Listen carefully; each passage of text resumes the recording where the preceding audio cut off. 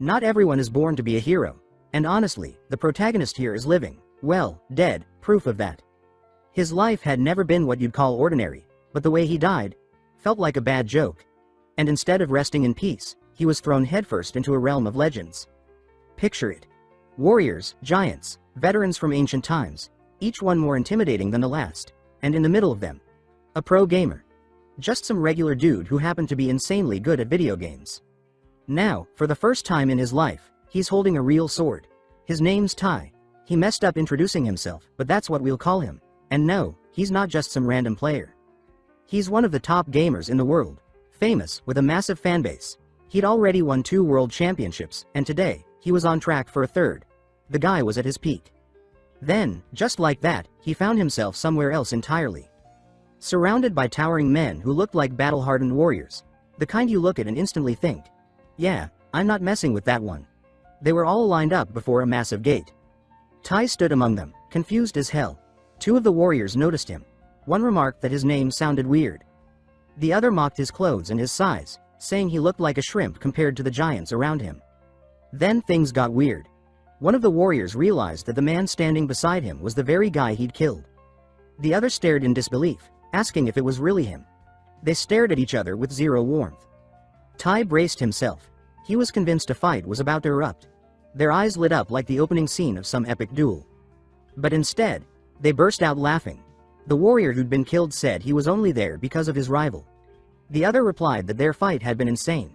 The bald one asked if that meant the guy had died right after. He explained that a kid with 5 braids had jumped him.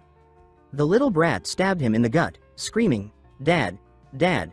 The man laughed and said the kid was going to be a strong warrior someday. The father responded, confidently, that he already was. All the while, Tai just stood there, stunned, completely lost in the chaos. That's when the story pulled back, rewinding to earlier. Tai had been in the middle of the tournament, just 1 match away from becoming a world champion for the 3rd time. Everything was going great, until he faceplanted into his keyboard. Now he wondered, did I die right there? Or is this just the weirdest dream ever? Suddenly, a girl pointed at him and said he was the champion who had won countless duels. The warriors around him turned and stared, staring at his size like, how could someone so scrawny be the king of duels? The curiosity was intense. A bunch of them already wanted to challenge him, just once. Tai, meanwhile, was completely out of his depth.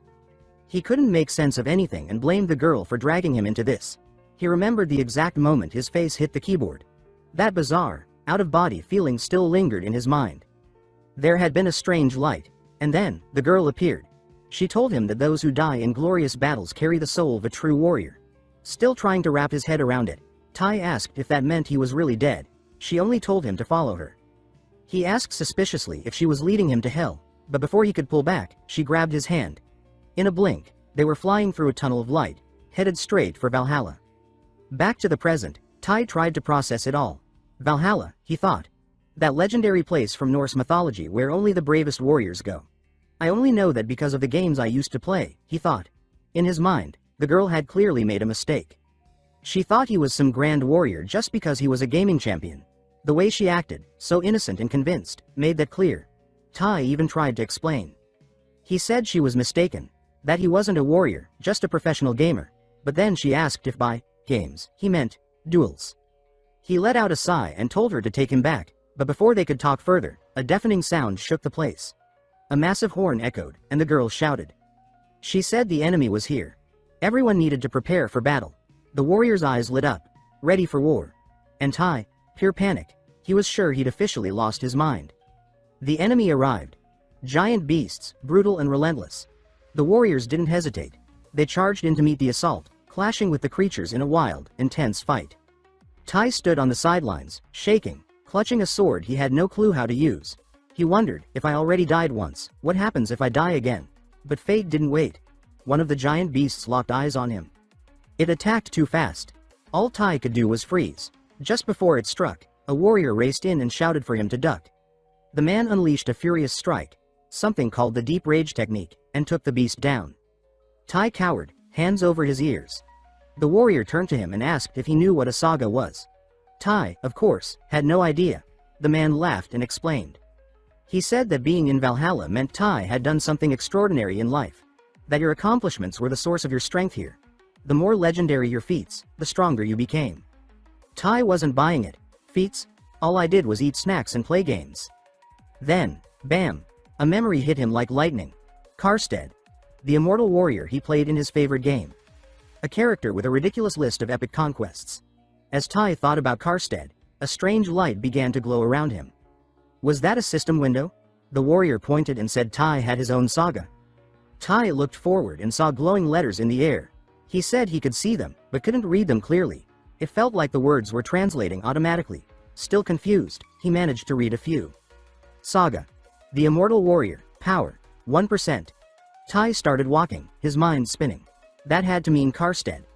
His eyes lit up with ambition. If I can use his power, I'll be the strongest one here. Then the warrior called out, told him to look ahead. Tai followed his gaze and asked what was happening. That's when he saw it, a massive, terrifying creature, holding a hammer larger than he was. No time to think. The beast attacked. Tai tried to dodge, but tripped, dropped his sword, and tumbled. He scrambled up, saw the monster closing in, and thought, no way. Karstead's power can't be this weak. The beast reared back for another hit. Tai glanced at the letters again.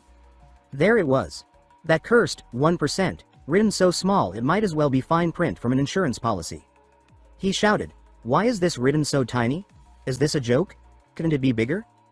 Before leaving, the warrior introduced himself. He said his name was Bjor, and told Tai to stay alive until they met again. And then, gone. Just like that, leaving Tai alone with the monster. Tai swallowed hard. The thing was enormous. He glanced sideways. His sword was on the ground. Fine. 1% is almost nothing, but it's better than 0, time to try. He dashed for the weapon, thinking about how Karstead could take down hundreds of enemies on his own. Even a sliver of that power would be enough to start a legend. Grabbing the sword tightly, Tai braced himself to face the giant. It was now or never. The monster swung its hammer again, but Tai moved fast. He dove underneath the beast just in time. As he rolled, memories of tournaments flashed in his head. He could almost hear the roar of the crowd. And then, deep inside, Karstead's image flickered like a flame. That was when his saga truly activated. Something shifted. A power surged through him, wild, electric, like the storm itself had entered his body. Energy pulsed around him. His eyes flashed like lightning. He wasn't just some dude anymore. He had become Karstead's echo, a warrior of the storm. His strength climbed by the second. He moved like the wind. Dodging the beast's attacks, he struck with precision, driving the blade deep and finishing the fight. It was epic. Panting hard, Tai thought, is this a new saga? Did it awaken just because I thought about Karstead's legacy? If so, maybe he could increase the speed even more. With this power, things were finally looking up. Alright. I might actually survive here, he thought, hope flickering in his chest. Scene shift. The warriors were gathered in the Great Hall. A roaring celebration. A feast in full swing. The two rivals from before sat side by side, laughing together. One said he survived the fight. The other grinned and called it just a warm-up. At another table, Tai sat staring at a chunk of meat like it had personally offended him. He sliced it slowly, chewed, and muttered to himself. Seriously? This is dinner? Just meat and booze? I'm gonna starve to death again at this rate. But fine, let's eat. Bjor sat across from him, laughing at Tai's awkward eating. He said that if Tai wanted better food, he'd have to rank up. Bjor explained this was the Hall of Rookie Warriors. Low rank, which meant basic food, no frills. Tai, still processing the madness of it all, turned to Bjor and asked why he was there. Was he also just another low-rank warrior? Bjor threw his head back and laughed loud. He said he wasn't there for that. Not even close. He was only there to keep an eye on Tai. Tai exhaled deeply and thanked him, genuinely. He said that if it weren't for Bjor, he wouldn't be standing there. That it meant a lot. Bjor gave him a half smile and shook his head. He told Tai to relax and just try not to die next time. But before he could finish, Tai blurted another question, still trying to make sense of everything. He asked what would happen if he did die here. Bjor laughed again, this time like it was the most ordinary question in the world. He explained that anyone who dies in this place goes straight to the Iron Warrior. He said that over there, there's no hunger, no pain, and you get to fight forever. He asked if that didn't sound wonderful. Tai froze for a moment. To him, it sounded like the opposite of wonderful. The Iron Warrior sounded more like an eternal steel coffin than any kind of reward. He swallowed hard and thought to himself, no way I'm dying here. Bjor, maybe sensing Tai's dread, switched topics. He told him that soon he'd be assigned to a unit. Tai asked what that meant. Bjor explained that every warrior would be sorted into a team, and that was about to happen any moment now. Right then, someone arrived. A figure so commanding that every warrior in the room turned their attention to her. She stood proudly and announced that she had witnessed their performance, and now each of them would be assigned to a unit. Tai's eyes went wide when he saw her. He recognized her immediately, a Valkyrie. Bjor grinned and said her name was Hagen, the daughter of Odin. He added that noble blood ran through her veins. Hagen lifted her sword with energy and told them all to look into their goblets. She said the name they saw would be the one they were meant to follow. Tai stared into his cup, confused. Bjor explained that they'd each be placed under the command of one of the gods of Asgard, and the god of their unit would grant them extra power. Tai racked his brain, hoping for a familiar name. Odin. Thor. Those were the strongest. He silently begged that it be one of them. He peeked into his goblet with nervous excitement, hoping for a powerful sign. When Tai finally saw the image appear, his hope crumbled. It was a girl. Beautiful, yes, but not at all what he'd expected. The scene shifted. Now, Tai was sitting in a small boat, sailing down a quiet river. The girl was rowing calmly while Tai looked ready to explode.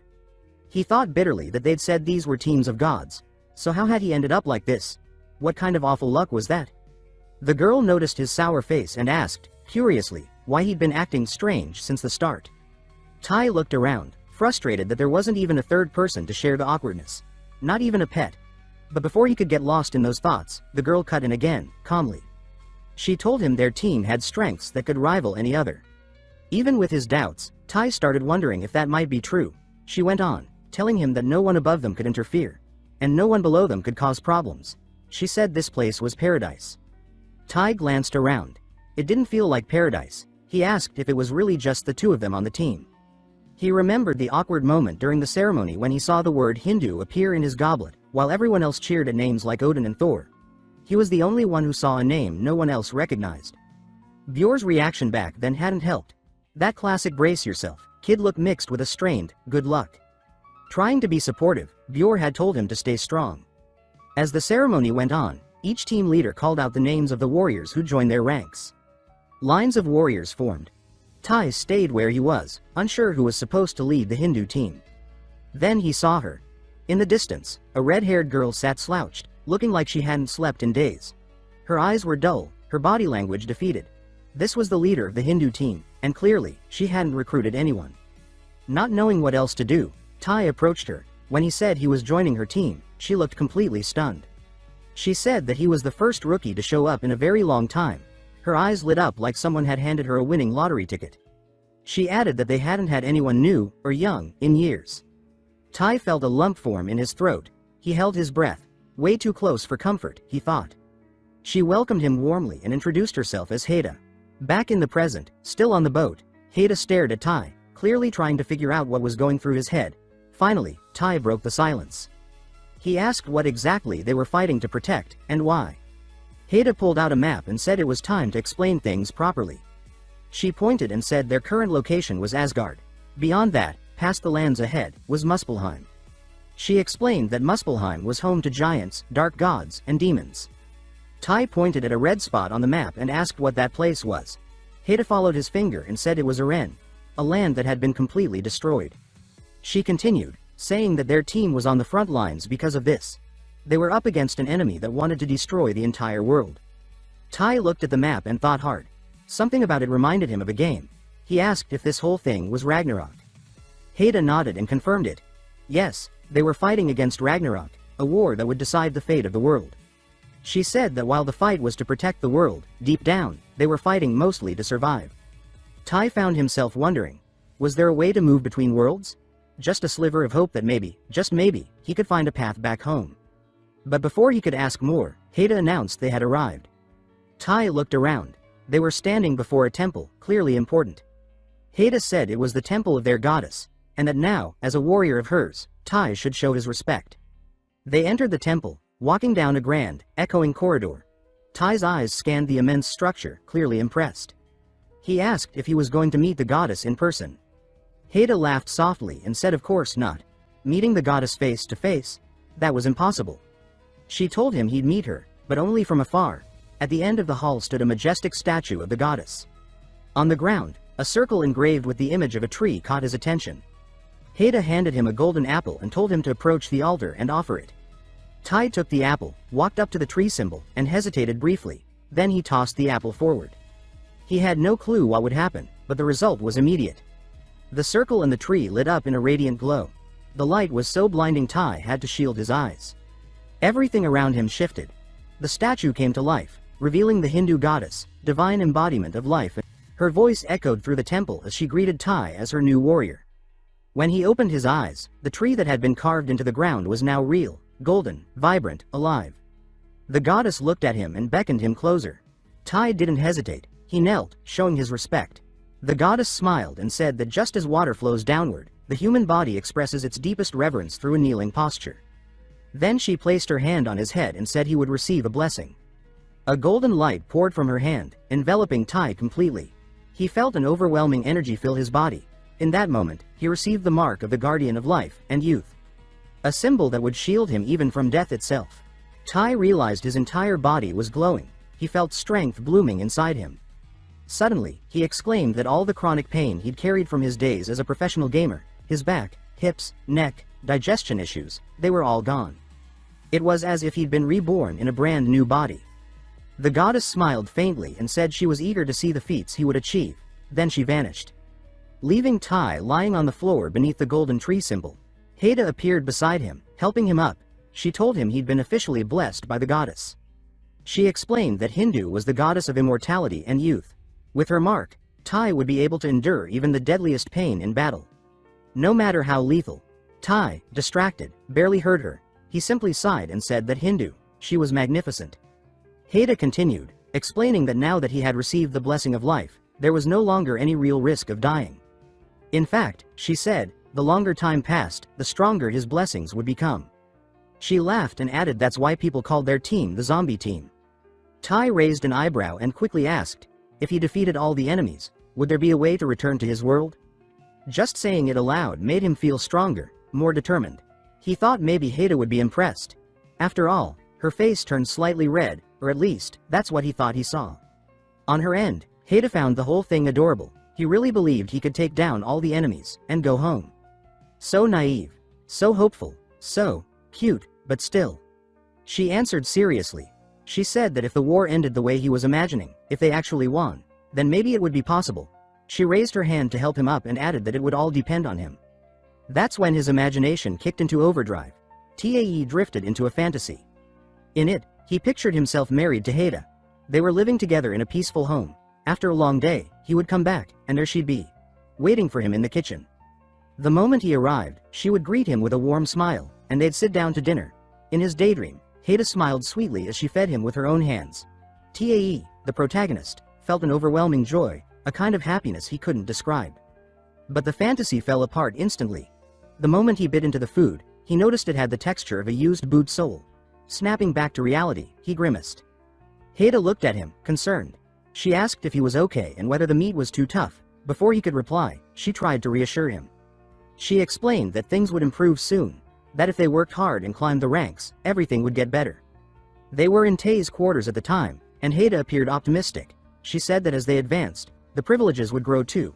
Better food, better living conditions, and more. Tae drifted again into his dream world, picturing Heda encouraging him to be patient while holding their baby beside a calm river. Then, reality smacked him again. A system notification popped up, warning that his illusions had reached a critical level. Fine. The next day, Heda decided to go over everything again, just to make sure Tae was truly absorbing it. She explained that every time he defeated an enemy, he earned something called gunas. Tae's eyes lit up in understanding. He said that made sense. He had felt something shift inside him after defeating those beasts earlier.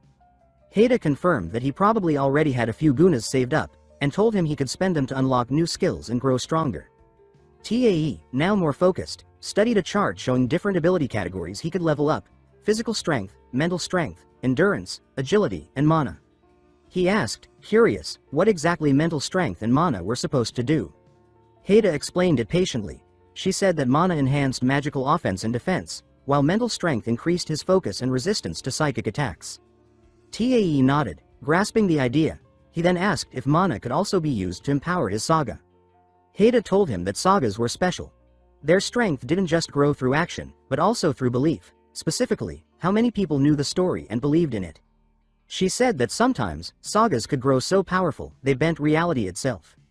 She added that lower-rank warriors typically had simple sagas, boosts to speed or strength, for example.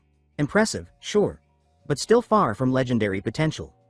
Legendary sagas, she explained, were something else entirely. They could create weapons from nothing, shift the warrior's form, or even summon entire armies. Then she locked eyes with Tae and told him he needed to remember something. The power of his saga, and how far it could go, depended entirely on him. Tae grew quiet, deep in thought. He reflected on his own life, and the idea that his saga might carry real weight. That's when something clicked in his mind. He remembered the saga of the legendary brave knight, Kalstead, the hero from the game he used to play back in his world. Just then, a deep, resonant sound echoed across the air. It was the booming ring of a massive bell. Haida rose instantly, her face going serious. She said she already knew what it meant. It was a call to battle. Tae's eyes widened in alarm. He asked, his voice wavering, if it was really starting already. In that moment, a strange portal appeared before them, opening with an intense surge of power. Tae stared into the purple glow of the rift and realized, it was a gate.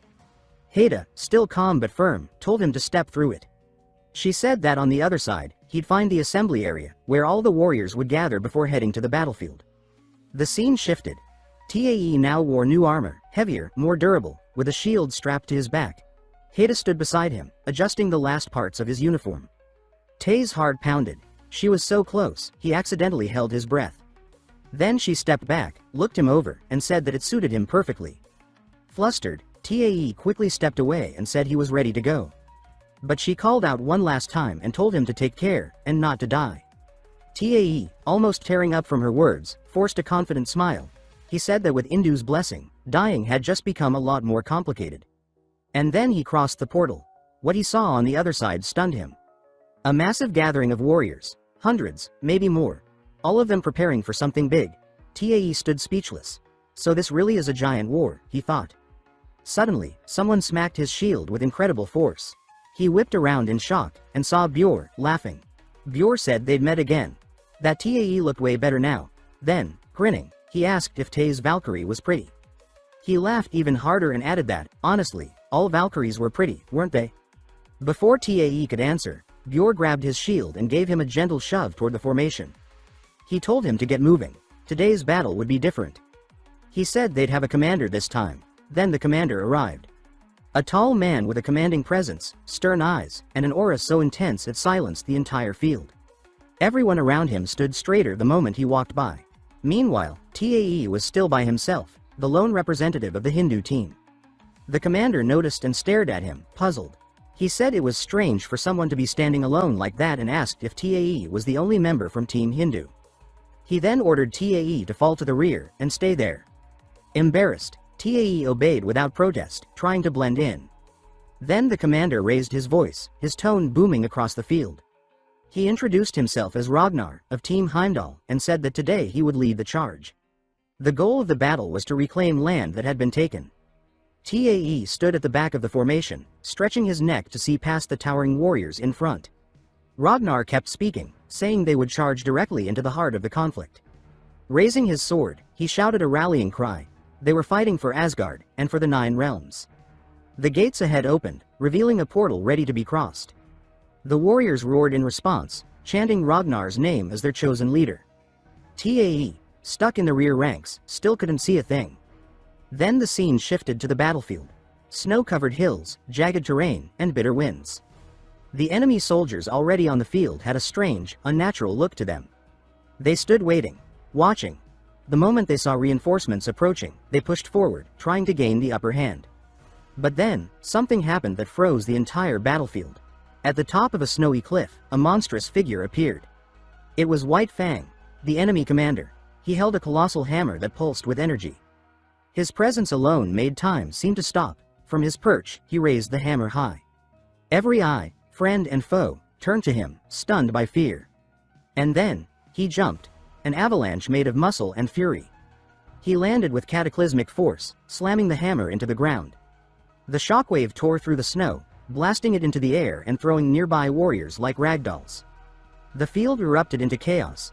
And at the center of it all stood White Fang, rising slowly, his hammer glowing, and his eyes burning with unrelenting rage. Just as Tae emerged from the portal, he found himself face to face with the towering figure of White. The beast roared so loudly it felt like the earth shook. As it swung its massive hammer, it sent shockwaves through the battlefield, crushing every warrior who dared approach. Tai stood frozen for a second, staring at the scene of destruction in disbelief. He muttered to himself, wondering who the idiot was that opened that portal. Now everything was silent between them. Tai and White stared at each other like the rest of the world had disappeared, leaving only the two of them in a frozen moment. Tai was terrified, but forced himself to stay composed. He kept his eyes on White and that deadly hammer. He repeated to himself that he just had to think of it like a boss fight in a game. He realized quickly, his survival depended on one thing. That hammer. If it hit him, it was over. For a moment, Tai imagined the impact, being flung through the air like a ragdoll. He glanced at the small shield in his hand and accepted the truth. There was no way it could withstand even a fraction of that weapon's power. He made a decision. He flung the shield aside. At that moment, it was useless. This was all or nothing. Then he thought about the runes he had collected, 5 of them. Not much, but it was everything he had. Tai poured them all into agility. Instantly, something changed. His senses sharpened. White's movements started to slow, as if time itself was bending. The hammer came crashing down with monstrous force, but Tai, now faster than ever, slipped just out of range. He felt the wind of the strike graze his skin, but he was alive. The warriors around him, still frozen in fear, watched his maneuver and erupted in shouts of disbelief and celebration. He had dodged it. He had survived. While others were being hurled like dolls, Tai had slipped beneath the hammer unscathed. But then reality hit him. Just dodging wasn't going to win this fight. He glanced at the giant's legs. Maybe I should strike there, he thought. At that moment, a voice echoed across the battlefield, calling for all warriors to focus their attacks on White's legs to bring him down. Tai saw the army charge forward, but the result was disastrous. One by one, the warriors were knocked away, helpless against the monster's strength. He realized this strategy wasn't working. White raised his hammer again, ready to crush more lives. Tai clenched his fists. There's only one thing left I can do. He decided to activate a move he remembered from the game. Caustic, Warrior's Mission, the Storm. The technique granted him incredible speed, but this time, instead of running, Tai launched himself upward. From above, he twisted his body mid-air and dove straight toward White with everything he had. In his mind, he made a silent vow. I'm going to survive this battle, no matter what it takes. Memories of Haida flashed through his thoughts, her voice telling him not to die. The desire to see her again burned inside him. He remembered her advice. Awakening the true power of a saga depended entirely on him. But something ticked him off. He shouted inside his head, demanding that the invisible narrator stop treating his life like a tragic story. Enough with the death foreshadowing. With that, he sharpened his focus. He zeroed in on the ability, Warrior's Mission. The Storm, which until now had only increased his speed. But what if it could do more? What if he could take it to the next level? It sounded insane. But Tai decided to try. He visualized the impossible, striking with his feet, channeling all his speed into a single point. The monster roared in pain as Tai landed a blow. The protagonist, breathing heavily, wasn't sure if he was still alive. He muttered that doubt might have saved him again. Looking up, he saw the beast writhing in pain. His sword was buried deep, lodged in one of White's eyes. That was the moment. White was vulnerable. One more hit could end it. Tai thought fast. I need a weapon. Right then, a new skill awakened. His saga transformed. The warrior's weapon saga activated. He fused it with the storm. Tai spun violently, like a tornado rising into the air, climbing higher and higher until he reached the peak above White. And with that, he struck the final blow. Cut to another scene. Somewhere far, far away. Looking upward, it seemed like the planet itself shimmered in the sky. A mysterious woman stood at the edge of a vast horizon, manipulating something that looked like a cosmic chessboard. Suddenly, a raven landed behind her. She commented that the outcome was clear, they were the victors. Turning toward the raven, she introduced herself as Raskrid, a Valkyrie in the service of Odin. But the raven responded in a grave tone. He said he wasn't Odin, she was speaking to Hugin. Raskrid sighed, clearly annoyed. Hugin then asked if any warrior had impressed her, pressing the question again. She hesitated, but then admitted, yes, one had, one who faced the beast. The scene cut back to the battlefield. Tai stood holding his sword with both hands, the corpse of the fallen White beside him. Warriors around him cheered in triumph. They chanted Odin's name in victory. But soon, all eyes shifted to Tai. Still catching his breath, he stood there, silent, stunned, feeling the weight of the moment and the roar of celebration. He thought about the championships, about being crowned the best player in the world, the applause. It all felt eerily familiar. Then he looked down at the weapon in his hands. A chill ran down his spine.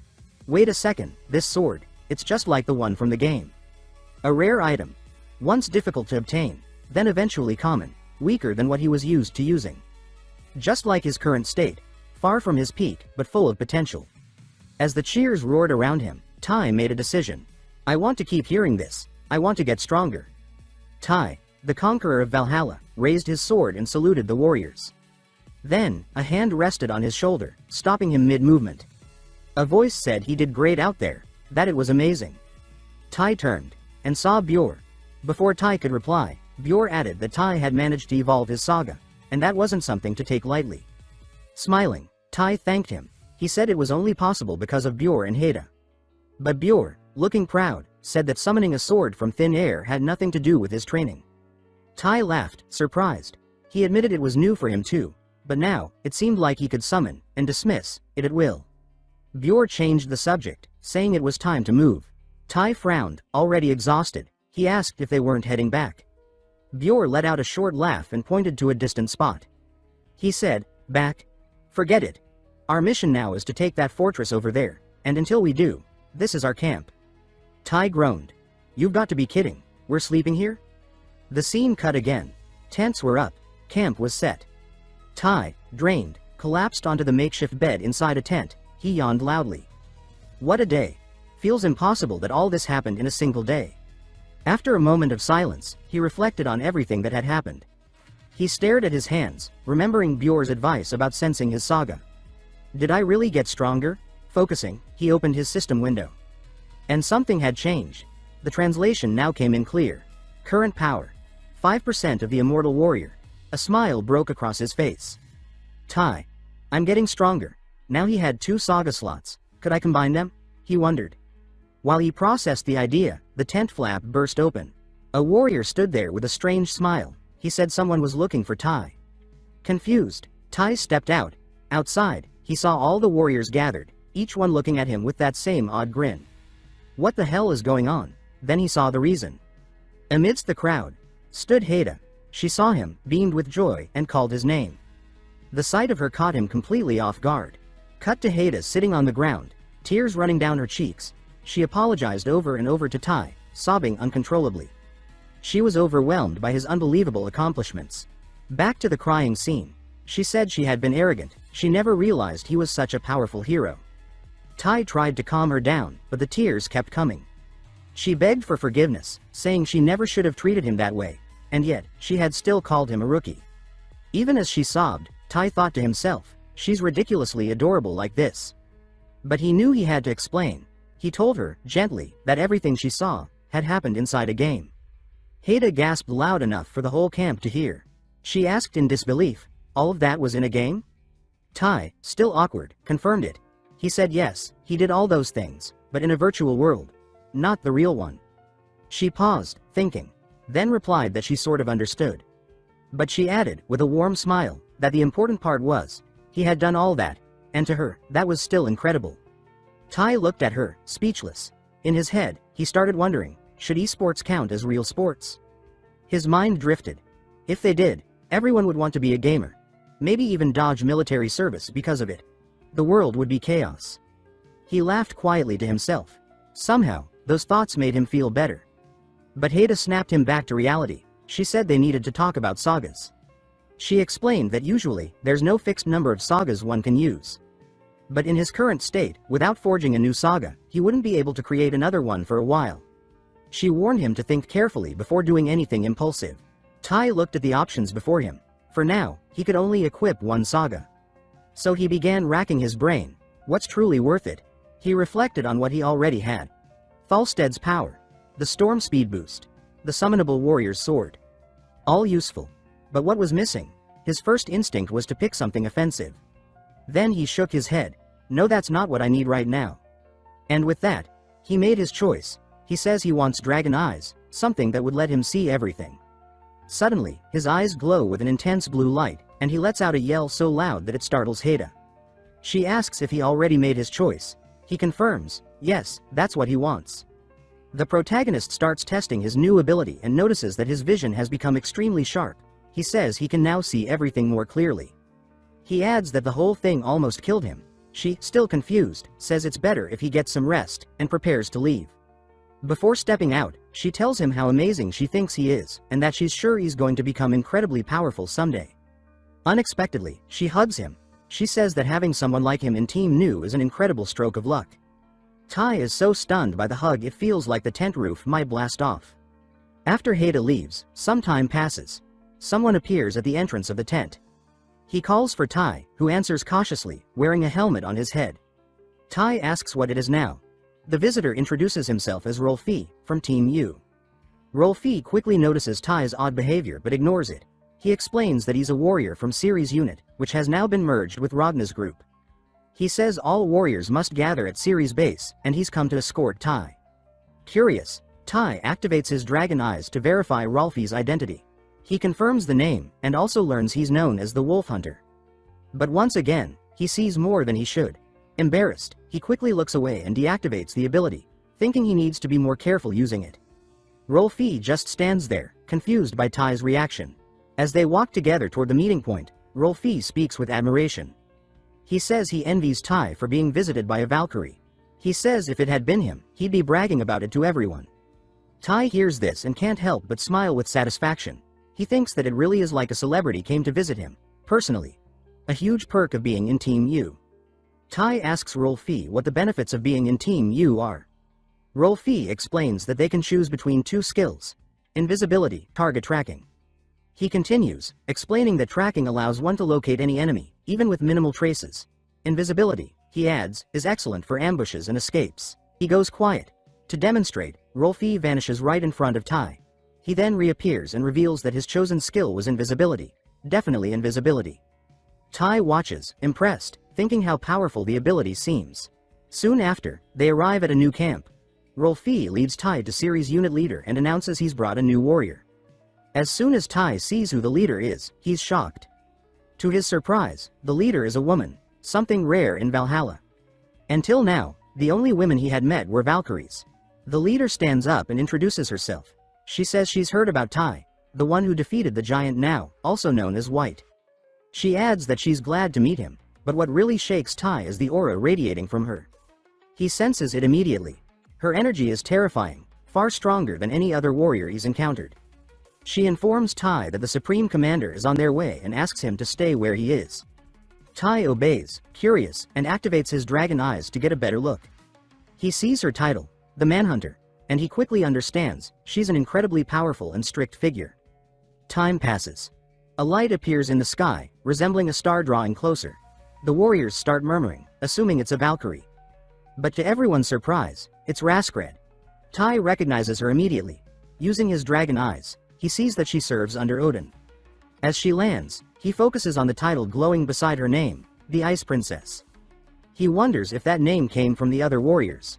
Raskred steps in front of them all and introduces herself, making it clear that from now on, she'll be the one leading the group. She announces that Commander Ranos is dead, and because of that, his unit is now merged with Ceres. She looks directly at Ciri and says she'll be counting on her for this mission. She also turns to Warrior Tai, saying he single-handedly defeated the enemy leader, the beast they knew as White.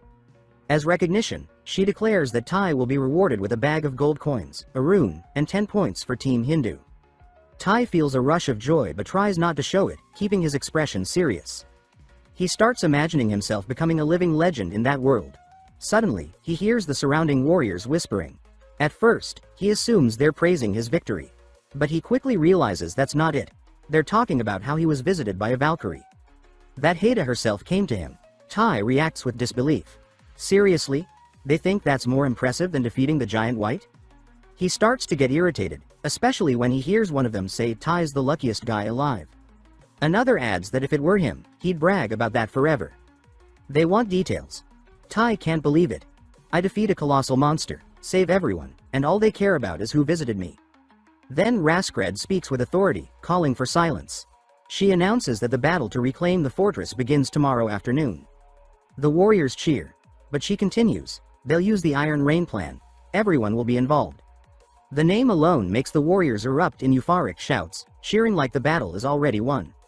Tai tries to match the excitement, but inside he's completely lost. Iron Rain? What the hell is that? He turns to Rolfi and asks. Rolfi pauses. Says honestly, he has no idea.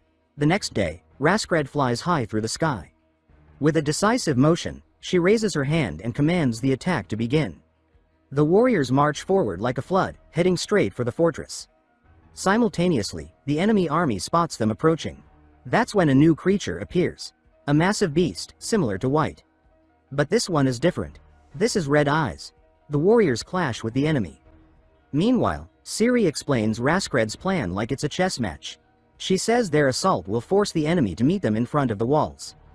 During the chaos, Ciri's unit will scale the walls, infiltrate the control rooms, and open the gates. She adds that to do that, they'll rely on Iron Rain. Rolfi, pumped up, says they'll use it to breach the walls. Tai looks at him, suspicious. Rolfi talks like he knows what he's doing, but he's completely clueless. Again, Tai wonders, what the hell is Iron Rain? Some kind of teleportation spell? Cut to the next scene. Tae is sitting inside a giant metal barrel. Finally, he understands. Iron Rain means being launched, literally, in a metal barrel toward the fortress wall. Rolfi asks if he's excited. Tae answers, absolutely not. Around him, other warriors cheer excitedly. They shout things like, I'm going to Valhalla. Wait, aren't they already in Valhalla? Then, the horn sounds. The signal. The barrel holding Tae and his teammate starts to move. It becomes clear. These barrels are loaded into massive cannons and fired like projectiles at the fortress. Inside, reactions vary. Some warriors scream in terror. Others are thrilled, already hyped for battle. The barrels crash through the walls, smashing on impact. Warriors stumble out, dazed and bruised. Some complain about back pain. Others bite their tongues. Tae? He's just thankful to be alive. Then Ciri appears. She warns them to prepare. The enemy is coming. The warriors regroup. But they're stunned when they see what's ahead. A monstrous creature with huge claws stands before them, surrounded by giant insects. The swarm moves as one, in a terrifying rhythm. Ciri, unfazed, explains. She says these insects move in groups of 5. Eliminate the leader, and the rest become disoriented. Someone nearby asks how to tell them apart. They all look the same. The protagonist thinks fast. They just need to focus. He activates his dragon eyes to spot the leader. With enhanced vision, he detects the boss. He points and informs Ciri. It's that one. He explains this is thanks to his saga ability, making it clear he can help. Ciri wastes no time. She attacks directly, aiming for the identified target. Tai understands the plan immediately. He starts calling out leaders by traits. The fast one, the handsome one, the famous one. The warriors follow his lead and strike accurately. With each leader defeated, the remaining insects begin to retreat. Then, a horn sounds again. The enemy signals a second wave.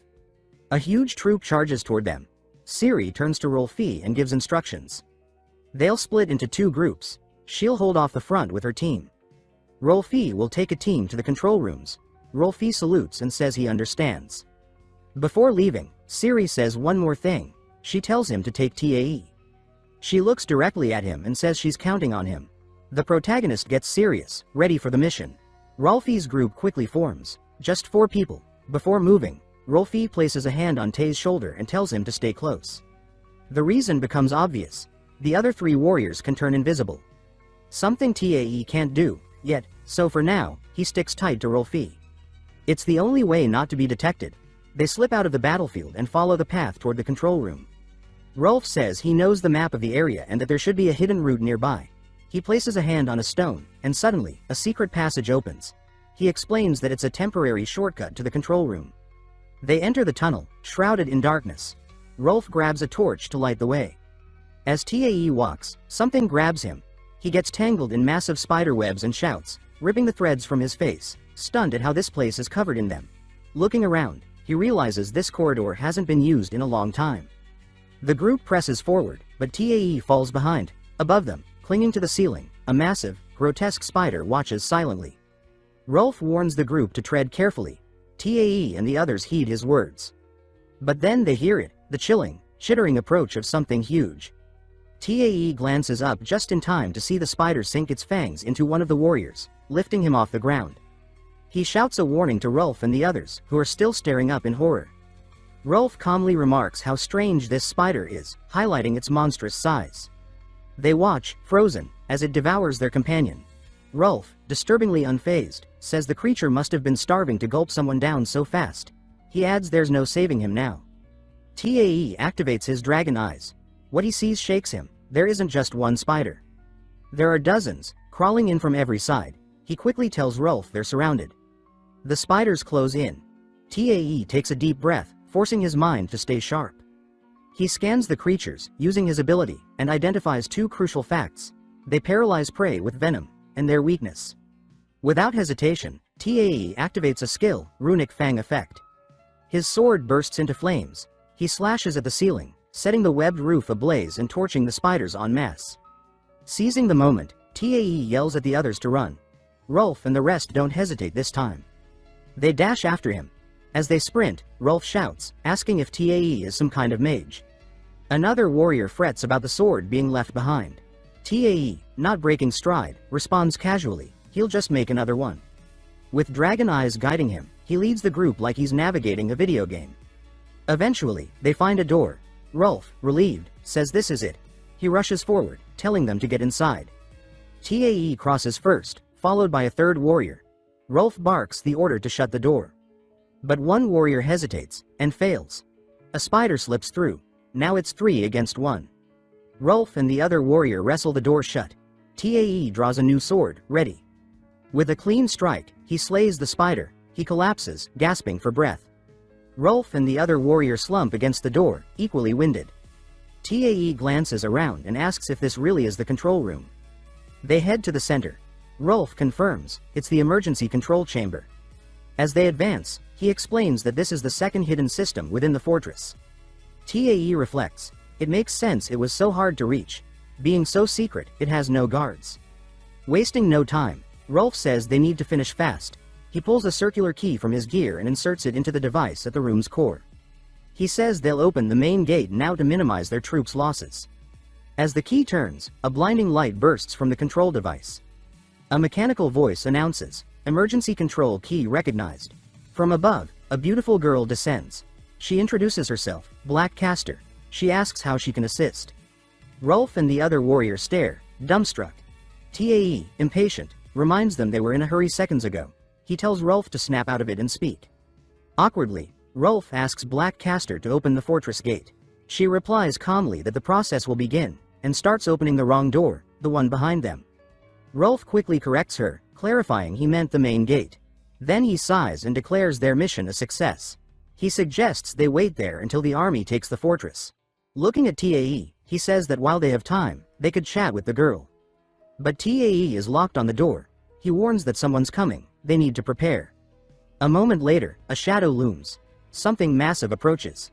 Tae, terrified, mutters how it's possible anything could break through that thick metal door. Rolf, equally on edge, notes that there were tons of spiders outside. But Tai realizes, whatever this is, it already killed them all. Suddenly, the door bursts open. The red-eyed monster storms in. Tai recognizes him instantly. The beast is furious, growling threats. He declares that he'll wipe them out right there. The trio freezes, paralyzed by fear. Tai activates the warrior's sword saga. Thinking of Haida, he charges. Rolf and the other warrior follow. But the beast is too fast.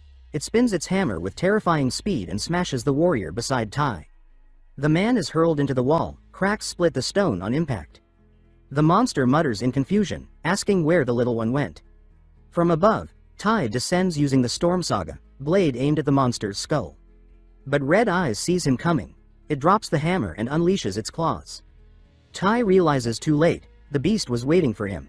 Mid-air, the creature catches him and slams him to the ground with a brutal move, Gravestone Spike. Rolf cries out in horror as the floor craters. Tai lies motionless. The scene fades. Tai is flying, weightless in the sky. He wonders about the strange sensation. As he opens his eyes, bathed in light, he whispers, "So this is death." Memories flash. The beast raising its foot to crush him. Tai thinks, this wasn't supposed to end here, back in the control room. Rolf stands tall, bow in hand, a flaming arrow drawn. He activates his saga and fires. The flames wrap the monster, and it howls in pain as fire devours its skin. Rolf shouts at Tai to hold on, but the monster spins, rage in its eyes. He swears vengeance on the archer. For a moment, it hesitates, eyes flickering between Rolf and Tai. That moment is all Tai needs. He plays dead, unmoving.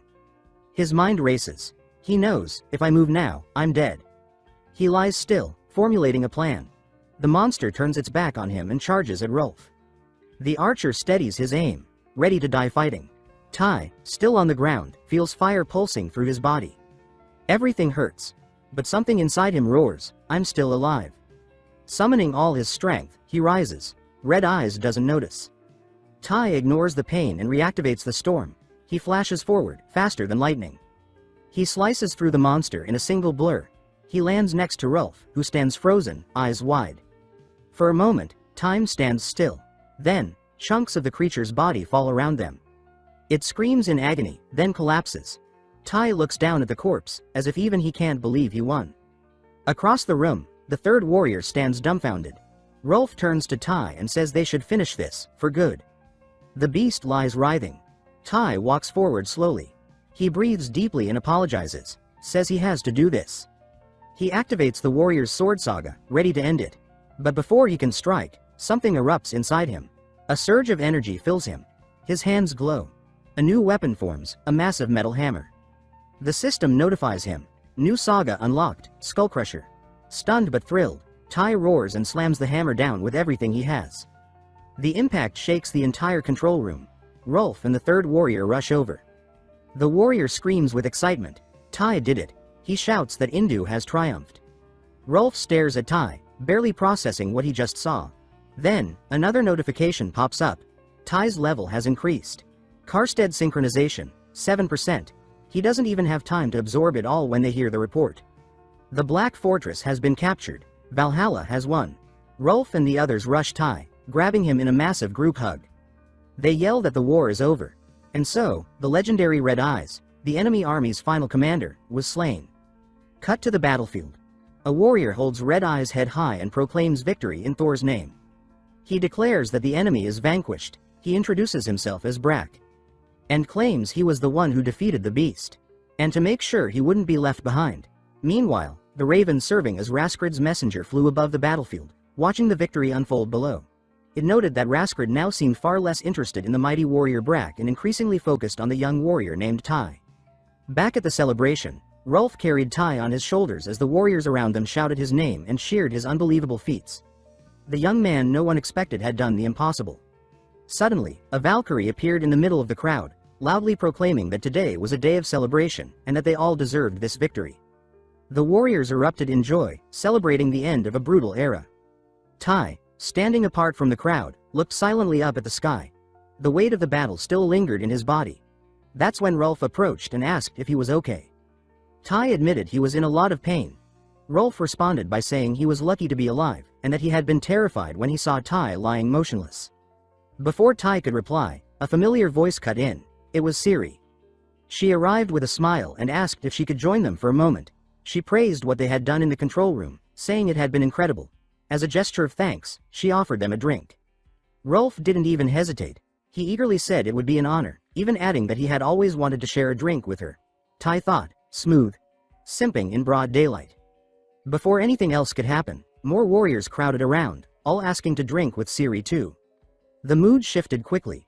She opened the barrel and began pouring, raising her glass and shouting a toast to Valhalla. Everyone joined her, cheering loudly. Rolf stood still, clearly frustrated as his golden opportunity slipped away. Tai watched quietly. His eyes stayed on Ciri as she laughed and smiled with the warriors. He remembered how cold and distant she had once seemed to him, someone emotionless. But now, there she was, laughing like a child, face flushed from the joy. On the other side of the party, Rolf was surrounded by listeners as he recounted the battle. He described every detail. How Tai faced the spiders, how the Red Eyes monster fought, and how the final blow came from Tai himself. The crowd hung on every word, visibly impressed. Tai kept watching. His gaze returned to Ciri, still laughing, light and carefree. He thought to himself, she really does know how to smile like that. The party got wilder. References flew around that neither Tai nor the narrator could understand. What the hell is going on? Suddenly, the large dwarfs started acting weird. Tai tried to make sense of it all when Raskrid appeared. She informed him that he had a visitor. It was the beautiful Retta. The warriors, seeing her approach, erupted with cheers and teasing. As Tai and Retta walked off together, comments flew, some saying they were jealous, others shouting, "Make the most of it, kid." The dwarves tried to keep the party going, but Raskrid stepped in, ordering everyone to bed. She reminded them that they had an important mission in the morning. By dawn, all the warriors were assembled. Tai looked exhausted, yawning like he hadn't slept at all. Naturally, that made him a prime target. Rolf, wide-eyed, asked if Tai had enjoyed himself last night. Another warrior chimed in. Was it an all-nighter? A third, grinning, asked. So, did you have fun, boy? Tai, clearly embarrassed, gave a sheepish smile and simply said he couldn't talk about it. It was a secret. As he spoke, it became clear something was different. He wore a new necklace with a golden pendant. Before the teasing could escalate, Ciri arrived to give the mission briefing. She explained that today's mission was a special one. The target was the eastern side of the Black Fortress, specifically the old dwarven mines. When the Nows took the fortress, the dwarves had sealed the mines and gone into hiding. No one had heard from them since, so the mission was clear: investigate the area and assess the situation. Tai turned to Rolf and asked if dwarves were like the grumpy warriors he'd seen in games. Rolf replied that dwarves never said no to a drink. Then he added, with a straight face, that he hadn't had a drink in ages, despite drinking the night before. He went on to say dwarves were so manly that even the women had beards. Tai thought to himself, thanks for that, not interested. Raskrid continued. Because of the great distance to the fortress, a special form of transport had been arranged, something called the Black Lightning. At the mention of it, everyone's expressions turned to dread. A flashback cut to the previous night in Tai's tent. Retta had called him for a private talk. She gave him a special necklace, known as the Apple of Gold pendant. It enhanced healing speed and granted him a fragment of a golden apple, which had incredible properties. It healed wounds, neutralized toxins, and even broke curses. In a soft gesture, she kissed his forehead and blessed him in the name of Hindu. Back in the present, Tai was buried in snow. In front of him loomed the mighty Black Fortress. He pushed himself out of the snow, visibly irritated. He grumbled. He already knew this trip wouldn't be normal, but being launched like a corpse in a coffin was too much. Looking around, he saw his teammates sprawled out in the snow, unmoving. Worried, he wondered if they were dead, but then, he remembered Rita's necklace.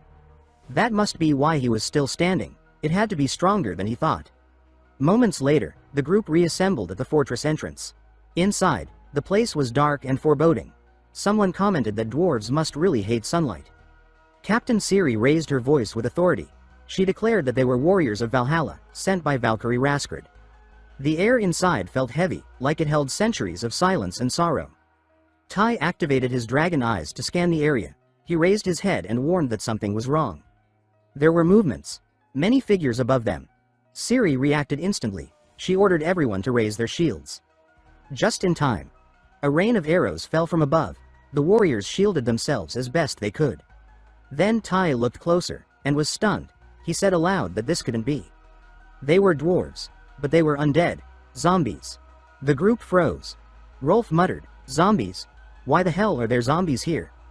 The only explanation was that the dwarves hadn't survived. They had all somehow been turned. Rolf asked Tai if he was sure.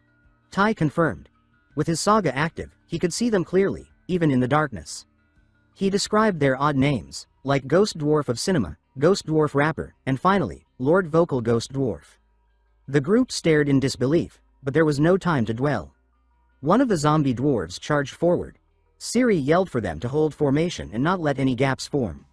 Another voice shouted, "Captain, our shields are breaking. They won't hold much longer." Then, more zombie dwarves appeared on the higher levels, ready to strike again. Things looked grim, but then, something unexpected happened. A different dwarf emerged, alive, and holding something in his hands. He threw what looked like a homemade Molotov. It exploded, creating a wall of fire that blocked the zombies' sight and stopped the arrows. He shouted for them to follow him. Without thinking, the group obeyed, running behind him and slipping through a narrow shaft. Rolf got stuck but managed to wiggle through. Tai came last. When they finally caught their breath, they were stunned by what lay before them. An underground border, vast and eerie, stretched out ahead. Once settled, the dwarf began explaining. Everything they saw up there was the work of a vampire. The vampire had shown up at sunrise, and the rule was simple: if a vampire kills or bites you, you become a zombie. He described the creature: enormous, with gray skin, bald head, and eyes black as night. He seemed more physically powerful than magically skilled. The group exchanged looks as the dwarf sighed. Siri asked if he was out for revenge, because if that was the case, they should regroup first. The dwarf said no, it wasn't just revenge, it was something much bigger. Recently, in the mines, they discovered ulti. Everyone was stunned. Rolf asked what that was. The dwarf said it was called the metal of the gods, the strongest material in existence. It amplified rune powers and couldn't fall into enemy hands. One of the big dwarves said he already knew that, and that it really was a legendary metal. Rolf asked for an example. The dwarf replied, the hammer of Thor, that was made with ulti. He pointed to the fortress and said that at the top sat the sacred anvil, where the vampire was most likely hiding. And luckily, it was nearly noon, the vampire's weakest hour. Tai thought, this information could change everything. Without wasting time, the group pushed into the fortress. They had barely stepped past the entrance when they were swarmed by a horde of zombies. Siri was already at the front, commanding her warriors to raise their shields. The dwarves, skilled in manipulating wind, unleashed tornadoes that hurled the undead into the air. Meanwhile, the demolition expert dwarf used his cannon to blast open a path. Tai, Siri, and Rolf advanced, focused on reaching the room where the sacred anvil was kept. As soon as they crossed through the main gate, an eerie silence took over the space. Something didn't feel right. Tai glanced around and commented that everything seemed far too easy. Then they saw it. Above the anvil, a shadowy figure watched them. The vampire was already there. Tai examined the creature and muttered that it was smaller than the now monsters. But before he could finish his thought, something horrifying happened. In a blink, the vampire shredded through two warriors who were readying their arrows. Blood sprayed across the stone floor, and Tai froze in terror. He tried to move, but the vampire appeared right beside him, speaking in a cruel voice. The creature demanded to know how they had entered, claiming the treasure as his. Tai attempted to move, but his body refused. The vampire laughed, raising his claws toward Tai, then redirected his thread to the rest of the group, warning them not to move or he'd start taking heads. Siri noticed that Rolf and two others were unharmed. Rolf then said his bow had been destroyed and that it looked deliberate. The vampire continued staring at Tai, saying that warriors as strong as them shouldn't die. They would make perfect soldiers in his undead army. The tension peaked. But suddenly, an arrow sliced through the air and struck the vampire, forcing him to stagger back. It was Siri, bow in hand, shouting for him to stay away. The vampire caught the arrow mid-air, smiling with disdain. Before he could retaliate, the dwarf fired his cannon, sending a wave of fire straight into the vampire's chest. The impact was powerful, but not enough to do real damage. With supernatural strength, the vampire pushed through the flames. Siri commanded her warriors to form a wall of shields, but with a single blow, he scattered them like dolls. The dwarves launched more attacks, even combining into a triple whirlwind strike, but the vampire withstood them effortlessly. It was as if they were just tickling him. Behind the chaos, Tai spotted an opening above, a hatch that could let sunlight in. Wasting no time, he pulled a lever, and a shaft of noon sunlight poured into the chamber, striking the vampire directly. The creature screamed as his skin began to calcify. He dropped to his knees, writhing in pain, apparently defeated. Rolf, panting, asked Tai if he knew how to kill a vampire. Tai thought out loud. Maybe a stake through the heart, or perhaps cutting off the head. But before they could try either, a strange sound echoed through the chamber. The vampire began muttering a spell with a fading voice. In an instant, the sun vanished, replaced by the cold glow of moonlight. The group readied themselves to finish the job. Too late. The vampire's body disintegrated into a flurry of bats that swirled through the hall. The creatures fused together, forming a monstrous, colossal bat with vast wings and eyes filled with rage. The vampire's voice thundered, now darker and more powerful, promising them pain for their insolence. His mouth opened, releasing balls of acid.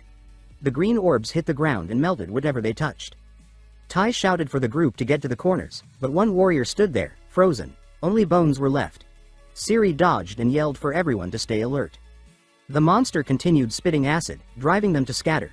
Tai, desperate for a solution, took a deep breath and activated his saga. He leapt straight at the beast, facing it head-on. The bat let out a grotesque laugh, questioning if Tai was stupid or just suicidal. It prepared another acid blast. But Tai, faster than before, dodged the attack and slashed at the creature. The hit landed, but his sword shattered against the creature's hardened skin. Speechless and vulnerable, Tai balanced precariously on the beast's back. The vampire was clearly irritated and told Tai to get off. Tai replied that he was too high up to jump. Then the creature offered to help him down, to restart the fight properly. And at that exact moment, something strange happened. A pulse of energy glowed and began to form before him. As if fate was stepping in. His companions paused, stunned. Rolf even asked what the hell that was. Tai, reading quickly, realized he was about to unlock a new saga. The vampire, now a giant bat, grew agitated and shouted at Tai to stop messing around and come down. Tai closed his eyes, focused, and activated his new power. It was called Dragon Commander. With it, he could tame and ride any creature, griffins, dragons, or bats. A gift from the bloodline of Chaos Fed. And now, this bat was under his command. The giant monster shrank into a harmless, adorable little bat. Everyone stood there in awe.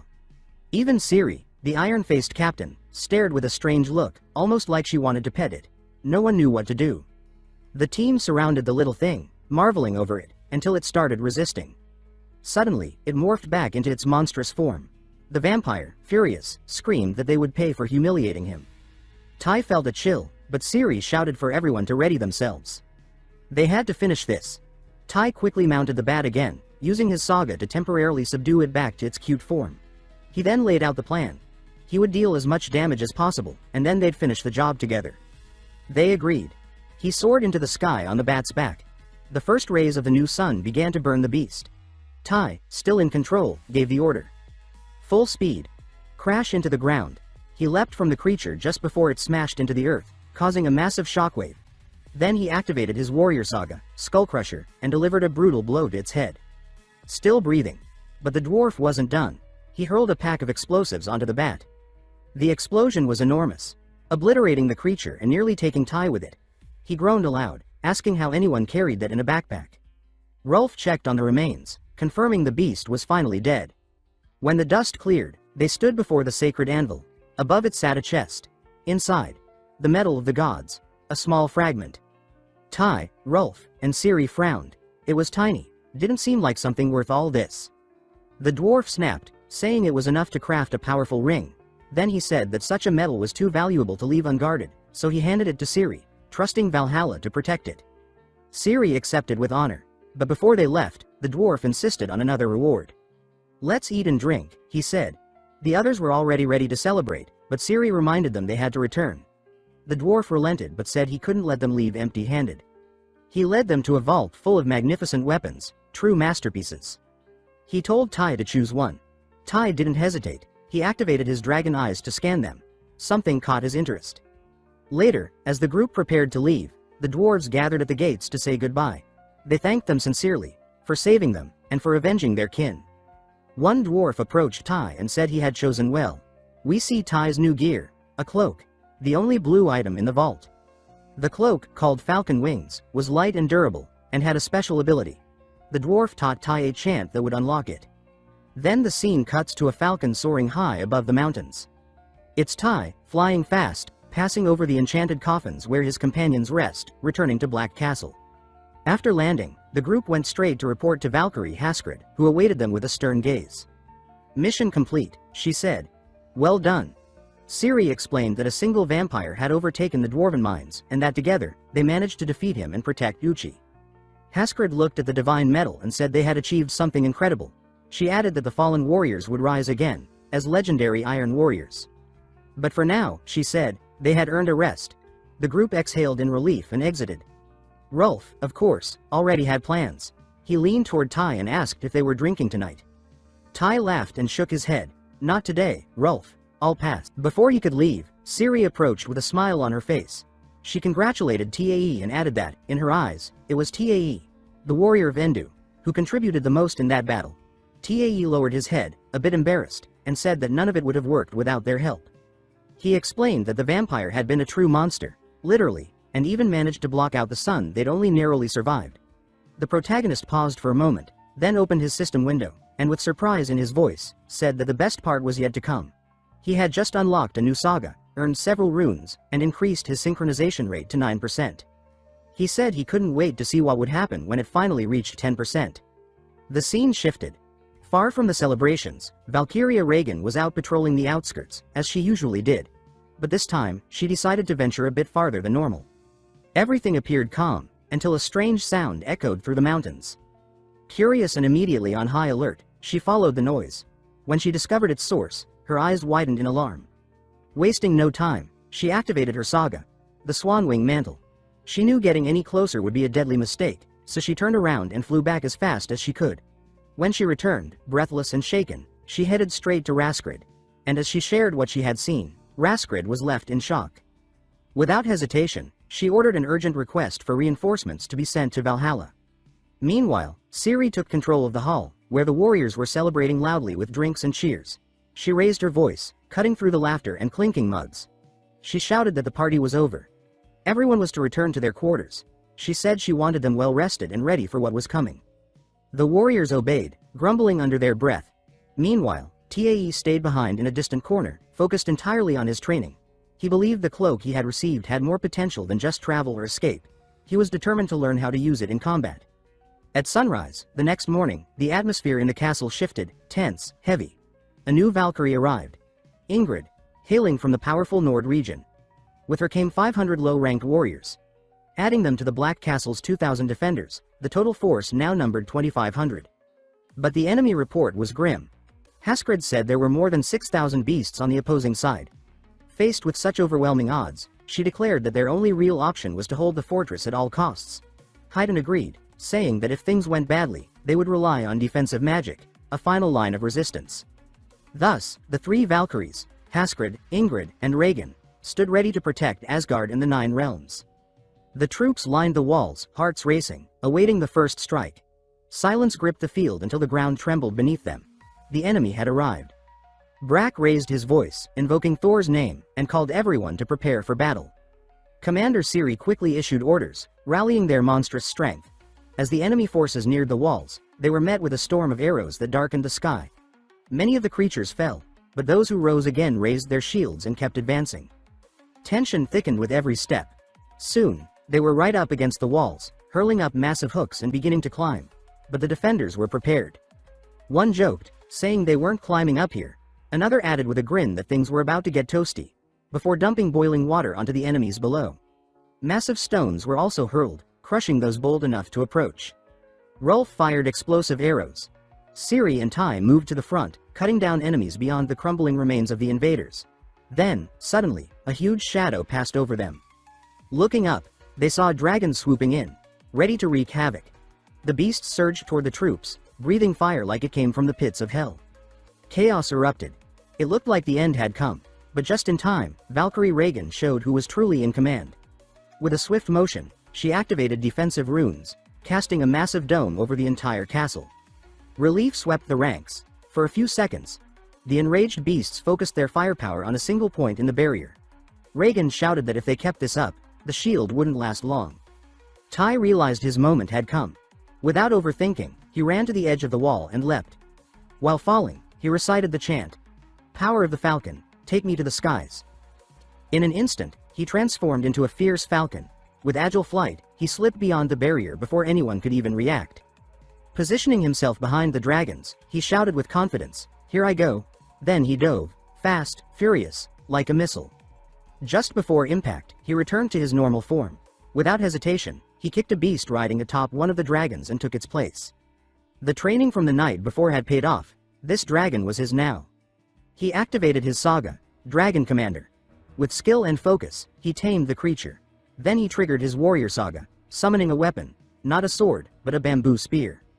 It wasn't what he expected, but he was used to his abilities, giving him exactly what he needed.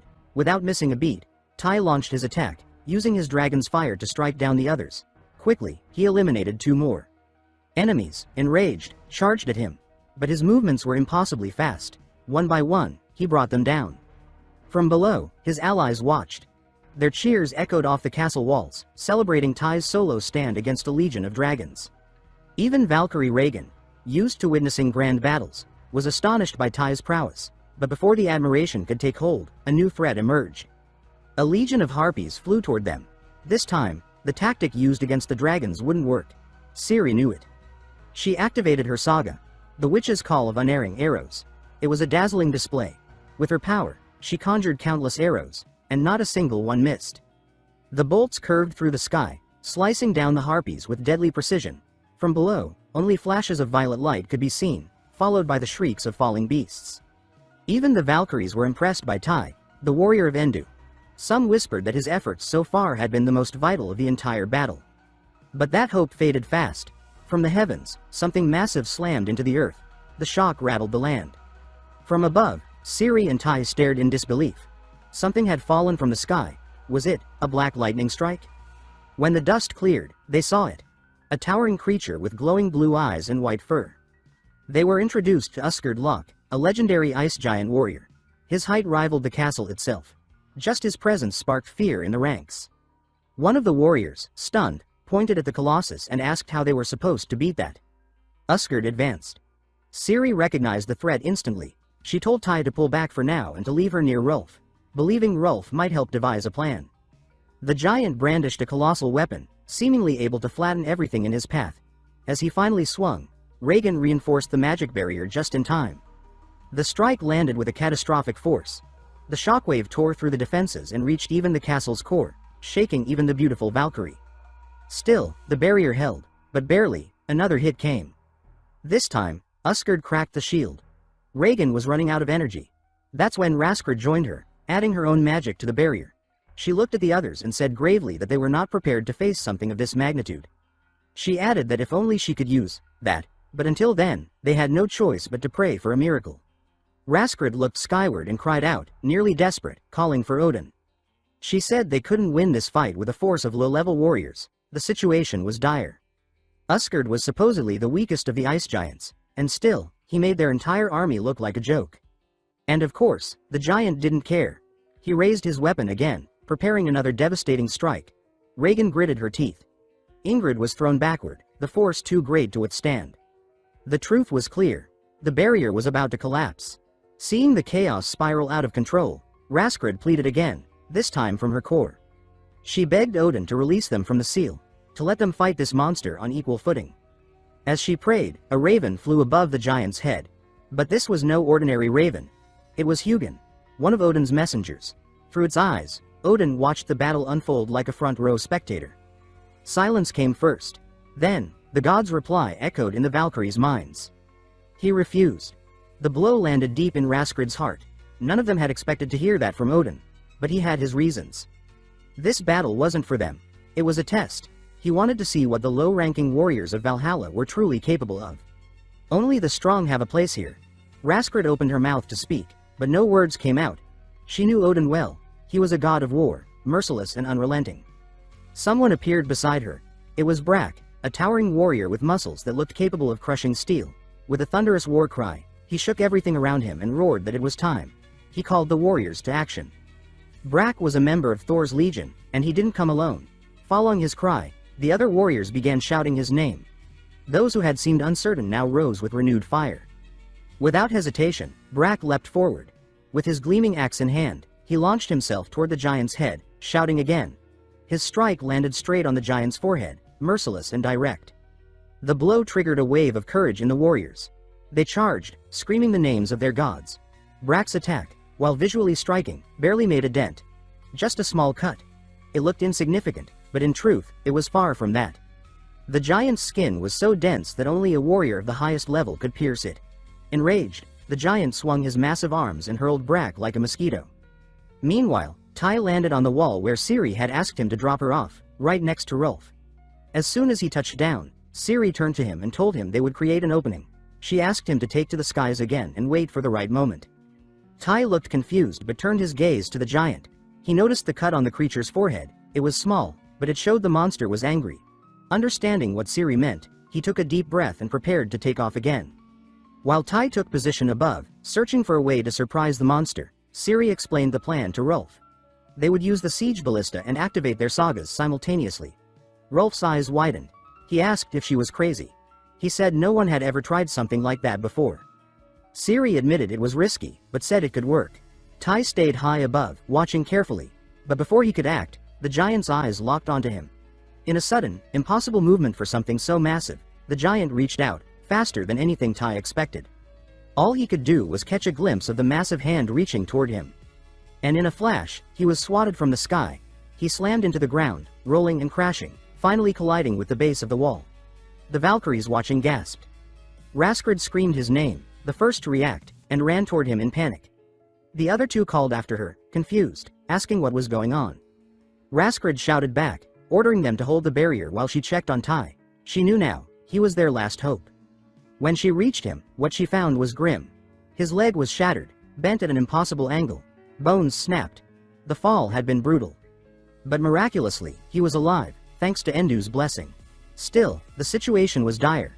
Beasts gathered just outside the wall, clustering directly in front of them. Tai tried to move, but his body refused. His vision blurred. He felt death creeping in again. This time, he was sure there would be no escape. And then, something unexpected happened. He found himself sitting across from Retta, peacefully eating in what looked like their home. Retta smiled and told him to eat quickly. Before him was a plate of golden fragments, the apple pieces she had gifted him. As he took a bite, golden light surged through his body. Even the Valkyries sensed it. They paused. That light, it was divine. Raskrid asked herself how low-ranking warrior could emit a god's aura. Then, Tai stood up, bathed in that golden glow. The beasts around him hesitated. They sensed something had changed. He could feel his body again. Every wound, gone. An overwhelming power surged through him. The beasts lunged.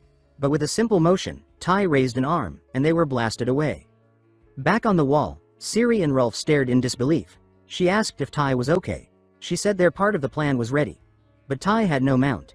Even with his cloak, he couldn't get high enough. That's when Raskrid appeared behind him and told him not to worry. She offered herself as his mount. Tai blushed, stammering as he tried to process what she meant. He asked what she was talking about. Raskrid answered with a single word, Draco, and a radiant light burst around them. Before Tai, a massive white-scaled dragon appeared, eyes glowing blue. She said she now understood Odin's message. She told Tai that he was stronger than she ever imagined, and that this battle was his to win. She told him to climb. This was his moment. The other warriors were buying time. Now was theirs. Amid the battle, something extraordinary unfolded. Despite the towering giant before them, the warriors felt no fear. They attacked with everything they had. Blades, axes, claws. Every strike like a mosquito bite on the creature's hardened skin. But they kept him busy. They forced him to focus on these insignificant insects. Meanwhile, Tai stood on Raskrid's neck, now in dragon form. He apologized for what was coming. She simply said, "Hold on." Without warning, she took off, her wings slicing through the air with unmatched speed. They rose far above the battlefield. From below, Ciri watched and yelled to Rolf that the time had come. She adjusted the siege ballista. Rolf stood behind it, pulling back its massive frame. The weapon glowed with the power of both their sagas. Together, they activated them. Down below, Brack, though bleeding and battered, refused to fall. With a thunderous cry, he invoked his saga, Son of God. Power exploded around him, tenfold strength. His aura surged, crackling with raw energy.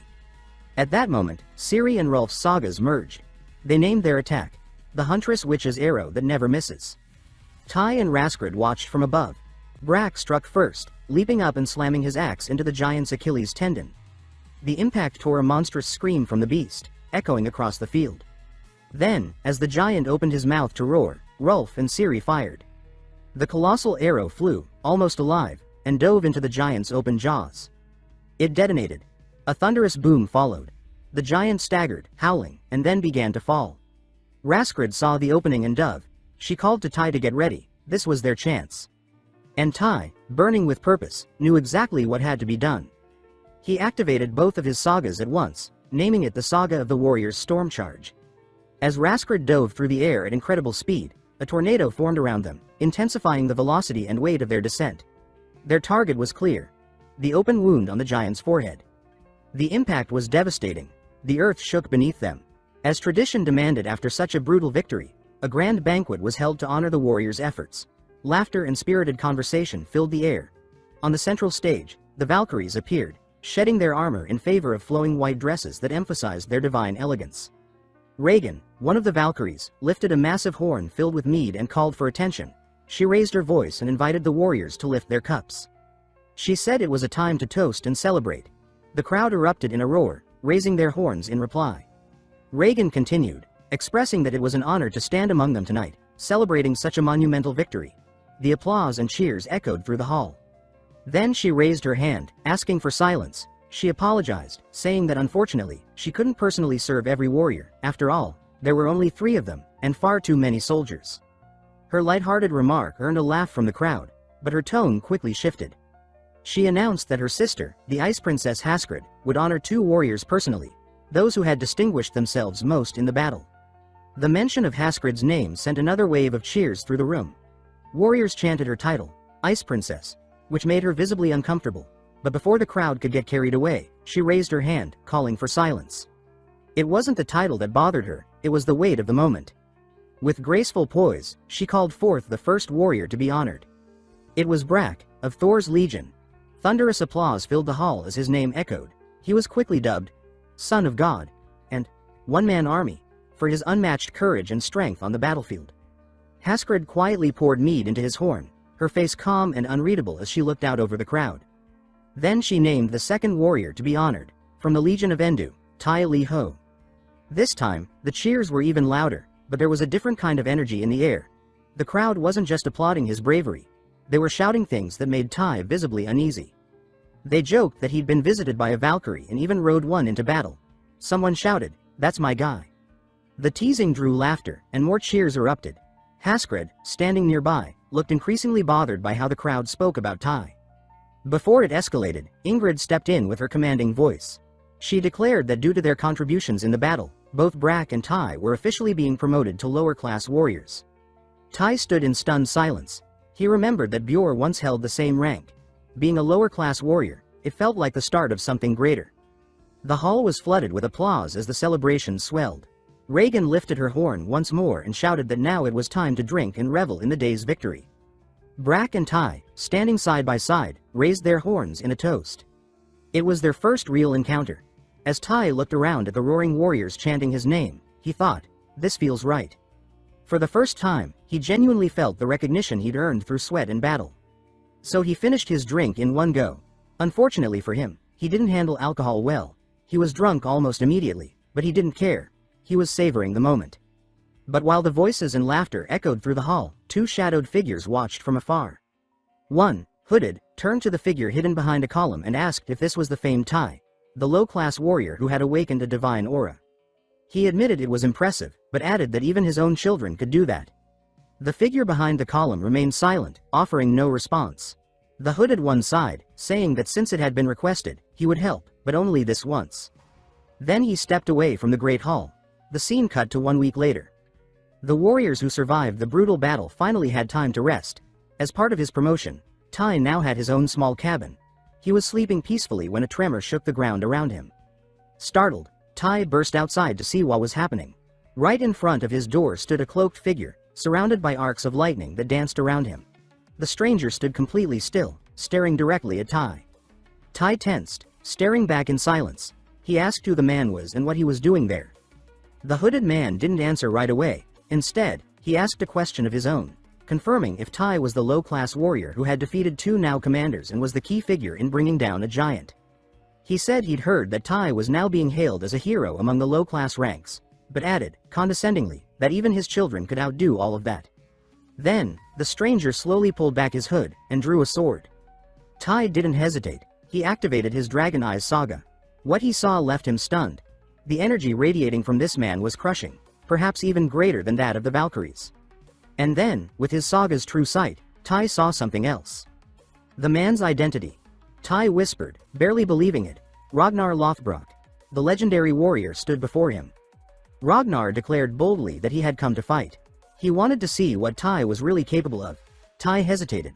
He knew the name, but not the man. What shocked him most was that someone so powerful would seek him out for battle. Trying to stay calm, he asked, did this guy really just show up at his doorstep to demand a fight, without offering any reason? Ragnar paused for a moment, then answered.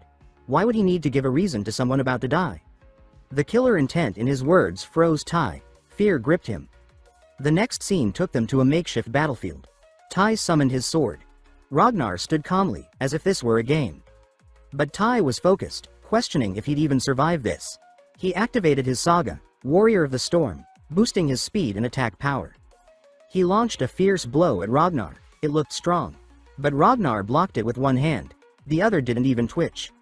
His smirk grew. Irritated, Tai attacked again, faster this time. If power wasn't enough, maybe speed was. But to Ragnar, it was all the same.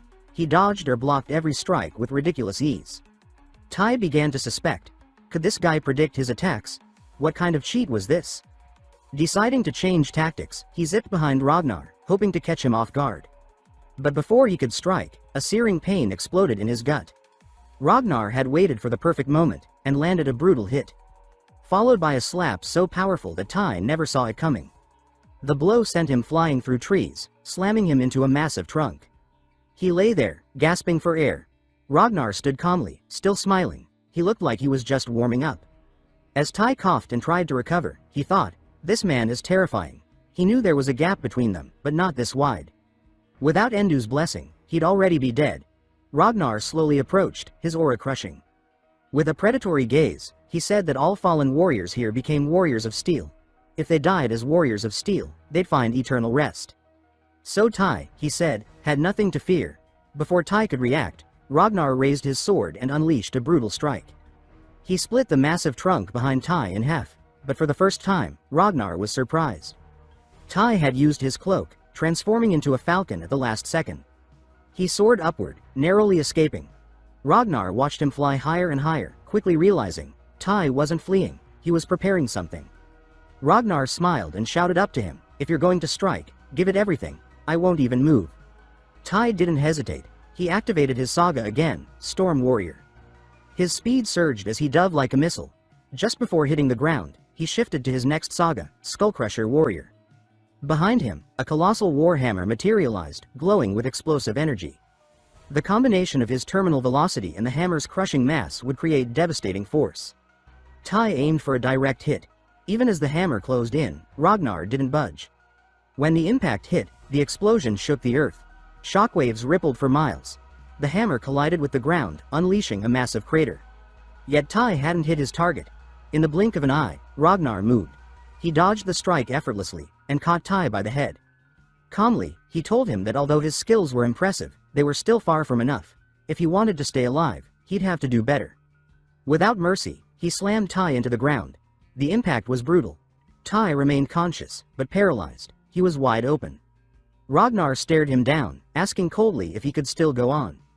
Without waiting, his arm lit up with murderous energy, and he struck Tai across the face. The blow shattered everything in the vicinity. Ragnar stood over him, watching the motionless body with a flat expression, as if measuring the results. Satisfied, he turned to leave. Murmuring to himself, he said he had expected more. Maybe whoever praised TIE's potential was wrong, but then, something caught his attention. A golden light began to rise behind him. Ragnar stopped and turned, his expression now serious. To his shock, Tai was standing once again. Bathed in divine light, his aura blazed with overwhelming power. Ragnar narrowed his eyes. He knew that energy. With a thin smile, he admitted that the rumors were true. Tai could wield the aura of the gods. He said now he understood why TIE's goddess believed in him so deeply. But he warned, using divine power carelessly came with a price. In that moment, the light began consuming Tai, and he collapsed. Ragnar stood over him silently, watching. Later, when Tai opened his eyes, everything was blurry. But the first thing he saw was familiar. Retta was kneeling at his side, her face full of relief. She asked if he was okay, leaning in so close it startled him upright. Still groggy, he mumbled, asking what had happened. She told him she'd been worried. He had been unconscious for hours. Regaining his senses, Tai sighed and began recounting the fight. He said a madman had appeared at his door, dangerous, radiating killing intent, and challenged him. He explained that he tried to refuse, but was threatened with death. He truly thought he'd die. Turning to Retta, he stopped mid-sentence, because something in the distance had caught his eye. And in that moment, his heart nearly stopped. Ragnar stood against the wall, arms crossed and his expression unfriendly, listening to every word with sharp focus. Then he asked with a cold edge if that's what Tai had been saying behind his back. Tai froze where he stood. Before the tension could escalate, Retta quickly stepped in, raising her voice and trying to mediate. She said she wanted to take the opportunity to introduce them formally. She pointed at Ragnar and told TIE that he would be his new mentor. Tai looked stunned, like he had just heard the worst joke in the world. He exclaimed that there was no way he wanted Ragnar as his master. He already had Retta. Ragnar snapped back, saying he never agreed to be anyone's mentor, especially not some random kid, and that he had far more important things to do. The two locked eyes, the air between them crackling with defiance. Retta sighed, visibly frustrated. After a pause, she explained that since Tai had already tapped into the power of the gods, there wasn't much more she could teach him herself. Her knowledge was mostly theoretical.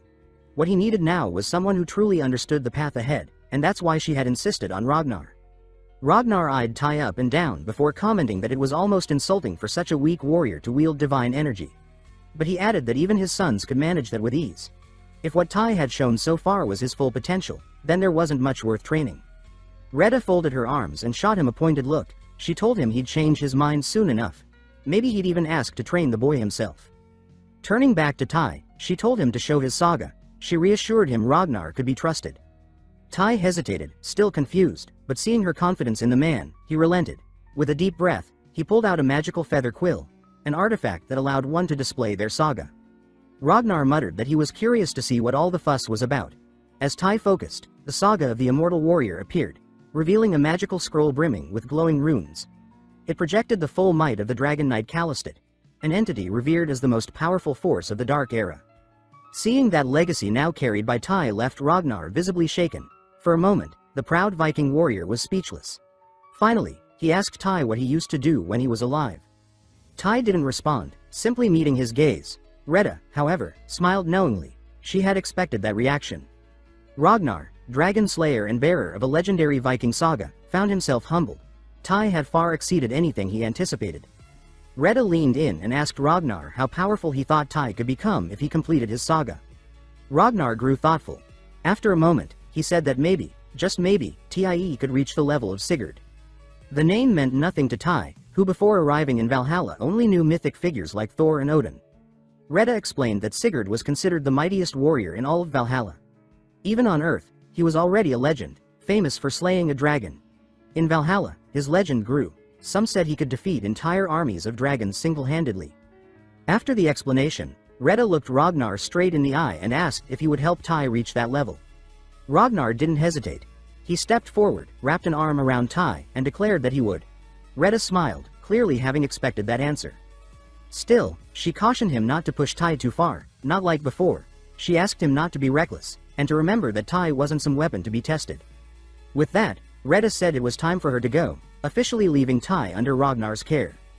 The scene shifted to the two standing outside the house. Ragnar admitted he was honestly impressed.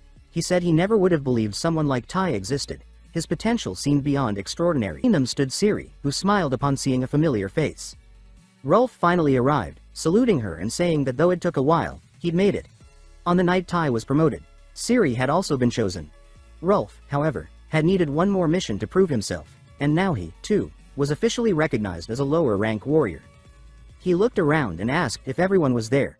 Ciri shook her head, arms crossed, and said one was still missing. Right on cue, Tai approached the group with a slight smile. He said it was good to see them again. Though his voice was calm, his appearance had changed. Blue runes glowed on his arms like mystical tattoos. He noticed the admiration in their eyes. Everyone there knew exactly who he was. The warrior visited by a Valkyrie, the only one to ever ride one. Feeling awkward under all the attention, he looked at Ciri, asking what exactly she had told them. Ciri grinned and glanced at Rolf. It was him, she implied. And Rolf, as if that weren't enough, had even added a few dramatic embellishments, like how Tai had single-handedly taken down an ice giant. Before Tai could defend himself, the group erupted with questions and chatter. But then a commanding voice cut through the noise. Someone asked if everyone had arrived. It was a Valkyrie. She had silver hair and wore an emerald green armor. Her name was Gandor, a warrior of the Jew Legion. Wasting no time, she made it clear this was a mission for lower-ranked warriors of the Jew and Hindu legions. But she warned them not to let the small size of their group fool them. This wouldn't be easy. The warriors started to protest, though their tone was lighthearted. It was more teasing than resistance. Gandor played along, laughing and telling them she couldn't let them slack off all the time. Tai noticed the relaxed, informal atmosphere among them. It made everything feel more natural, more human. But the moment of ease passed quickly. Gandor called everyone to order. She said she'd explain the mission details at the destination. When Rolf asked at least where they were going, her playful tone vanished. Her face hardened. They were headed to the land of the Dark Elves, Svaltenfinrai. Also known as the Land of Eternal Night.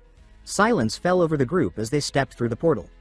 As soon as Tai crossed over, he felt the air change. It was dense, damp, and heavy with shadow. Massive trees towered above, their branches tangled to form a canopy that blocked out all sunlight. The forest floor was littered with rotting leaves and twisted roots. Every breath Tai took was laced with the chill of ancient dampness. Behind him, the others marveled at the eerie beauty of it all. Gandor came to a halt and finally explained the mission. The dark elves in this forest were key suppliers of medicinal herbs to Valhalla, but one of them had accidentally awakened a basilisk from hibernation. Everyone fell silent. They all knew how dangerous those monsters were. Basilisks were called the kings of serpents for a reason. And now, the elves had asked for help to slay it. That's why they were here. Gandor explained that the Jew Legion was known for beast hunting, and for this mission, she had something special planned, Silent White. She smiled, and the group buzzed with excitement. Tai looked around, unsure what the excitement was about. He had a feeling this would be just as wild as the time he was stuffed in a giant barrel. Curious, he asked Ciri if she knew what it was. She only told him to wait and see. Then, a pack of white wolves emerged. But these weren't ordinary wolves. They were massive and emanated both menace and majesty. Without delay, Gandor explained that these were the beasts of the Wu Legion. Everyone mounted up. As they began to run, Tai was amazed. They were incredibly fast, yet silent as ghosts. That's when he understood the name, Silent Whites. Vandora turned to him and remarked that he was a good rider. He blushed slightly and thanked her, thinking his Dragon Commander saga probably had something to do with it. Maybe it wasn't limited to flying beasts after all. Then something unexpected happened. The Valkyrie studied him with interest. She said he had serious talent. Tai didn't know what to say. Vandora told Ciri she had business with the Dark Elf Council, and would leave the mission in her hands. But she reassured her. There was no need to worry. The wolves already knew the way. And with that, the Valkyrie vanished into the trees, and the group continued on. After hours navigating the endless forest, they finally arrived. A hidden village, deep in the heart of the woods. The ancestral land of the Molo family. At the entrance stood a figure who bowed lightly. He introduced himself as Tolares and said he would guide them to the village chief. Tai scanned the surroundings with curiosity. This race, he knew only from the games he used to play. Their skin carried a grayish hue, and their hair was light, nearly silver. The other warriors around him were just as intrigued, fascinated by the exotic features of the Dark Elves. But Tai also noticed the sharp, guarded stares, and the whispers. Even the children peeked out from behind doorways, eyes wide with fear and curiosity. Deciding not to take chances, Tai activated his saga, Dragon Eyes. This ability allowed him to see the names and titles of everyone nearby. Even more importantly, the color of their names would reveal if they were allies or enemies. Most names glowed neutral, but one name stood out, Tolares. His name shimmered in green. He was friendly. After walking a little further, the group arrived at an imposing mansion. Excitement was hard to hide. As they passed through the tall gates, they entered a grand hall, vast, but oddly empty. Without delay, Tolares opened a door at the far end and motioned for them to enter. He welcomed them in with a courteous tone. On the other side, a massive feast awaited. The table was stacked with food of every kind. Behind each chair stood servants, ready to assist. At the head of the table sat an elderly elf with a warm smile. It was clear he had been expecting them for some time. He introduced himself as Malice, head of the Molo family and leader of the village. The warriors began to take their seats. Some cautiously, others, like Rufy, clearly eager for a drink. Malice raised his cup and toasted their arrival with enthusiasm. Instantly, all eyes turned to Ciri. Her stance on drinking during missions was well known, but to everyone's surprise, she smiled and said that after such a long journey, one sip wouldn't hurt. The room erupted in celebration. Tae, in good spirits, raised his cup, ready to join in. But then he froze. His eyes widened, and his body stiffened. Something was off. Without warning, he shouted for everyone to stop. He threw his own cup to the ground and dashed across the table. Moving fast, he snatched goblets from warriors who were just about to drink. His gaze locked with Ciri's. It was a silent alarm. She looked surprised at first but quickly caught on. She ordered everyone out. At the same time, Malice shouted for the doors to be sealed. The trap was sprung. Tae's dragon eyes were still active. He scanned the entry hall above. It was full, and every name glowed red. Enemies. Elven archers stood at the ready. But Ciri reacted faster, shouting for shields. The warriors moved instantly, raising defenses just as arrows rained down. The first wave was blocked, but they weren't safe yet. Tae noticed something critical. The elves were moving to lock the exit. If they succeeded, it would all be over. He sprinted. The elves saw him coming but couldn't stop him. His blow landed true, 2 guards went down. In the chaos, Malice watched with a grim expression. He muttered to himself, asking what had gone wrong. Everything was perfectly set. How had the boys seen through it? But Tae knew. He had seen Malice's name glowing red. Worse still was the title below it. Follower of Uskard Loth, leader of the Ice Giants, one of Asgard's sworn enemies. That was all the reason he needed to act. After taking down the guards, Tae spun and delivered a crushing kick that shattered the large door. The path was open. He yelled for everyone to run. The escape began. They raced through the courtyard, but the threat wasn't over. Ciri pulled a golden whistle and blew hard. In the distance, from the shadows, the Silent Whites arrived. The colossal wolves tore through the closed gates with terrifying speed. They ran straight toward the warriors. Ciri commanded them to climb aboard quickly. But it still wasn't over. Dark elf archers were right behind them, preparing another wave. The warriors had no choice but to keep running, each silently praying they wouldn't be hit. The arrows flew. That's when Tae stepped forward, not to die in their place, but with a plan. He rolled up his sleeves, revealing golden runes glowing on his forearms. During his training with Valkyrie Retta, she had drawn those runes onto his skin, and while he'd admittedly enjoyed the process, they weren't for decoration. Retta had taught him this technique, rune engraving, a method for channeling magic. The power depended on the size and design of the runes. Permanent tattoos were too risky. There was limited space on the body. Retta had given him temporary ones, perfect for training. But even temporary, they packed a punch. Now, with his skin glowing bright, Tae shouted a single word, Dante. A golden aura erupted around him. Arrows aimed at him were shattered midair. The dark elves froze. Their faces showed nothing but shock. But the moment was broken by hurried footsteps echoing through the hall. Malice was charging in, face twisted in frustration. He shouted, demanding to know why his men weren't pursuing the fugitives, but it was too late. Tae's counterattack had bought enough time for the warriors to mount the wolves. They were already gone. The elves tried to give chase, but catching a Silent White at full sprint, impossible. Malice collapsed to his knees. His body trembled. Clutching his head in despair, he cried out, asking how it all fell apart. Everything had been perfect, so how could it fail? Meanwhile, the group had put enough distance between themselves and the village. They finally stopped to regroup. Some questioned if it was safe to rest there, but they had no choice. Even the wolves were panting, worn out from the sprint. Then came the grim discovery. Despite deflecting most of the arrows, some had found their mark. The injuries weren't fatal, but they could be a serious problem if another fight broke out. They began pulling arrows from their bodies. But when someone noticed the dark liquid mixed with the blood and dared to taste it, the truth was clear. The arrows were poisoned, and not just with any toxin. This was deadly stuff. One warrior turned to Ciri, asking if they could rest a while to treat the wounds. But Ciri, stroking her wolf calmly, said they would treat wounds on the move. Stopping now wasn't an option. They needed to press on. They had to find Valkyrie Gandor. Back in the grand mansion of House Molo, the old elf was still on his knees, trembling. Then, a figure appeared before him, surrounded by purple flames. A voice echoed through the chamber, "You failed." The old elf bowed low, voice trembling, begging for mercy. He knew his life was hanging by a thread. Desperation rising, he shouted for power. He asked to be given the power of the basilisk, swearing that with it, no one would be able to stop them. The entity only laughed, and then, he responded coldly, no, the rejection was merciless. But the voice continued, saying there was no need to fear. It explained that the failure had already been foreseen, and for that reason, a backup plan had been prepared. The scene shifted to the group of warriors. They continued moving further away from the danger, or so they believed. That's when Rufio looked over to Tae and asked if he had realized those elves were enemies because of his saga. Tae, surprised, nodded and admitted it. He also thanked Ciri for trusting him, saying that if he had tried to explain earlier, it might have been too late. Ciri replied with a soft smile, saying it was only natural to trust a companion, especially someone who had already faced life or death battles by their side. But suddenly, Ciri's face changed completely. Her eyes widened. Behind them, something red began to swirl into existence. It was a portal. She shouted for everyone to prepare, but before anyone could even react, the warrior standing at the rear was impaled by a massive blade. His body was lifted into the air. Blood spilled. The others could only watch. Helpless. And worst of all, the one who wielded that blade hadn't even fully stepped through the portal yet. One thing was certain. That thing wasn't human. Its skin was an ashen green, almost lifeless.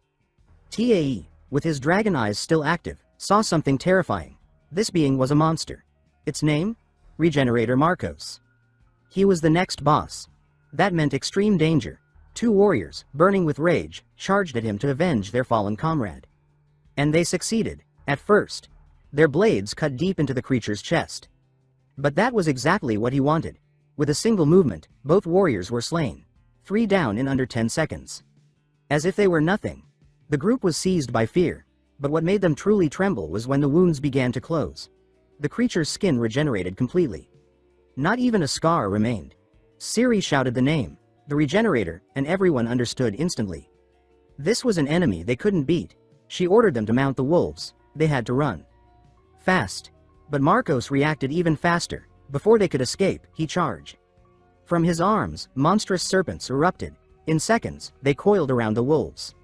The beasts panicked. All the warriors were thrown off. Siri leapt backward, narrowly avoiding a venomous bite. But in that moment, Marcos locked onto her. He advanced. Fast. Relentless. And just before striking, Siri activated her saga. But something was different this time. Her arrows glowed with a crimson hue. More arrows manifested around her, floating midair. She loosed them. They all fired at once. All hit their mark. They tore through Marcos's body, an attack that would have been fatal to anyone else. But he didn't even flinch. He jumped, and midair, prepared to strike. Siri was dazed. But she moved fast. She drew 2 daggers and managed to block just in time, but her focus was too locked on his swords. She didn't see the next attack. A brutal claw smashed into her face. The impact sent her flying, and she blacked out. Rolf saw it all, and before Marcos could finish her off, he activated his saga. He drew an arrow and fired at point-blank range. The field erupted in an explosion. Without pause, Rolf grabbed Siri in his arms. And ran, faster than he ever had. But he felt Marcos's presence. It was like death breathing down his neck. Then, Marcos stopped. His eyes shifted. Something behind had caught his attention. The Proto was already mid-strike. The creature turned to block, and that gave Rolf the time he needed. He escaped. As he ran, he heard Ty's voice declare that from this point on, he would be Marcos's opponent. The creature blocked the attack with a confident grin, making it clear he had already anticipated this. Suddenly, he raised his hand. More serpents burst out, twisting rapidly toward Ty. But Ty countered. With precise, multi-directional cuts, he shredded every snake. Using the space he'd opened, he surged forward with a follow-up. But he noticed something important. The creature wasn't even trying to defend. It simply ignored the blows, relying entirely on its regeneration. Ty decided to flip the script. His golden aura ignited around him as he pressed in. Without hesitation, he landed a slash, passing straight through Marcos's body. The radiant light lit up the scene. From afar, Rolf watched alongside a recovering Siri. He warned Ty to be careful. Even fatal strikes wouldn't stop this monster for long. They locked eyes. The creature turned. There it was, a deep gash in its lower abdomen. But instead of pain or worry, his expression twisted into a smug smile. To him, no attack would be enough, but Ty stood firm. His golden aura still blazing, and more than that, his eyes held no fear, no doubt. That made the Regenerator hesitate. In his mind, Ty recalled Ragnar's teachings. He remembered a crucial lesson. The aura of the gods wasn't just for healing or boosting strength. When used properly, it could suppress divine blessings, even nullify sagas. Ragnar had also seen something in Ty. He had too much instinct, too much experience, to waste energy fighting recklessly. He needed to rely on his discipline. The aura's effect was universal, and they had figured out the best way to use it, only activating it for fatal strikes.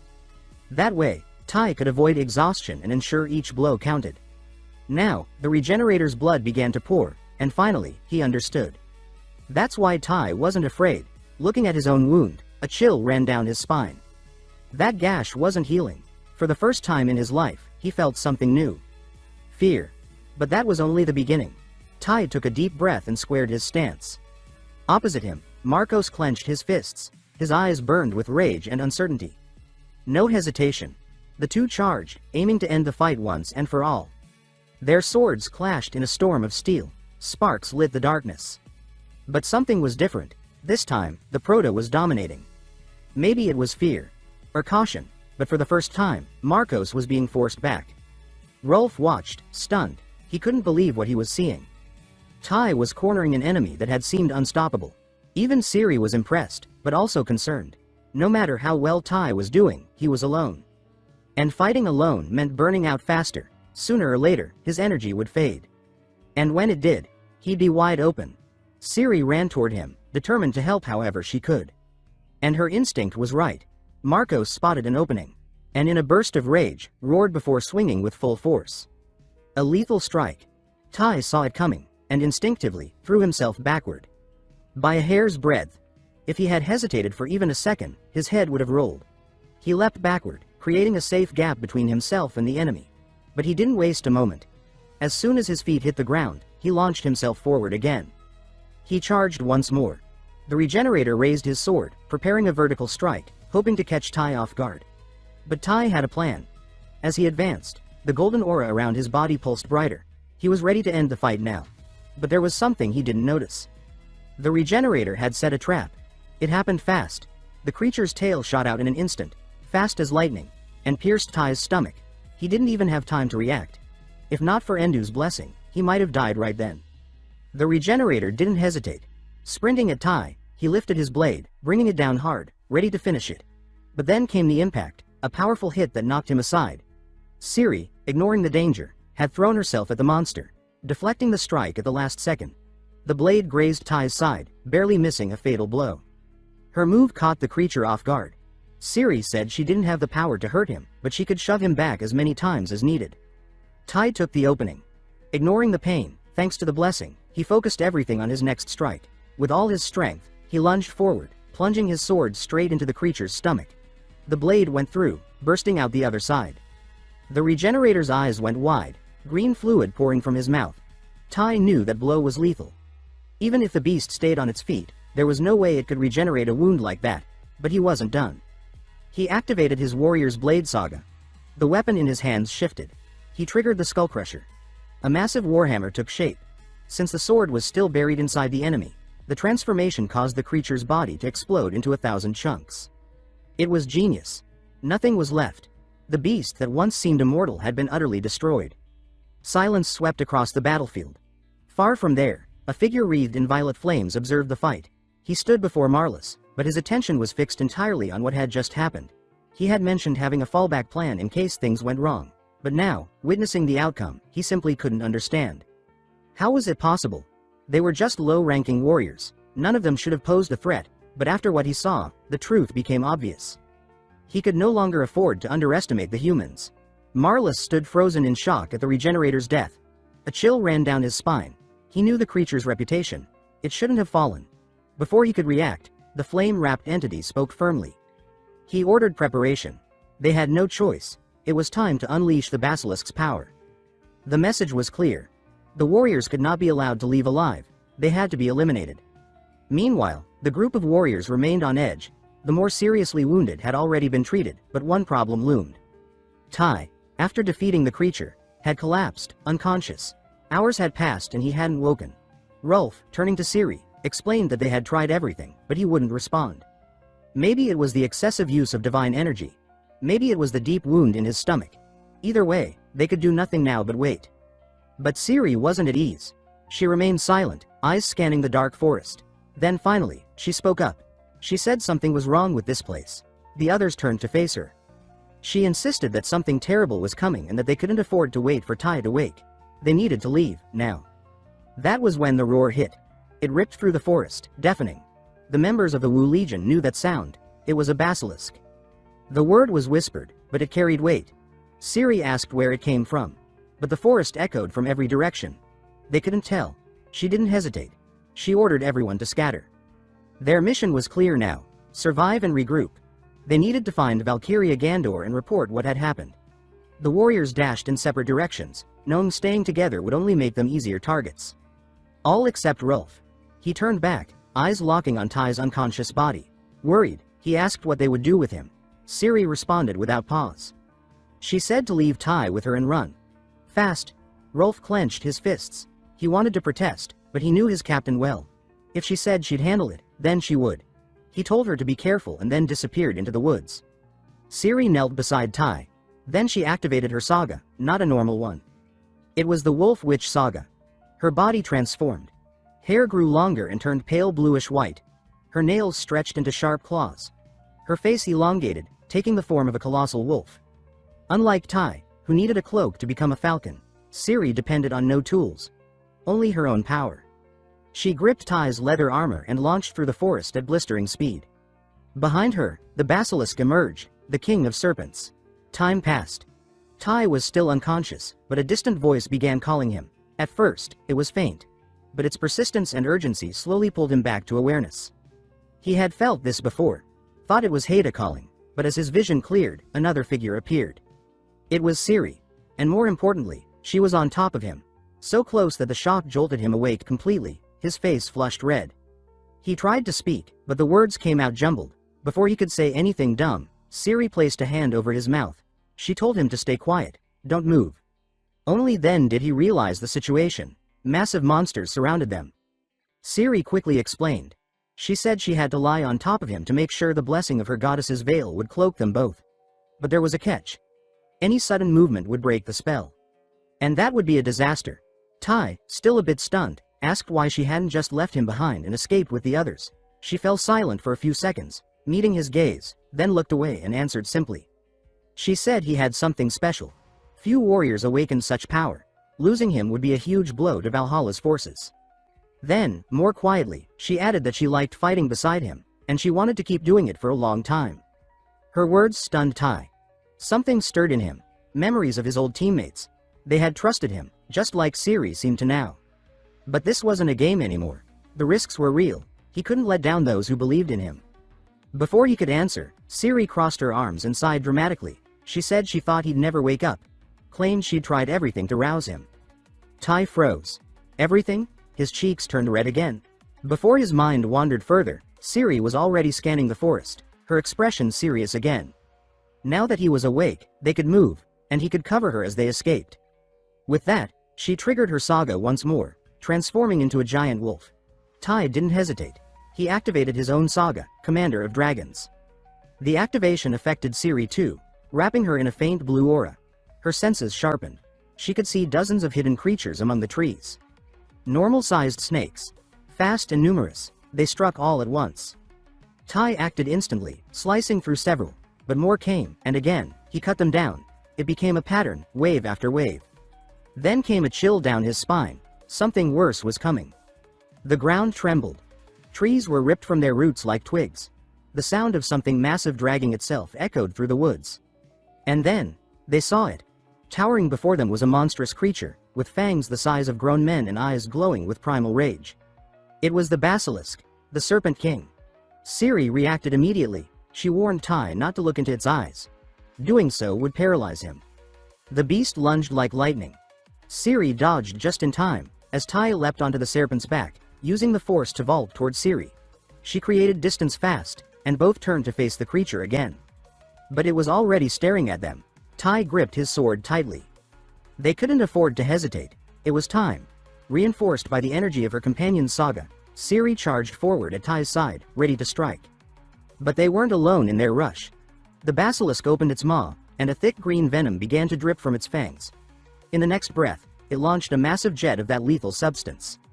Before it could hit, Tai raised his hand and activated the runic magic engraved into his arm.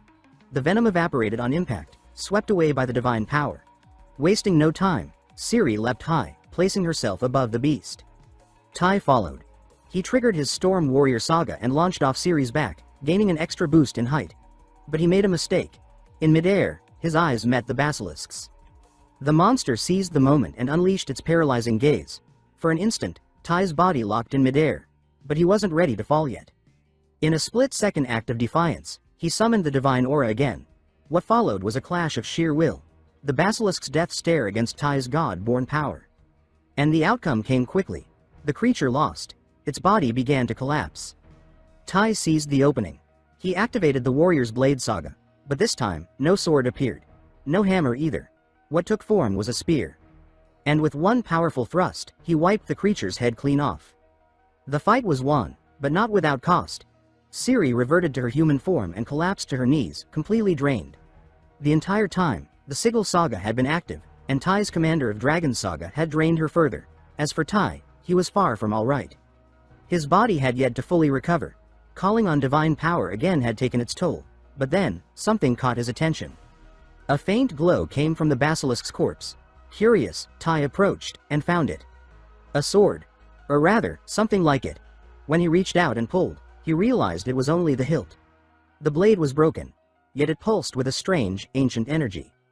Before he could understand it, Siri shouted a warning. They were surrounded. Both of them sensed it. Multiple presences closing in from every direction. Tai could barely stand. He was completely out of energy. Siri saw it too. And without hesitation, she told him to go. She would hold them off as long as she could. But her body was already shaking just from gripping her weapon. She was running on fumes. Tai couldn't leave her behind. He summoned a new blade in his hand. He looked into her eyes and told her they'd find a way to survive together. Siri held his gaze for a moment. Then she smiled, tired but fierce. She told him they'd meet again in Valhalla. It was the warrior's promise, one made when death seemed certain.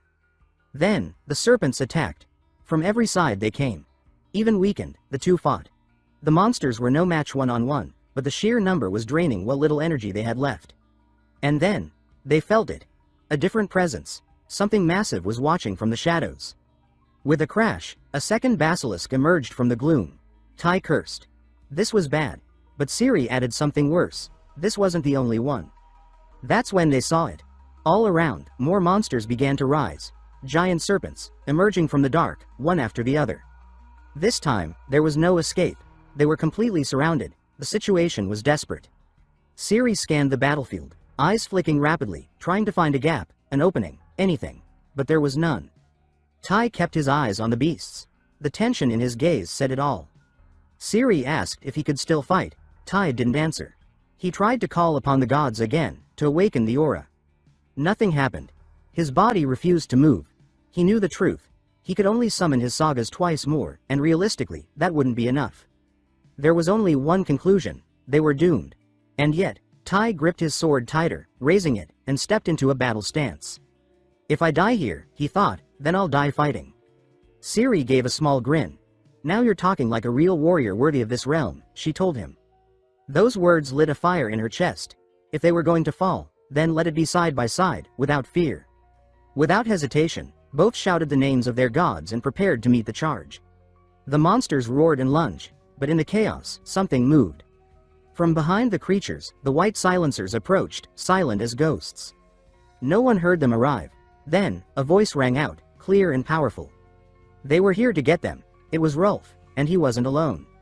From above, someone dove down with a yell and, with a single, clean strike, cut one of the monsters in half. Landing with force, they saw who it was, Valkyria Gandor, exuding pure battle presence.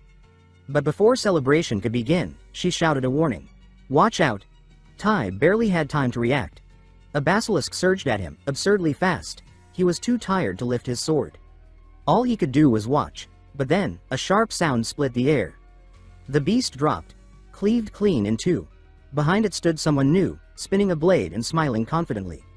It was Ragna. He declared they were safe now. He and the others were here to help.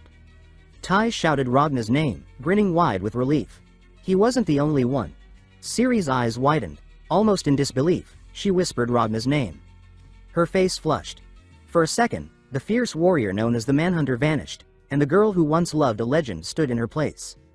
But the battle wasn't over yet. Rolf activated his saga, unleashing an energy blast that struck one of the obelisks dead on. The explosion opened a path. The rest of the group charged in, taking the opening to finish off the remaining beasts. Gandor and Ragna didn't hold back. They cut through everything in their way. The battle was fierce, but short-lived. The final basilisk fell. And silence blanketed the forest. No one moved, waiting to see if something else would crawl from the shadows. Then, Ragna spoke. The fight was over. He congratulated everyone. And just like children running to a hero, they swarmed him. Awe and admiration in their eyes. Some said it was an honor. Others couldn't believe they stood before the real Ragna. Further back, Siri stood frozen, red-faced, staring at him. Tai saw it now. Ragna wasn't just a warrior, he was a living legend. Then Gandor stepped forward and declared the mission complete. The rest would be handled by Valkyria Haskred, along with the Dark Elf Council, who would investigate the Mullen family. Because Marcos the Regenerator's presence could only mean one thing. The giants had returned. And if there was one traitor, how many more were hiding? Gandor turned to Tai. With a sharp gaze, she said taking down the regenerator was no small feat.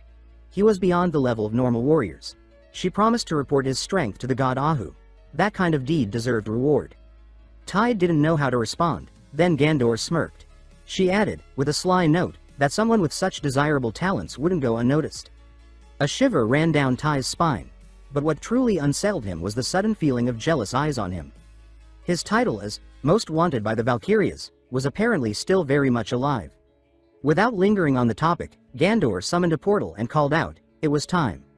Mission over. They were going back to Valhalla. There, Valkyria Retta examined the hilt Tai had recovered from the basilisk's corpse. She turned it over, inspecting the worn runes. She said they were too damaged to read.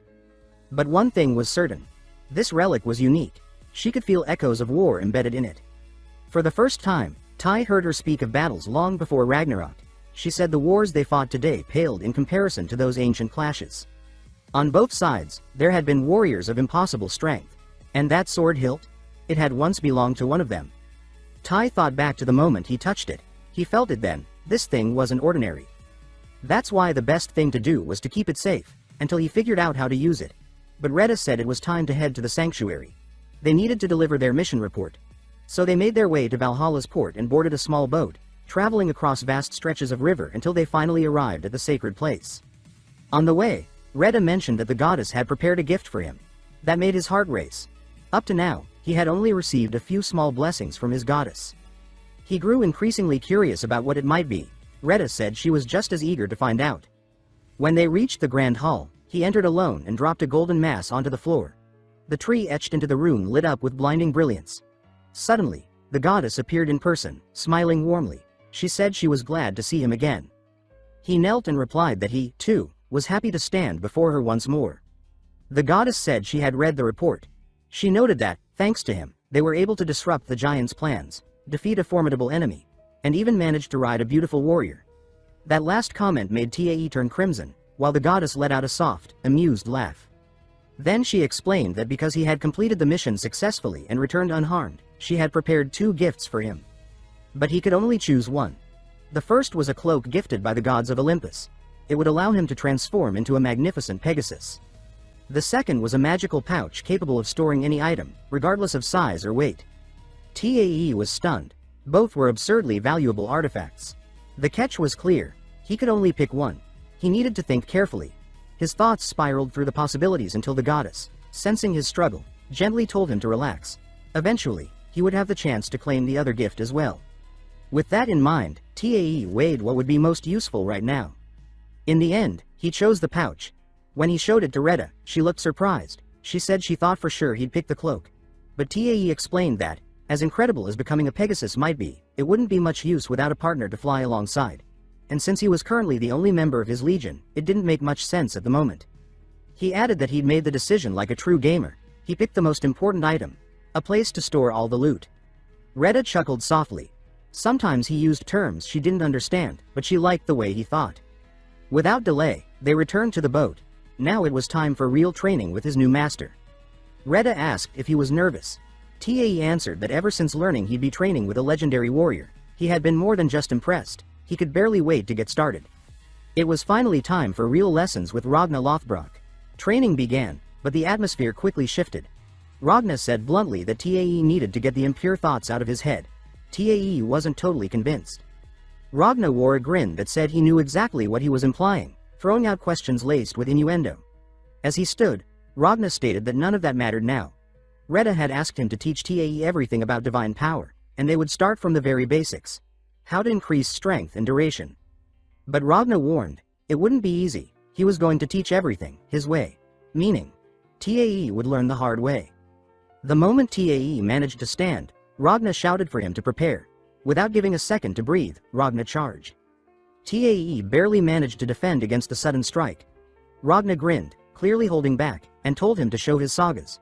Because even if Tae had awakened divine aura, he couldn't forget that the real power of Valhalla came from the sagas. There were warriors stronger than him who didn't even possess divine aura, yet had reached that level just by mastering their sagas. So Tae activated the warrior saga. His presence changed completely, more intense, more threatening. With a battle cry, he rushed at Ragna, full force. but Ragna was already ready. And of course, there was no way to defeat a superior level warrior like that. In the end, Tae was left sprawled on the ground, gasping for air, while Ragna watched him with a look that said this was just the beginning. Seeing how exhausted he was, Ragna remarked that during their clash, he noticed two critical flaws. First, Tae needed an offensive saga. Most of his sagas were support-focused, fine for lower-level warriors, but useless against more powerful opponents. He must have realized that during his fight with the Regenerator, right? Tae didn't even need to answer. Ragna was absolutely right. Second, he needed to reassess all his sagas. Tae looked confused. So Ragna explained. His sagas were incomplete. The mistake most low-rank warriors made was thinking their sagas were fixed. But sagas evolved with their user. A saga is a story passed down through generations, and like any story, it changes depending on who tells it. Meaning, his saga could transform over time. Ragna suspected Tae hadn't even noticed the new uses they had unlocked. As he walked away, Ragna told him that was it for today, but not to forget a single word. And he urged him to keep his divine aura active all day, no matter what he was doing, eating, sitting, or even sleeping. If Tae could manage that, he would boost both the power he could store and how long he could sustain the aura. As Ragna walked off, Tae decided to rest. It was a lot to process. Not just physically, but mentally, the toll was heavy. Evening approached, and Haida was preparing food. Outside, Tae stood with Ragna, who noticed the glow around him. Ragna smirked and said, judging by his aura, it looked like Tae had figured something out. Tae gave a grin and activated the warrior's blade saga. A normal sword appeared in his hand. He said that it looked like the same old sword, but something was different. Then, he pulled out the broken hilt, the one he had found on the last mission. He activated his saga while holding the hilt, and the broken weapon completed itself. It turned into a full, functional blade. Tae explained that when he held the hilt and activated the saga, it not only restored the blade, it adapted the stats of the relic, turning the weapon into an epic-level item. Ragna was stunned. He realized Tae had actually done it. If he could pull this off in battle, any weapon would become a lethal strike. The power he could reach with this was enormous. Ragna thought that most warriors would have seen that hilt as nothing more than scrap metal, but Tae saw potential. Maybe it was because they came from different worlds, but Tae truly thought in a way no one else did. While still absorbing everything he just discovered, something pulled their attention. Retta appeared, holding a scroll and wearing a serious expression. She said, slightly out of breath, that Valkyria Raskriti had sent an urgent call for support. She was investigating Svaltar Ulfheimheim and had found unusual activity. Tae was surprised. It hadn't been long since they left that place. But then he realized, this could be the perfect chance to search for the rest of that sword. Retta made a jealous pout when she saw how excited he was to return. She asked if he was thrilled because of the mission, or because of Raskriti. Tae scrambled to reassure her. It wasn't like that, she was getting it all wrong. But then he blew it. He asked if that meant he could go now. Bad move. Rita's irritation spiked. As Tae tried to figure out where he went wrong, Ragna watched, thinking to himself, this guy's a complete idiot. The scene shifted. In a dark place, a sinister figure loomed, observing the realms through a network of spider threads. A servant approached and reported that the giants had begun moving their forces in Svaltar Ulfheimheim. Valhalla had just sent more warriors. The mysterious being gave a chilling smile, full of malice. He said he couldn't wait to see just how fun things were about to get. Time passed. Tae arrived once more in the land of the Dark Elves. But he wasn't alone. The members of the Legion of Wu had also been summoned for the mission. Upon arrival, they were greeted by a massively built warrior who walked straight up to Tae. He said that this was the famous Tae, and that he had heard plenty about him. This guy is from the Legion of Odin. He's also a lower rank warrior, but he was chosen to lead everyone to the base. He says he prepared 30 black horses for them, since other legions also sent warriors for this mission. While they're crossing the dark forest, Tae starts getting uneasy. Something feels off. He thinks to himself, why does everything feel so uncomfortable? He says he'd much rather be riding a dragon, or even the White Silence. Ciri hears that and starts laughing. She says he really has become a warrior now, that he's already developed refined tastes, but there's something strange in the air. Who looks like he's in a terrible mood. He's clearly irritated. Tae notices and asks what's going on with him. Ciri answers, slightly annoyed. She says they dragged him back from vacation for this mission. The muscular warrior then states that the base is close. He tells them to pick up the pace. They take off at high speed. But suddenly, something kills the momentum. Right in front of them, blocking the path, a massive herd of News appears. Dark creatures with glowing red eyes piercing through the shadows. As soon as she realizes the road is about to be cut off, Siri gives the command. She says not to slow down. They charge full force into the herd of News, cutting through dozens of them. If they had slowed even for a second, they would have been surrounded completely. They manage to break out of the ambush, but as they keep going, a strange sound starts echoing through the air. Someone yells for everyone to look up. Out of nowhere, a squadron of harpies descends at full speed toward them. This time, the harpies really caught them off guard. There's no time to react. They need to come up with a plan, fast. Siri starts slashing at the harpies flying in, while Rolf tries to defend himself. But he's clearly struggling. Without his crossbow, he can't activate his saga. The tension spikes. That's when Tai, not wasting a second, grabs the hilt of his sword. As the harpies circle them entirely, a golden glow starts pulsing from his body. His allies are stunned, but the harpies recoil in fear, fleeing from the blinding light. No one knows what's happening. Tai just activated his warrior's sword saga. The energy gives full shape to the hilt of his weapon. Glowing bright gold, the sword radiates power. The harpies panic and back off as Tai pushes them away with waves of energy. Everyone is stunned by what just happened, and for good reason. Tai wiped out every enemy in a single move. Even he looks a little awkward as everyone stares at him. But the mission isn't over yet. With the path clear, the group moves forward. When they're nearing their destination, the big guy from the Legion of Odin turns to Tai and says, "Welcome to the battlefield." And in that moment, Tai understands exactly what that means. Down in the middle of a massive crater, a real war is raging. Total chaos. The sound of metal clashing fills the air. The group begins their descent. Siri doesn't hesitate. She activates her saga. Her arrows start flying in every direction. And the insane part is, no matter where she fires, she never misses. One target drops after another, until she gives the order. Advance. That's when the group charges forward, trampling any beasts in their way. Nothing manages to resist. It's like an avalanche ripping through. Meanwhile, the Prota grips the hilt of his broken sword, and activates his saga. The warrior's saga. But instead of summoning a sword, what forms is a crossbow. And not just any crossbow. A legendary one. The moment he pulls the trigger, it fires 3 arrows.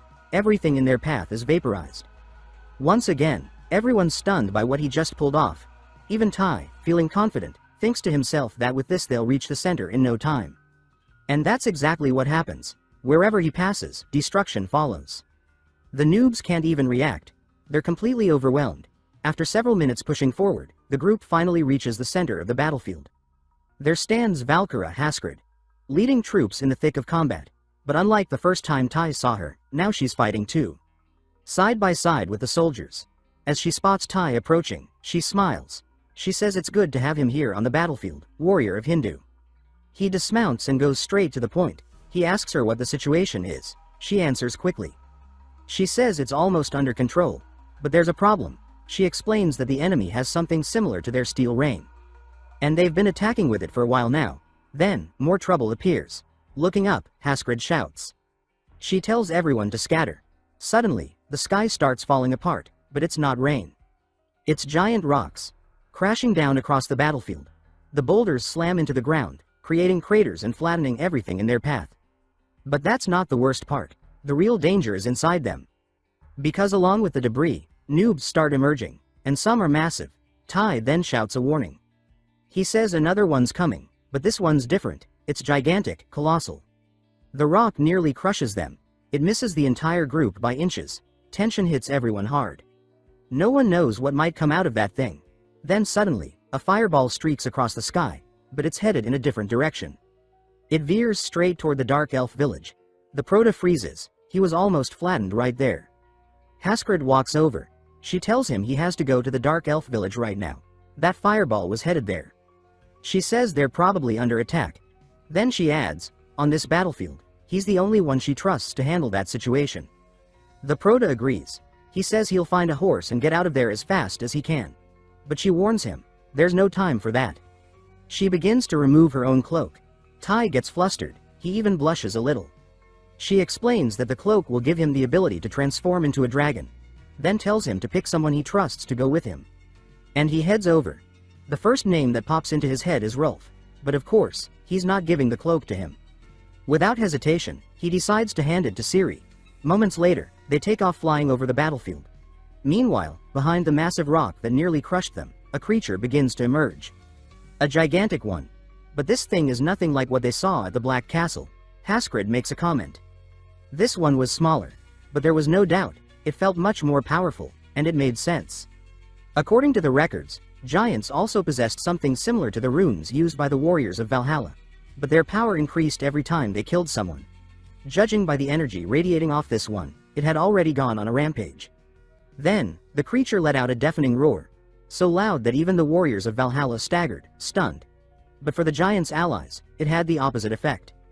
They gained speed. The battle was about to explode all over again. Meanwhile, Siri and Tai finally arrived at the elf village. But there was another giant waiting there too. The villagers began to flee in all directions. Tai stared at the creature.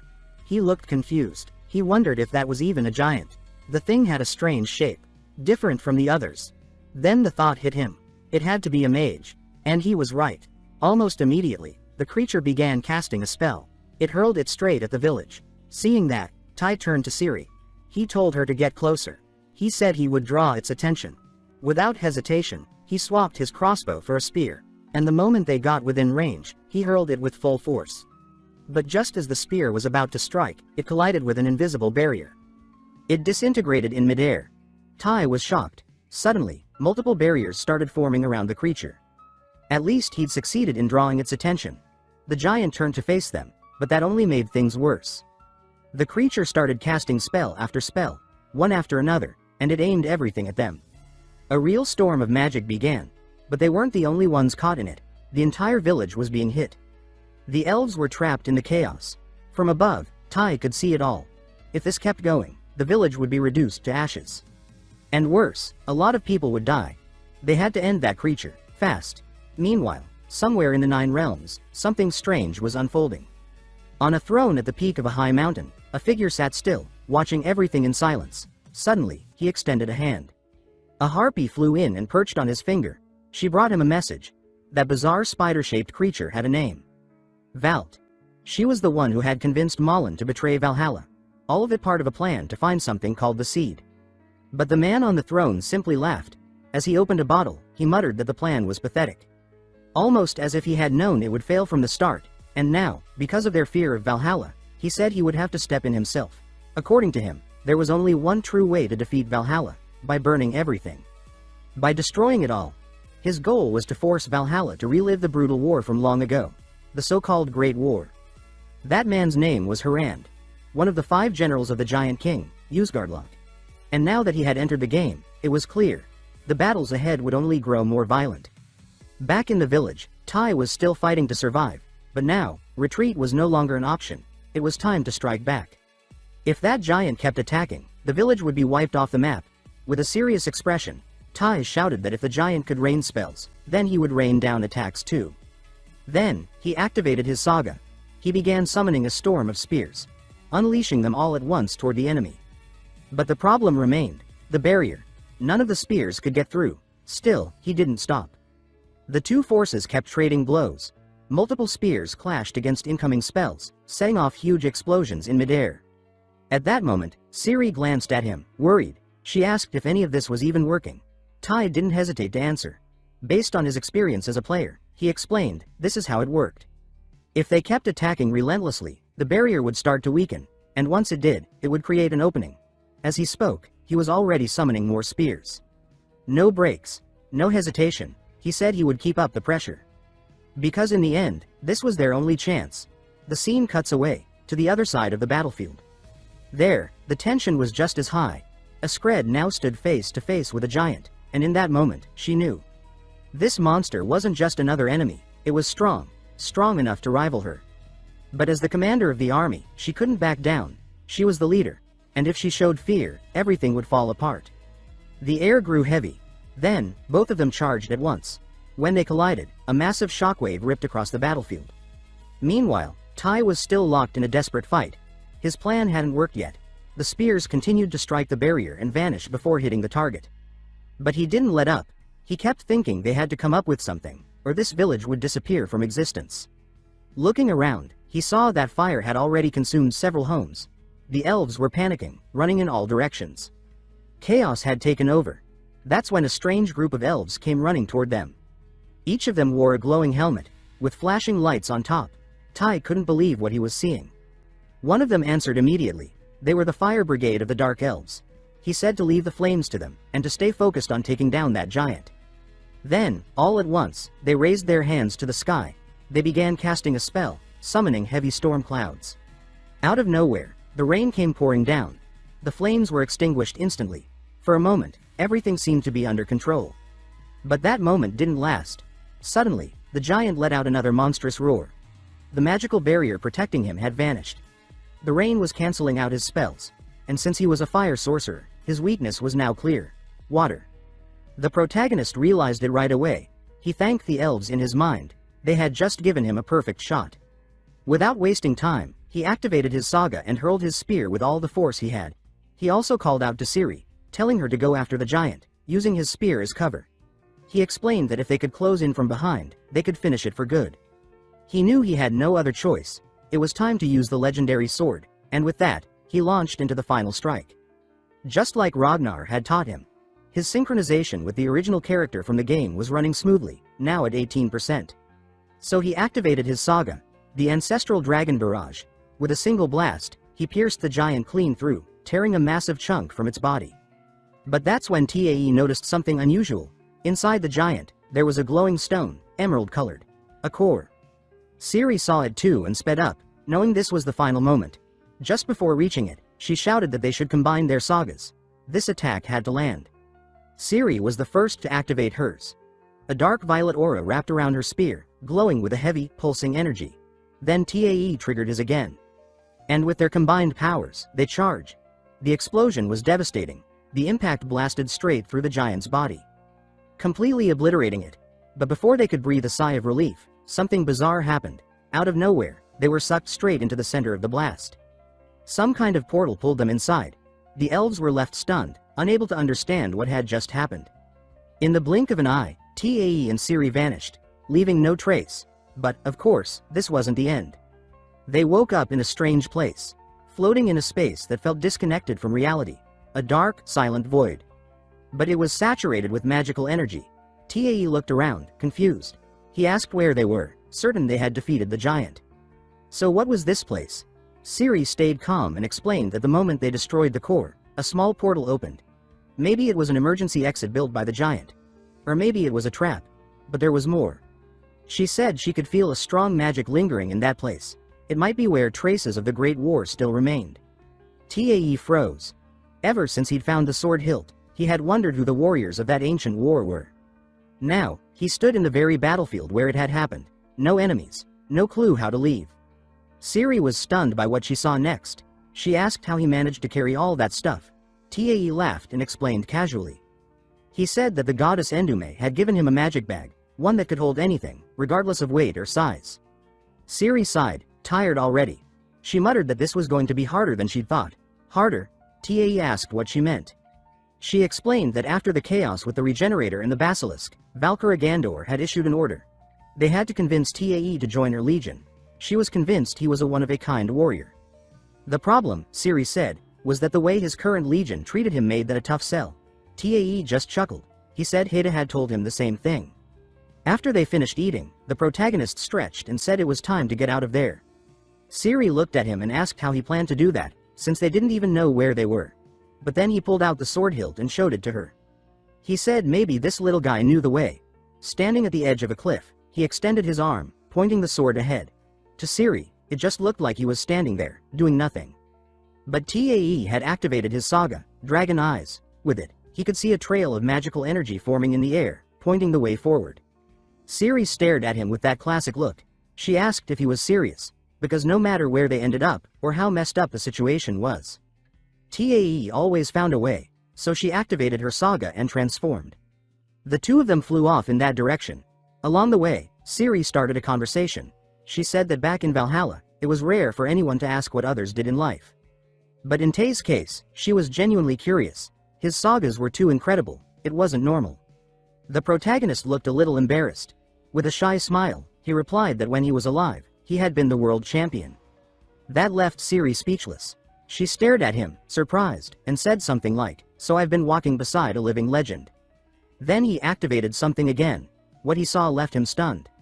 In front of them was a field full of weapons. Not just any weapons, these were high tier.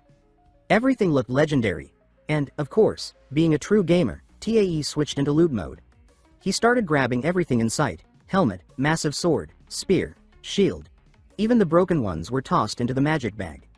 Siri just stood there watching. Not sure if she should laugh or cry. She asked if he was really going to take even the damaged ones.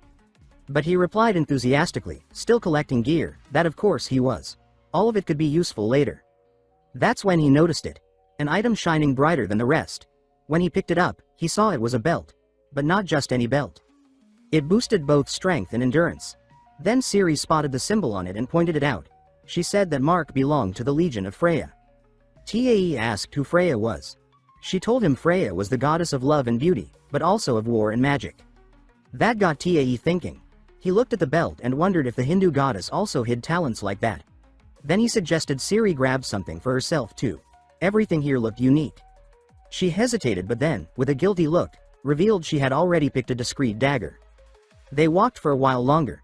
Eventually, TAE announced he was satisfied. But he looked ridiculous. Wearing a crooked helmet. Honestly, he looked more like a bad cosplay than a real warrior. He joked that he needed to make room in the bag. But then, out of nowhere, the sword he had taken from the basilisk began to vibrate. TAE carefully pulled it out. An aura started glowing from the blade, as if it were pointing in a direction. He decided to follow it, curious. A moment later, he stumbled upon a dagger lying on the ground, radiating the same energy. He stared at it for several seconds, confused. He said it didn't seem to have a connection to the sword. So why had the blade led him to it? Siri thought about it and suggested maybe they came from the same place. She said maybe the people of this world had fought alongside the warriors of Valhalla. Maybe the weapons were forged by the same hands. The protagonist agreed. That made sense. Maybe that's why he had never been able to trace the sword's origin before, so he decided he'd take the dagger too. After all, the sword had already proven to be incredibly useful. With everything sorted, they gathered their gear and moved on. After walking for a bit more, the two reached the edge of a massive crater. And then he spoke. Siri added that bones were being covered by flesh, right before their eyes. The creatures were coming back to life. And if that wasn't bad enough, more corpses started rising from the ground beside the beast. The gnolls. Dozens of them, and it wasn't just bones anymore. Just like the beast, they were regenerating. Tai and Siri exchanged a tense look. The scene was grim. Enemies on all sides, and escape wasn't an option. They had no choice. They took a deep breath, adjusted their weapons, and braced for battle. Because that was it, everything or nothing. Suddenly, they felt an energy surge forming behind them. When they turned, they froze in shock. An entire army of warriors was charging forward. Their war cries shook the ground as they surged into the horde of enemies. The clash exploded into full-scale battle. Tai and Siri were stunned by the strength and courage of the fighters. Siri was ready to leap into the fray, but Tai grabbed her cloak and pulled her back. He told her that their target was further ahead, that they needed to go straight for the boss. He said it with complete confidence. Without wasting another second, the two launched into the air again. From above, they could see the full chaos unraveling across the battlefield. So many clashing at once, it looked like an ocean of blades and armor colliding. Meanwhile, the massive monster watched everything from a distance, but not for long. When it spotted them flying overhead, it unleashed a roar so powerful the sky itself seemed to ripple. But the worst came right after. A bolt of lightning struck down from above, an attack specifically designed to cancel their sagas. Siri instantly lost her balance, disoriented. Both of them began plummeting. Tai clutched his head as everything spun. In a panic, he shouted out to her, asking if she was all right.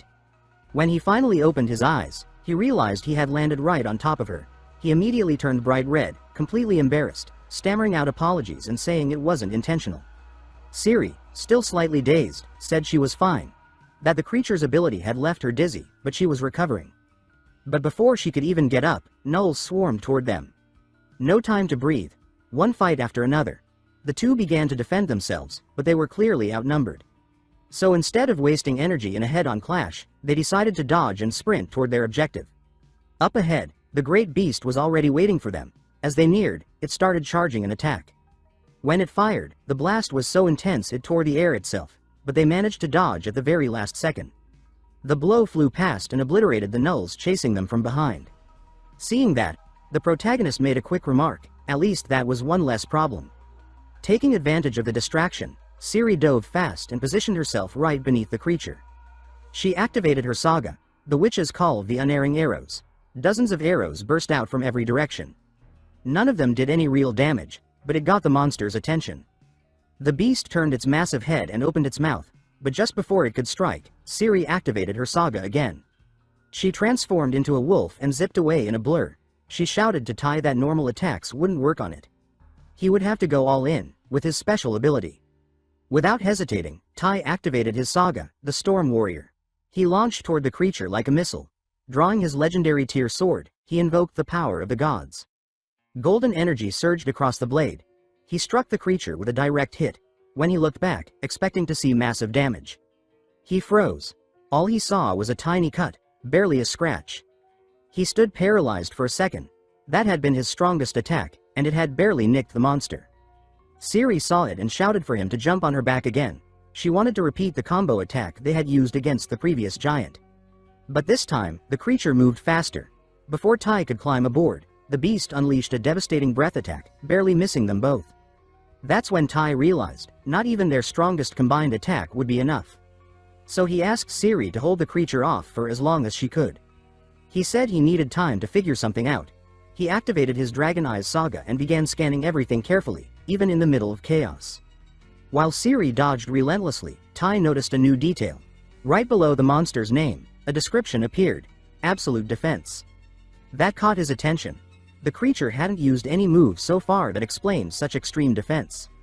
And it hadn't moved at all yet. Ciri kept dodging but was wearing out fast. Normal attacks were useless. She decided to gamble. She activated her saga once more, but this time, she focused the power in her fangs. Then, without hesitation, she launched herself straight at the beast's head. She sank her teeth in hard, and this time, it worked. The monster howled in pain, loud enough to make the earth tremble. Realizing it was effective, she didn't let go. She bit down harder, blocking out everything around her. The creature flailed wildly, thrashing and trying to shake her off. But Ciri held on. Time, however, was catching up with her. Her strength was draining fast. Gasping, she looked around for Tai, and saw him on the far side of the field, running at full speed. Suddenly, more gnolls appeared in his path, but with a single god-powered attack, he wiped them out in one move. While fighting, he finally understood what needed to be done to defeat the creature. The answer had been there all along. That sword-shaped stone they had seen when they arrived. Without delay, he sprinted toward it. He activated his saga and summoned the power of the gods. He tried to pull the stone from the ground, but even with all his strength, it wouldn't budge, not even an inch. The beast noticed what he was doing. It stopped worrying about Ciri and charged straight toward him. Just before it reached him, he did it. The stone came loose. Instantly, the creature's body began to unravel, as if its very existence had been sealed in that stone. And right where the stone had been embedded, a portal began to form. Ciri saw everything and understood immediately, that was the exit. She screamed for Tai to climb onto her back. Without hesitation, he jumped. Together, they flew through the portal. Behind them, the ghostly warriors were still locked in battle. Soon, they defeated the last of the gnolls. One of the warriors, already out of breath, announced that the beast had been taken down. Cheers of victory broke out across the battlefield, but in the middle of the celebration, someone turned to the side and asked where those two had gone. As they began to search, one warrior noticed something strange on the ground. He called out that there was a portal right there. Everyone gathered around it. As they saw the swirling energy in the center of the field, they understood immediately. That was where the two had disappeared. Without hesitation, one by one, they began jumping in after them. Everyone was smiling. One of them shouted that they were going to Valhalla. But on the other side, things were far from peaceful. A Skrit had been battling that giant for what felt like forever. Neither one of them stepped back. It was blow after blow, neither willing to yield.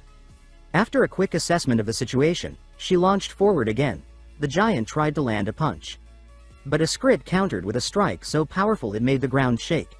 The two fell hard, right in front of her. Still a little dizzy from the surprise, a Skrit asked how they had arrived so quickly. But the giant, who was also watching, locked eyes on Tai. And the moment he saw him, the giant realized something. That boy was carrying the seed, the same one his king had been hunting. Without thinking, the giant charged straight at Tai, as if he meant to crush him then and there. The tension skyrocketed.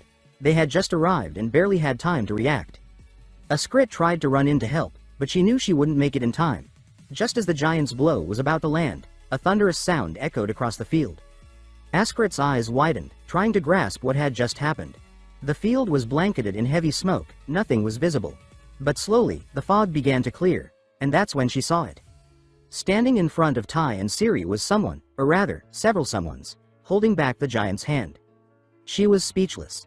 They were the ghosts of the ancient warriors of Valhalla, all of them united, combining their strength to stop the monster's advance. Then one of the spirits shouted with unwavering resolve, "To battle!" And like true warriors, not a single one hesitated. There was no ignoring a call like that. All of them took their battle stances. But before they charged, one turned to Askrit and made one final request. He said they wanted her permission, as Valkyrie, just one more time. They wanted to defend Asgard and the Nine Realms. Askrit didn't even have to think. Sword in hand, she answered with clarity and command. She said that, as Valkyrie, she granted them that permission. Immediately, the spirits began to regain their bodies, as if their fighting spirit had reawakened fully. And with all the strength they had, they charged at the giant. Looking for an honorable fight. More warriors rose up to block the monster's path. Even facing overwhelming power, not one of them backed down. The battlefield lit up with energy again. Enemies were still falling from the sky, but no one thought of giving up. Seeing this surge of resistance, the giant hurled himself at the warriors. But Askrit wasn't letting that go. She shouted that his opponent was her. And once again, they collided in the heart of chaos, trading blows with monstrous strength. A little off from the front lines, Tai and Ciri were watching everything unfold. Ulf looked at them, confused, and asked how they returned so fast, saying it hadn't even been an hour since they left. Tai and Ciri looked at each other, equally confused. They were certain they had spent hours in that strange world. Maybe time flowed differently there. But it didn't matter now. Ciri said that what mattered was joining the battle. Before she could take a single step, Tai grabbed her cloak and told her to wait. He said they still needed to deal with the final boss. Ciri had expected that. With nowhere to run, she transformed again. The two soared back into the sky. From above, they surveyed the battlefield. Ciri was clearly exhausted. Her body showed the toll of 2 intense battles in a row, with barely a second to breathe. Tai noticed right away. Without taking his eyes off the chaos below, he spoke calmly. He told her to relax. Their goal wasn't to defeat the creature, just to do some damage. He said that Raskreed and the monster were evenly matched, but if they could provide a distraction, Raskreed might land the final blow. Meanwhile, in the center of the arena, Raskreed advanced once more against the giant. Suddenly, a spear flew toward the monster, then another, and another. A rapid sequence of attacks started irritating the beast. The giant was growing agitated. Furious, he shouted that once he was done with the Valkyrie, the next to die would be them. Tai kept launching spears, one after the other, but Ciri, watching, said with frustration that it didn't look like he was paying attention. But then, Raskreed launched another charge. Now, the giant's focus was entirely on her, ignoring everything else. This was the moment Tai had been waiting for. He channeled the divine power into his spear, with one precise movement. He hurled it. The spear struck the giant's hand directly, interrupting the massive blow he had been preparing. Raskreed didn't waste the opportunity. She activated the power of the gods. And with a single, clean strike, she decapitated the colossal giant. The monster's body collapsed in the middle of the battlefield, crushing everything in its path. The shock was immediate. The noobs felt it hard. Their general had fallen, and with him, so did their morale. Meanwhile, the warriors of Valhalla felt their blood ignite. Courage spread like wildfire. Their cries echoed across the field, and they surged forward with everything they had. From the sky, perched at the edge of the crater, Tai and Ciri watched it all unfold. With the battle finally turning in their favor, Tai dropped to the ground and let himself rest. It was obvious he'd earned it. Ciri stood by, watching him silently. She thought to herself how incredible it was, what he could do. And deep down, all she wanted was to keep fighting by his side for as long as possible. Night fell. And with it, the end of the war. The last enemies dropped. The spirits who had fought so bravely began to return to their ethereal forms. One of them approached Raskreed and, with sincere respect, thanked her. He said they were grateful for the chance to fight once more. Now they would return to Valhalla. Raskreed stepped forward, her tone firm. She told them that Valhalla would always welcome them back with open arms. She raised her sword high, and her armor shifted, taking on a ceremonial form. perfect for giving those warriors a proper farewell. Then, the Bifrost descended from the sky, lighting everything with that unmistakable rainbow glow. Before leaving, one of the spirits turned to Tae and shouted from the distance. He called him a brave warrior of Endu. He said their path ended there, but they would go to Odin and tell him everything Tae had done. And who knows, maybe they'd meet again one day. Moments later, the spirits crossed the Bifrost, heading home. And that's where it ends. Now go smash that like button, hit subscribe, and drop a comment if want part 2. As the souls of the fallen warriors began their solemn ascent, a Skred turned to those who remained on the blood-soaked field. Her gaze was steady, her voice unwavering as she declared that she would now guide the souls personally to Odin. She promised them all that when they reunited in the Great Hall, no deed would go unrecognized. Everyone would receive the reward they deserved, especially Tae and Ciri, whose courage had turned the tide of battle. Tae, standing among the survivors, stepped forward. With quiet reverence, he returned an item to a Skred and thanked her for everything. His voice was steady, but there was weight behind it, a gratitude that words alone couldn't carry. A Skred grew still, thoughtful. Then she turned to Ciri and asked what it had been like to carry Tae during the chaos of war. Without hesitation, Ciri responded seriously, explaining that she was merely fulfilling her duty. Her tone left no room for ego, only purpose. A Skred nodded and said that more Valkyries would soon arrive to depart with her, but before she left, she broke formality. She approached Tae, placed a gentle kiss on his forehead, and left her blessing. Tae froze. His heart thudded with nervous excitement, but just as quickly, a hollow note struck inside him. He realized that this kiss, like the one Heda had once given him, was nothing more than a Valkyrie ritual. A sacred gesture, yes, but not the intimacy he had longed for. It wasn't personal, it was tradition. Far from the battlefield, in the icy sprawl of Jotunheim, fear simmered beneath fury. The commander of the giants' army stood seething, not because of defeat. The plan had never been to win. The battle was meant to drain Valhalla's strength. What truly enraged her was that the seed, the fragment they had so desperately hunted, had ended up in his hands. Their secrets were now in danger of being uncovered.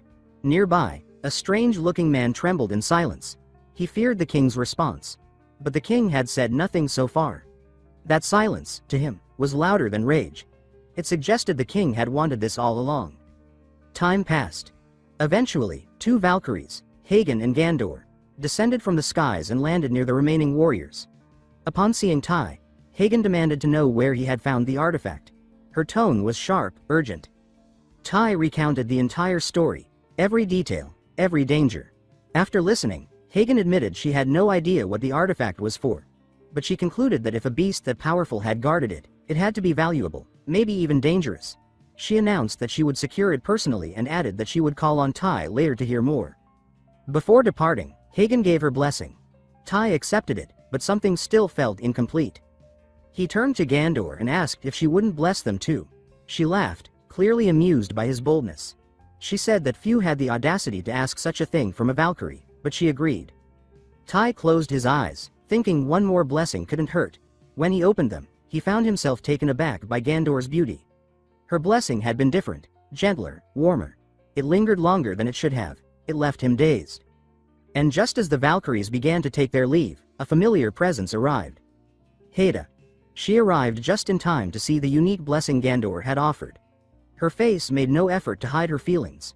Jealousy burned bright in her eyes. Ciri, never one to miss a beat, remarked dryly that those two were quite the spectacle. Hours later, the transport coffins were finally ready. The time had come to return to Valhalla. But the mood shifted quickly. Tai had stumbled into trouble again. Heda confronted him, pressing for answers. She wanted to know exactly what had happened with the other Valkyries. Her tone was half serious, half teasing, but sharp enough to keep him sweating. Tai flailed, fumbling through explanations, trying to patch the story together. Then Heda smiled. She admitted she was just messing with him. Relief hit him like a wave. Later, as Tai drifted off to sleep, Heda approached silently. In a whisper, she spoke a quiet blessing. May the blessing of Idun be with you. With everything finally settled, the warriors returned to Valhalla. But the roots of Yggdrasil, the great world tree, told a different story. Beneath its vast, ancient veins, 2 figures moved in silence. One was Odin, the All-Father, king of the gods. The other, Thor, god of thunder. Odin pulled a seed from his cloak and asked what it truly was. Mimir, the ancient and all-knowing, answered. He said it was a fragment of Gar's soul. And if the remaining fragments were gathered, Gar could be resurrected.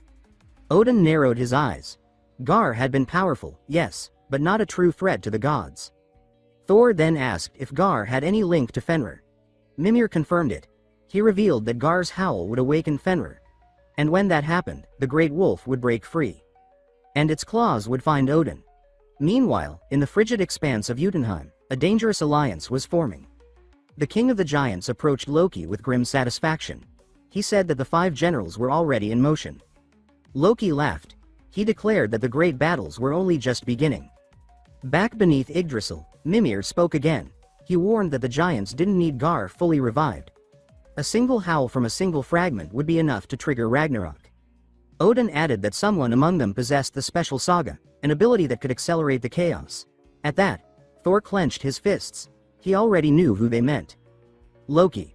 Without hesitation, Odin handed the seed fragment to Thor and ordered him to destroy it. Despite knowing its power, Odin had made his choice. Eliminating the risk was the only way to delay the storm. The gods could no longer afford to sit idly by. The age of indirect wars was over. From now on, the gods would intervene directly. Elsewhere in Valhalla, Tae knelt before the goddess Idun. His head bowed in reverence. She praised him for his excellence, stating that his name was beginning to echo through the realms. She said that even other warriors had started shouting his name in the heat of battle, their voices rising like war chants. The words hit him like lightning. His heart pounded with pride and disbelief. Idun smiled, a rare and radiant gesture. Then, as promised, she told him he would receive his reward. Tae lit up with anticipation, expecting the fabled cloak. The one that would allow him to transform into a Pegasus. He had dreamed of it. But Idun had other plans. She revealed that she would grant him something even greater, a magical mount. She explained that this mount would allow him to ride any creature, regardless of its size, species, or strength. No limits. His mind exploded with possibilities. He imagined becoming a massive falcon, his wings cutting through clouds as someone rode on his back, soaring across the skies of the 9 realms. The thought filled him with fire. After careful consideration, he made his decision. As soon as he exited the temple, he ran into Heda and Ragna. They had been waiting for him just outside. One glance at his expression and they could tell. He had chosen something exceptional. Ragna noted that Tae looked different, stronger. He said that the battle had changed him and suggested they intensify their training. But Heda cut in. She reminded them that they had barely returned from the front lines. She said that rest was the smarter choice, not punishment. That's when Tae remembered something important. Since there wouldn't be any training, he asked them for their help with something else. The 3 made their way to his cabin, where Tae began pulling out a strange collection of items. He had gathered them in the shattered world, salvaged from the ruins of chaos. Ragna looked on, confused, then laughed. He asked if Tae had become a scavenger. Many of the weapons were broken, corroded, almost useless at first glance. But then Heda stepped forward. As her fingers brushed over one of the battered weapons, something sparked inside her. She said she felt something strange, residual power, raw and ancient. Even in ruin, the weapons still pulsed with magic. Ragna approached and agreed. He proposed that they try to return the weapons to their original legions. Judging by the energy within them, these weren't ordinary relics. They had likely belonged to legendary warriors, long gone but not forgotten. Tae was struck by the idea and agreed immediately. They set to work, poring over each piece. They examined runes, magical signatures, and forged marks. Each legion in Valhalla left its own fingerprint on its weapons. Hours passed as they tried to match blade to history. Then Heda froze in front of a dagger. She stared at it, silent, focused. Several minutes ticked by. Ragna guessed aloud that perhaps it didn't belong to any standard unit. He said it might be like Tae's own sword, an outlier. That gave Tae an idea. He decided to use his saga. Maybe it could reveal something no book or record could.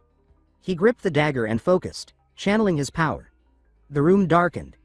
A blue flash erupted and filled the cabin like a flood of lightning. At first, nothing appeared. Then, Tae's eyes began to glow. Images burst forth, projected against the wall like moving light. The others stood still, captivated. The vision showed a warrior none of them recognized, sailing across a violent sea toward a dark island that clawed at the horizon.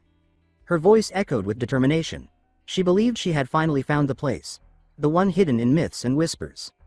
When she reached the shore, she wandered through tangled paths and lifeless fields. Hours passed before she found it, a fortress, ancient and silent. Corpses of countless creatures lay scattered. The air felt cursed. She recalled a rumor. A story of the Maiden of Shadows. A being who bathed in the blood of her victims. Perhaps that was why none who came before had ever returned. But still, the warrior pressed forward. She said she needed to see it for herself, and eventually, she did. The Maiden of Shadows appeared before her. But instead of attacking, the maiden welcomed her. She took her in, trained her. Years passed. The warrior endured relentless trials, sharpened her skills, and pushed beyond her limits. When the time came for her to leave the island, the maiden presented her with a final gift. A spear crafted from the bones of an ancient sea monster. It shimmered with violent beauty. The warrior left, reborn. Victory followed her. No enemy could stand in her way. Her name became a force. Her legend began to grow. Then came the catastrophe. Her world was obliterated. Crushed beneath the will of a god, Loki, the traitor of Valhalla. He defeated her without hesitation. He told her that her family, her friends, everything she had fought for, had been wiped from existence. She had nothing left. He turned and walked away without a second glance. But the warrior, screaming in pain and rage, launched herself at him one final time. That sealed her fate. She fell before the god, her world lost forever. The vision flickered, then froze. Heda and Ragna stood stunned. The air was thick with the weight of what they had just seen. This wasn't just a memory. It was a fragment of life itself, alive in front of them. Ragna finally broke the silence. He said that these were pieces from Shu's life. Then he smirked, slapping Tae on the back, joking that the image kept looping. Confused, Tae asked who the warrior from the vision had been. Ragna explained that the figure was known as Errol, the strongest warrior of the now destroyed world glimpsed in the vision. He stated that if he had to draw a comparison, Errol stood on the same level as Valhalla's own legendary Siegfried. That revelation left Tae stunned. A warrior from another world, standing shoulder to shoulder with one of Valhalla's finest? It made him reconsider the magnitude of the weapon they had uncovered. But there was more.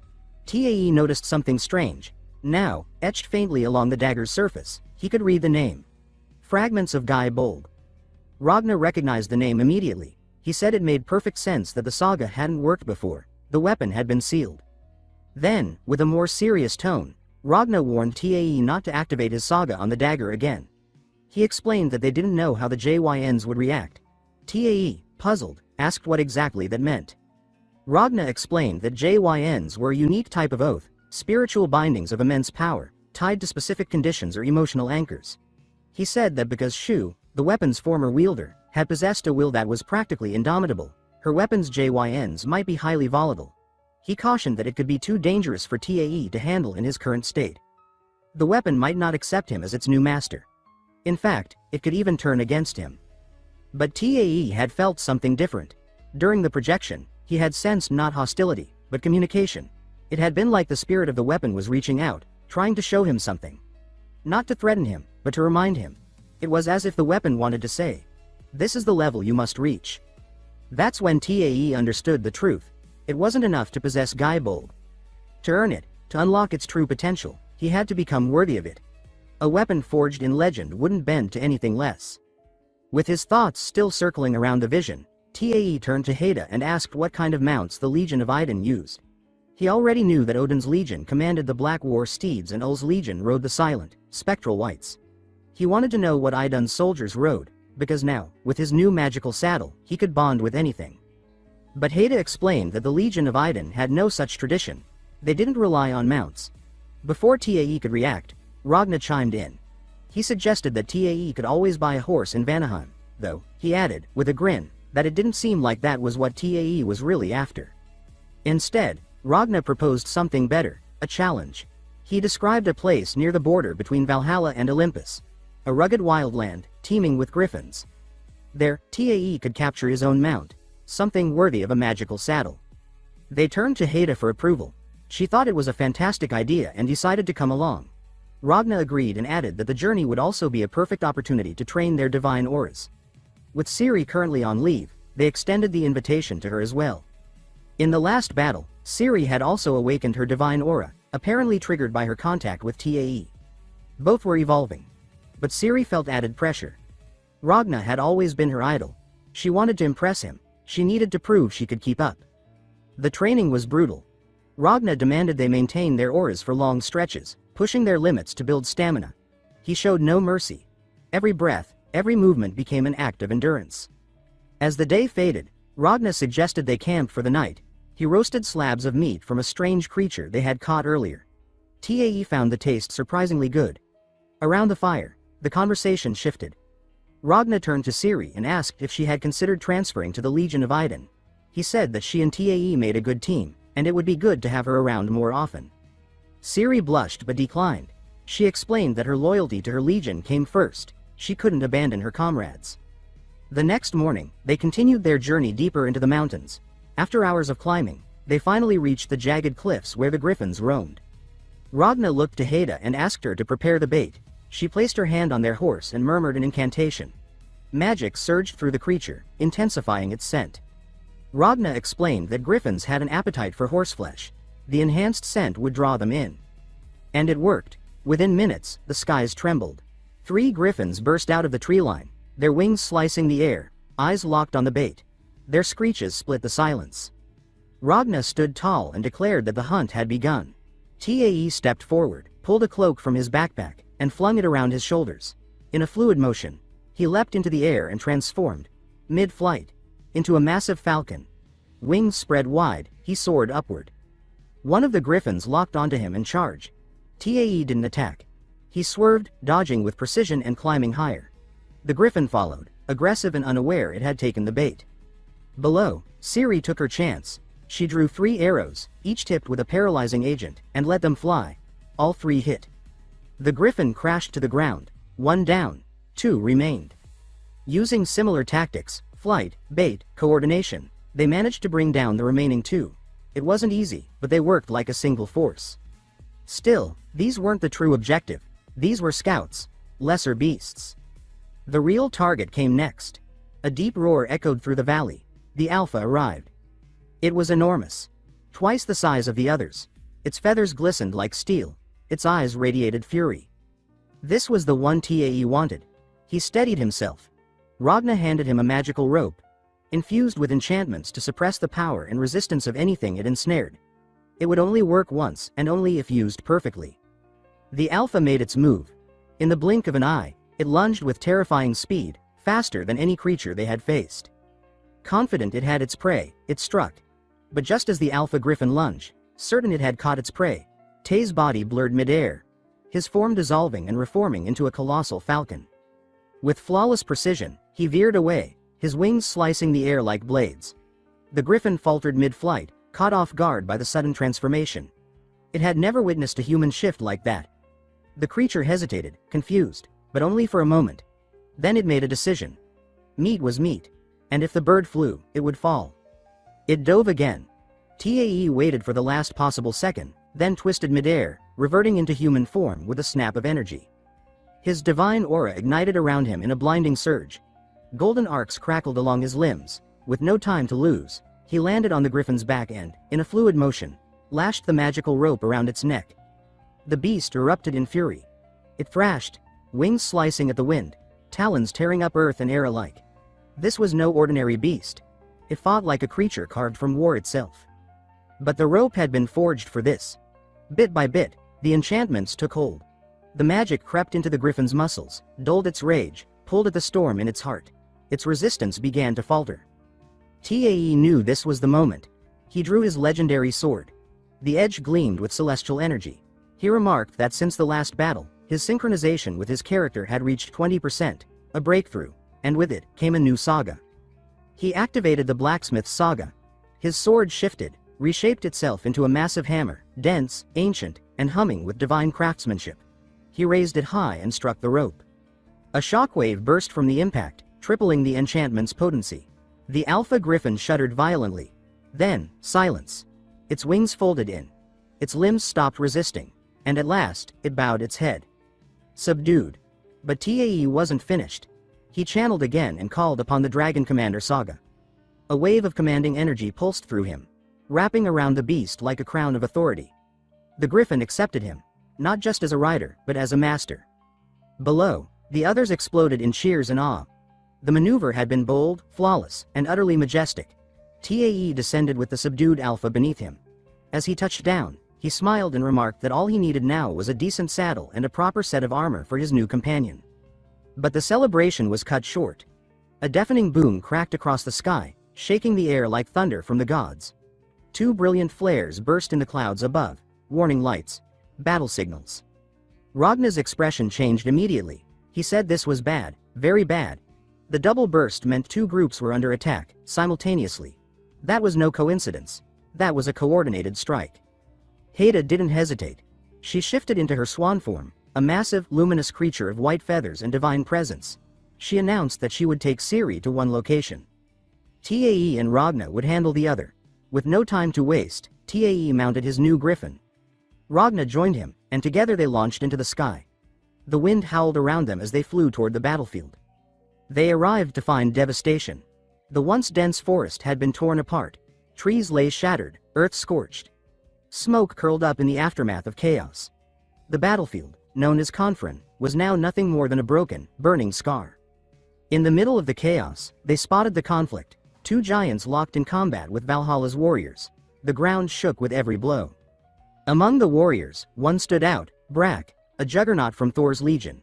A giant stormed at him with a war axe the size of a wagon, and Brak met the blow head-on, holding it at bay with sheer strength. But it left him wide open. A second giant charge. Before anyone could react, Ragna leapt from the griffin in a blazing streak of light. His divine aura erupted as he fell. The moment his feet touched the earth, his blade carved through the second giant's neck. The head hit the ground before the body even understood it had been defeated. The battlefield erupted. Cheers roared through the flames and blood. Ragna had arrived, and every soldier knew what that meant. Victory was close. Then came Tae. He urged the griffin forward, commanding it into a steep dive. The speed, the timing, it was perfect. He crashed into the last giant, opening space for Brak. Brak roared, calling upon his saga. His aura burned like a comet. With one titanic blow, he shattered the giant's axe, sent it flying, then vaulted upward and cleaved the giant's skull in half with a strike that split the air itself. The enemy fell. The battle was over. Voices rose again, cheering. Ragna's name rang through the field. Brak's name followed. But another name began to echo too. One not yet familiar to all. They called out Tae. Or more specifically, a title that was spreading like wildfire. The warrior who rode a Valkyrie. It wasn't accurate, but it didn't matter. That nickname had already gripped the imagination of the other soldiers. When they landed, Brak approached Tae with a wide grin and clapped him on the shoulder. He congratulated him and said it was good to fight alongside him. Around them, other warriors gathered, curiosity shining in their eyes. They asked, with half-serious wonder, what kind of Valkyrie he had ridden this time. Tae corrected them. He said it was just a griffin, and a male one at that. That drew a wave of disappointment. Many had clearly been hoping for another legendary tale, another divine encounter. But Brak broke through the laughter and speculation with a stern reminder. He said there was no time for jokes. Another group still needed help. And the war wasn't waiting. Ragna demanded answers, his tone cutting through the haze of fading combat. Brak didn't hesitate. He explained that they had discovered another fragment of Gar's soul. But just as they prepared to secure it, the giants launched an ambush. The battle had erupted instantly. Brak said the fragment wasn't just lying around. It was embedded deep in the skull of a colossal boar, and the power it radiated had enhanced the creature beyond its natural limits. He continued, saying the enemy had used cunning instead of brute force. The giants had divided into 3 squads, 2 to distract Valhalla's forces and keep them pinned down, while a third focused solely on capturing the boar. It was a diversion, and it had worked, for a while. They needed to act fast. Without wasting a second, Ragna leapt back onto the griffin and gestured for Brak to join them. But Brak declined. He said he had his own method of travel. From his pouch, he drew a small set of bones. Compact, almost insignificant. As he spoke the creature's name, the bones clattered to the ground and began to reassemble. Before their eyes, the skeletal remains formed into a small ram. Ragna immediately recognized it. He said the name aloud with respect. Tangyoster, a high-tier mount of divine classification. Brak smiled and asked the creature for aid. In an instant, what had looked like a harmless goat began to transform. Its eyes lit with divine fire, its muscles bulged, its horns twisted with ancient power, and its presence became overwhelming. Brak explained that the beast was a treasure of Thor's legion. A sacred mount passed down for ages, forged for power and speed in the storms of war. Without delay, Ragna barked an order to a unit nearby. He told them to remain behind and mop up the remnants of the battle. The rest would press forward. The trail of the giants was fresh, heavy footsteps, broken earth, scattered trees. They followed it, Tangyoster keeping pace with the griffin effortlessly. Ragna couldn't help but comment on the mount's unbelievable speed. Despite its size, it moved like thunder incarnate. Minutes later, they spotted the enemy. The giants had succeeded. The boar, massive and twitching with raw, corrupted energy, had been brought to its knees. The soul fragment embedded in its skull pulsed like a cursed beacon. Around it, a horde of orcs stood ready. The enemy had seen them coming. They were prepared. Ragna assessed the battlefield quickly. 4 giants and close to 100 orcs. He said calmly that he would handle the giants alone, while the others cleared out the rest. Then he charged. Meanwhile, on the other side of the realm, Haida and Ciri had finished their own clash. They'd eliminated 2 lower-tier giants with coordinated strikes. Haida commented that they'd been lucky, that these were weak ones. But then, the sky cracked. A bolt of light tore through the clouds like a divine spear, and with it came something massive. At first glance, it seemed like a meteor, trailing fire and thunder. But as it descended, Haida realized it wasn't a weapon, it was a vessel. A transport. Haida's expression changed. Her instincts screamed. She could feel an overwhelming presence inside the descending object. Something far beyond her or Ciri's level. She didn't stop to analyze it. She shifted into her majestic swan form and urgently told Ciri that they had to move, fast, and rejoin TAE. Back on the battlefield, the enemy's confidence began to crack. The sight of Tangyoster storming into their ranks was enough to unsettle even the fiercest orcs. The ram charged without hesitation, crashing through enemy lines, trampling anything that stood in its path. Ragna barked at TAE to focus on the boar. Time was running out. TAE obeyed without hesitation. He spotted the mages around the beast, their hands raised, voices chanting. Whatever they were doing, it was dark, ancient, and dangerous. He felt it in his bones. He rode the griffin high, then dove in, activating his newest saga, the Warrior of the Storm. Electricity surged from his body. Bolts danced across his skin and lashed into the battlefield. A tempest erupted from him, lightning streaking in every direction. The mages screamed as the storm slammed into them. Their rituals were shattered, their defenses torn apart. Brack, witnessing Tay's assault, prepared to assist, but a fresh wave of orcs rose to block his path. Without slowing, Brack activated his own saga. His axe spun in wide arcs, each swing releasing waves of kinetic energy that tore through flesh and steel. Orcs exploded around him. He was a living tempest. TAE was in awe. He thought Brack was unstoppable, but then everything changed. The meteor struck. The earth quaked as the impact leveled a crater into the battlefield.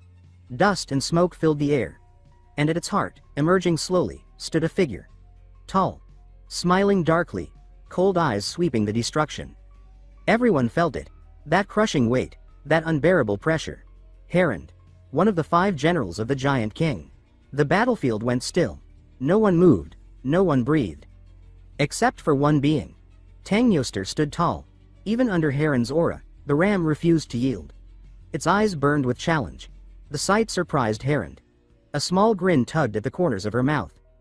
The beast charged first. A blur, but then, obliteration. With a single blow, Herond erased Tangyoster from existence. There was no motion to follow, no attack to dodge. 1 second, it stood.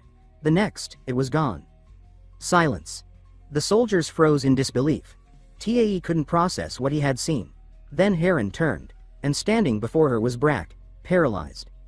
She raised her hand casually. A wave of energy erupted. The very air in front of her fractured as she unleashed devastation. TAE shouted. Brack took the full force of the blast. It was like a divine cannon, pure annihilation. Tay's heart jumped. He felt panic surge through him. And then, laughter. Herond laughed and said she had never expected to see that face again. From the smoke stepped Ragna, aura burning bright. He had blocked the attack. They knew each other. Ragna, calm and firm, said it had been a long time since he'd seen her leave her fortress. Herond mocked him, her voice heavy with contempt. She said it barely looked like he'd managed to hold the attack, and sneered that perhaps the great warrior had grown soft. She added, with mock sorrow, that it almost made her want to cry. Ragna didn't deny it. He said nothing of his exhaustion, nothing of the years without true combat. But his mind worked fast. He needed TAE and Brack out of there. They were too valuable. Then, as if fate answered him, the boar, still carrying the fragment, surged to life once more.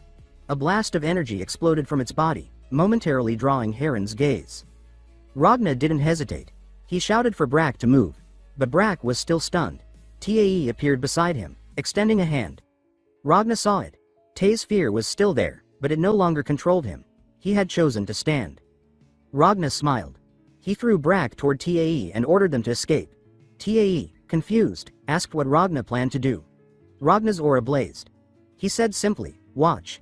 Because Tae was about to see what it meant to be ranked among the legends. He was about to witness the level of battle that defined the realm he would now enter. He was a king like no other. A fearless navigator who dared to sail across seas no one had ever seen before. And the fiercest warrior, undefeated in battle. His name lived on, whispered through generations. The beginning of the Vikings, and the king who ruled them all. Myth Saga. King of Vikings, Ragnar Lodbrok. The boar gasps in terror, sweat streaking down his face. Harad charges, her fist clenched and crackling with raw energy, and drives it straight into the boar's skull. She follows immediately with another devastating strike, smashing through with brutal force. A colossal burst of energy erupts from the impact, shards of power slicing the air. The boar is obliterated, its body hurled into jagged rocks, dislodging a massive fragment of blue crystal. Harad kneels, reaching toward the crystal, her golden eyes gleaming with wild hunger. Just before she touches it, her eyes narrow, danger. She hurls herself to the side.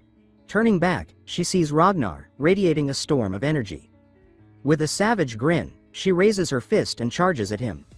She exclaims that this is the moment she had been waiting for. Ragnar's true form, the power that ignites her blood. Ragnar surges forward, strength exploding from his frame. A distance away, Tai, perched atop a winged beast, recoils from the blast of power. He gasps and calls it an earth-shaking clash. He murmurs Ragnar's name, worry etched into every syllable. Harad thinks to herself that even weakened, Ragnar remains the king of Vikings. She believes that his head would be the greatest tribute she could ever offer. She vanishes forward, her speed blinding, her fists cutting the wind like lightning. Ragnar meets her, his aura blazing like fire. He grits his teeth and tells himself that with his body like this, he won't last, there's no time. Their impact shakes the battlefield, a shockwave slamming into the ground. It lasts only 10 seconds. But in that brief clash, the force of their attacks could have annihilated thousands, maybe tens of thousands. Below, warriors fight to stay standing against the energy. One shouts that the battlefield is too dangerous. Another screams that they need to retreat further. Ragnar, locked in the fray, tells himself he's nearly at his limit. He knows this needs to end with a single blow. He tightens his grip and prepares. He slips past her strike and, with a roar, brings his sword around in a tremendous arc, a wave of energy cleaving through the field. Harad's eyes narrow, glowing bright as she locks onto him. Her aura flares violently as she launches herself forward with a cry of fury. Ragnar braces. But midair, she twists sharply. He exclaims in shock that she dodged his attack. His slash carves straight through the mountain behind her. She lands smoothly in front of him, laughing with exhilaration. She says that it was close, too close, and tells him she had a strike of her own ready. An instant later, she lunges again, her fist blazing with infernal power. Ragnar reacts, eyes wide as he turns, sword drawn. Then realization crashes over him. He shouts that she wasn't aiming at him, but at the Vikings behind him. In the distance, a group of warriors cry out. One yells for everyone to look over. Another screams at them to move now. Harad grins with menace and asks what Ragnar will do. She mocks him, calling him the king of the Vikings. The explosion of dark power roars toward the soldiers. A storm of shockwaves rips through the ranks. Warriors scream in terror as chaos erupts. When the dust clears, what they see is Ragnar, in the heart of the blast. His body tensed, fury carved into his face. He had taken the blow. Red energy crackles around him as he lets out a thunderous roar. His sword crashes into the earth through fire and ruin. One warrior calls out Ragnar's name in despair. Harad stands unfazed, flames wrapping around her form. She says that if he had ignored them, he could have landed a fatal strike. Then she sneers and says that he's not that kind of man, is he? Ragnar, bloodied and gasping, grits his teeth and mutters through them, "Damn it." She watches without emotion. Her voice is flat and ruthless. She asks if this is it for Ragnar. Then she says she's sorry, but now he has to die. Ragnar stumbles forward, his body trembling, his breaths shallow. He whispers that he told him to run. Harad frowns, confused. She snarls and asks what he's mumbling about. She growls, demanding to know if he's gone mad. Above, the sky shifts. A figure descends on vast wings. The griffin barrels toward her, its wings tearing through the air. Tai rides behind its neck, clinging tightly, his gaze locked onto the enemy with unwavering focus. Braki grits his teeth, rage swelling in his chest. He thinks to himself that he is the son of a god, and he declares that such disgrace will only stain him once. The griffin beneath Tai surges forward with electrifying force, wings laced with divine lightning. Thunder crackles across the heavens. As the gap between them closes, Braki activates his saga. He roars the name of his technique. Saga. Thunderstorm, and energy coils around his axe, radiating a storm of raw power. He lifts his weapon and shouts the invocation of a second saga. Saga. Lightning resides in that hammer. Sparks of divine lightning spiral violently from the weapon as he prepares to strike. With a burst of fury, the hammer unleashes a massive arc of lightning, carving across the battlefield like a divine guillotine. It slashes toward Harad at breakneck speed. But Harad meets the divine force with a single, thunderous punch. She smashes the axe into pieces, scattering shards of divine metal. In that instant, Braki yells with urgency. He thinks the opening is wide enough, and he screams at Tai to move. Tai seizes the moment, launching forward atop the shockwave created by Ragnar's broken hammer. From above, he channels every ounce of power and roars the words of his saga. Saga, Dragon's ancient canon. Golden energy condenses around his form, trembling with compressed force. The beam explodes from him like a divine roar, flooding the field with radiant light. Harad charges forward, her features twisted by hatred. The blast slams into her, engulfing everything in a blinding surge of golden fire. The earth shakes beneath the explosion, shockwaves radiating in all directions. A colossal blast consumes the battlefield. Ragnar and the others shout in horror. One of them calls out Tai Ho's name as a cloud of dust and debris rises high. Moments pass before Tai Ho pushes himself out of the rubble, his body broken and breath shallow. He gasps for air and says that he poured everything into that strike. His blue eyes scan the smoke, thinking that he hopes it rattled her. But then Harad steps forward, untouched. Her silhouette looms through the smoke, still and godlike. She laughs and says that he managed to surprise her. She tells him it wasn't bad, for a kid. She adds that, in recognition of that effort, she will now fight him with her full power. Tai Ho's expression tightens. He breathes heavily and mutters that she didn't even take a scratch. In his mind, he thinks that he's completely screwed. Ragnar steps forward, fire in his eyes. He says they must help Tai Ho. Another warrior shouts his warning, calling Ragnar's name and reminding him of his current condition. Braki charges toward Tai Ho and calls out to him. Tai Ho turns, surprised, and says Braki's name. Braki replies that he's joining the fight too.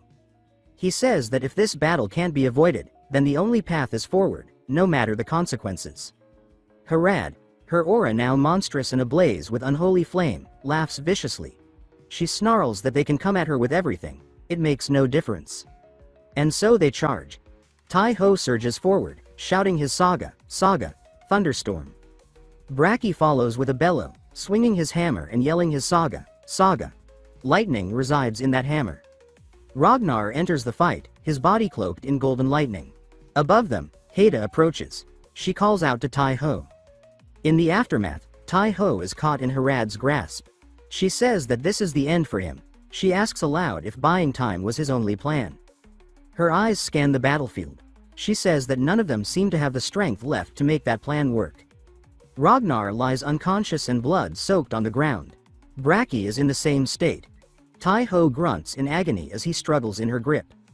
Harad stares him down and says one word, farewell. Hellfire erupts around her as she prepares to end it. Her fist explodes forward, aimed straight at Tai Ho midair. Seeing the incoming strike, Haida screams Tai Ho's name. Tai Ho floats in darkness, stars surrounding him in an endless sky. His body drifts weightlessly through the void. He looks around and asks where he is. He says that he can't see anything. He wonders aloud if he's really dead this time. A voice answers him, not yet. The voice explains that if he were truly dead, he wouldn't be capable of thinking like this. Tai-ho turns and sees a familiar figure in the starlit dark. The scene shifts back to the battlefield. Haida is still calling his name, desperation in her voice. She cries out, begging him not to die. Back in the void of stars, Tai-ho recognizes the figure. He asks, "See you, Chilane?" The figure confirms it. He says that's right, or more accurately, what remains of him within Gai Bold. He explains that Tai-ho can consider him a fragment of his soul. He adds that from now on, he will be Tai-ho's mentor. The blue-haired warrior standing before Tai-ho proclaims that since Gai Bold has chosen to acknowledge him, he too must do the same. He states that he will now entrust all the secrets of Eryu to Tai-ho. He commands him to seek out the remaining fragments of the Boig. He declares that the fragments themselves will guide him. He instructs Tai-ho to complete the Boig and to search for his teacher, Lady Scathach. He promises that he will lend his strength to aid him. Haida, tears welling in her eyes, bites into an apple of life given by the goddess Iden. Then, trembling, she passes it to Tai-ho, mouth to mouth. His fingers twitch. Her voice breaks as she cries his name, Tai-ho. She sees his bloodied form lying still, his chest rising with weak gasps. With barely a whisper, he utters her name in return. At that moment, Harad approaches in her demonic red form. Avalt speaks firmly, instructing her that too much time has been wasted. He urges her to collect the fragment and leave at once. Harad responds with irritation, saying that he is as nagging as ever. Avalt repeats that they must move quickly before reinforcements arrive. Harad, annoyed, says that she understands and that she will retrieve the fragment now. But as she turns, her eyes land on Ragnar. Bloodied and staggering, he tries to rise. Harad scoffs, saying that Ragnar is nothing if not persistent. She remarks that even when he can barely stand, he still insists on moving. Behind them, Haida cries out Tai-ho's name again in desperation. She warns him not to move yet. Tai-ho slowly pushes himself up, his bruised face set in determination. Hild screams his name again, this time begging him not to die. Within himself, Tai-ho admits he doesn't want to lose someone important to him. He reflects deeply. He knows he cannot allow Ragnar to die, but more than anything, he confesses to himself that he does not want to die. With clear resolve, he vows that he will return. Haida watches, tears streaming down her cheeks, shaken by his strength. Blue energy begins swirling around Tai-ho as he rises fully and extends his hand forward. Lightning explodes around him as he launches toward Hegel. Hild gasps and screams his name in alarm. Harad, caught off guard, reacts with surprise. She turns with a twisted grin and hurls a devastating punch, her fist wreathed in red flame. The energies collide, his ice-blue power spiraling around her burning force. Harad exclaims with certainty that no matter how many times they try, it will never change. She shouts that this time, she will reduce Tai-ho to ashes. The red form of Hegel dives like a blazing comet, fists ignited. Tai-ho rises with a flash of icy energy, a burst of glacial blue trailing behind him. The two meet in midair, their collision violent and explosive. Sparks fly, energy shards erupt. Yet Tai-ho is sent flying back from the clash. Harad grins, satisfied. But then she notices something. Her fist, the one that struck him, begins to crack. Her arm begins glowing blue, the energy spreading fast. In an instant decision, she slices off her own arm to stop the spread. Tai-ho had landed a hit. Harad's demonic form appears stunned, then enraged. She snarls the word, "You," in disbelief. As the dust clears, Tai-ho kneels, one knee down, blood dripping from his mouth. Hegel roars out a question, her voice filled with fury. She demands to know what he is. Tai-ho slowly rises, his eyes blazing with cold fire, his will unbroken. Harad, cloaked in swirling flames of red and black, glares forward with fury in her eyes. She mutters in frustration, questioning how Tai-ho could have possibly wounded her like that. The disbelief is etched into her face as her darkened form begins to fracture. Tai-ho, though bruised and bloodied, reflects inwardly that he cannot feel his right arm. He clenches his teeth, acknowledging his limits, yet still stands his ground. The disembodied purple voice urges Harad to retreat, insisting they have already wasted too much time.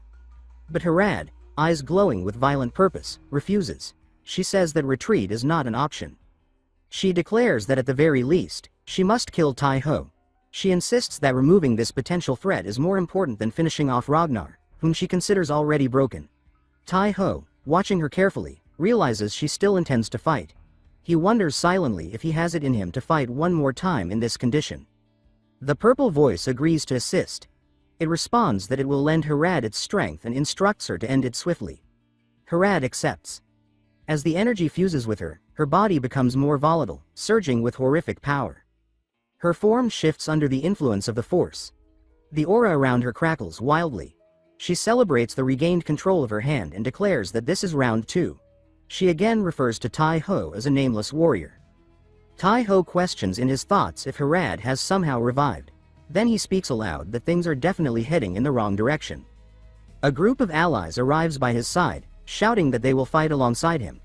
Tai Ho turns to them, appreciation in his gaze, and softly offers his thanks. Harad laughs maniacally, proclaiming that this is fun, exactly what she had hoped for. Tai Ho, resolute, says that whether it works out or not, the only choice left is to attack. Together, they launch themselves at Harad, who is now blazing with purple lightning. As her form evolves again, Harad bellows that no one will escape her wrath. She swears that she will burn every last one of them. Tai Ho mutters that the heat is unbearable. He then groans that his body won't move. Harad towers above him, vowing to eliminate him first. She lunges forward, determined to end him quickly. But suddenly, a brilliant flash of blue lightning splits the battlefield. A new figure emerges, surrounded by thunder.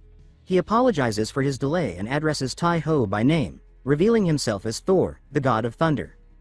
Tai Ho, stunned, gazes at him and wonders aloud how Thor knows who he is.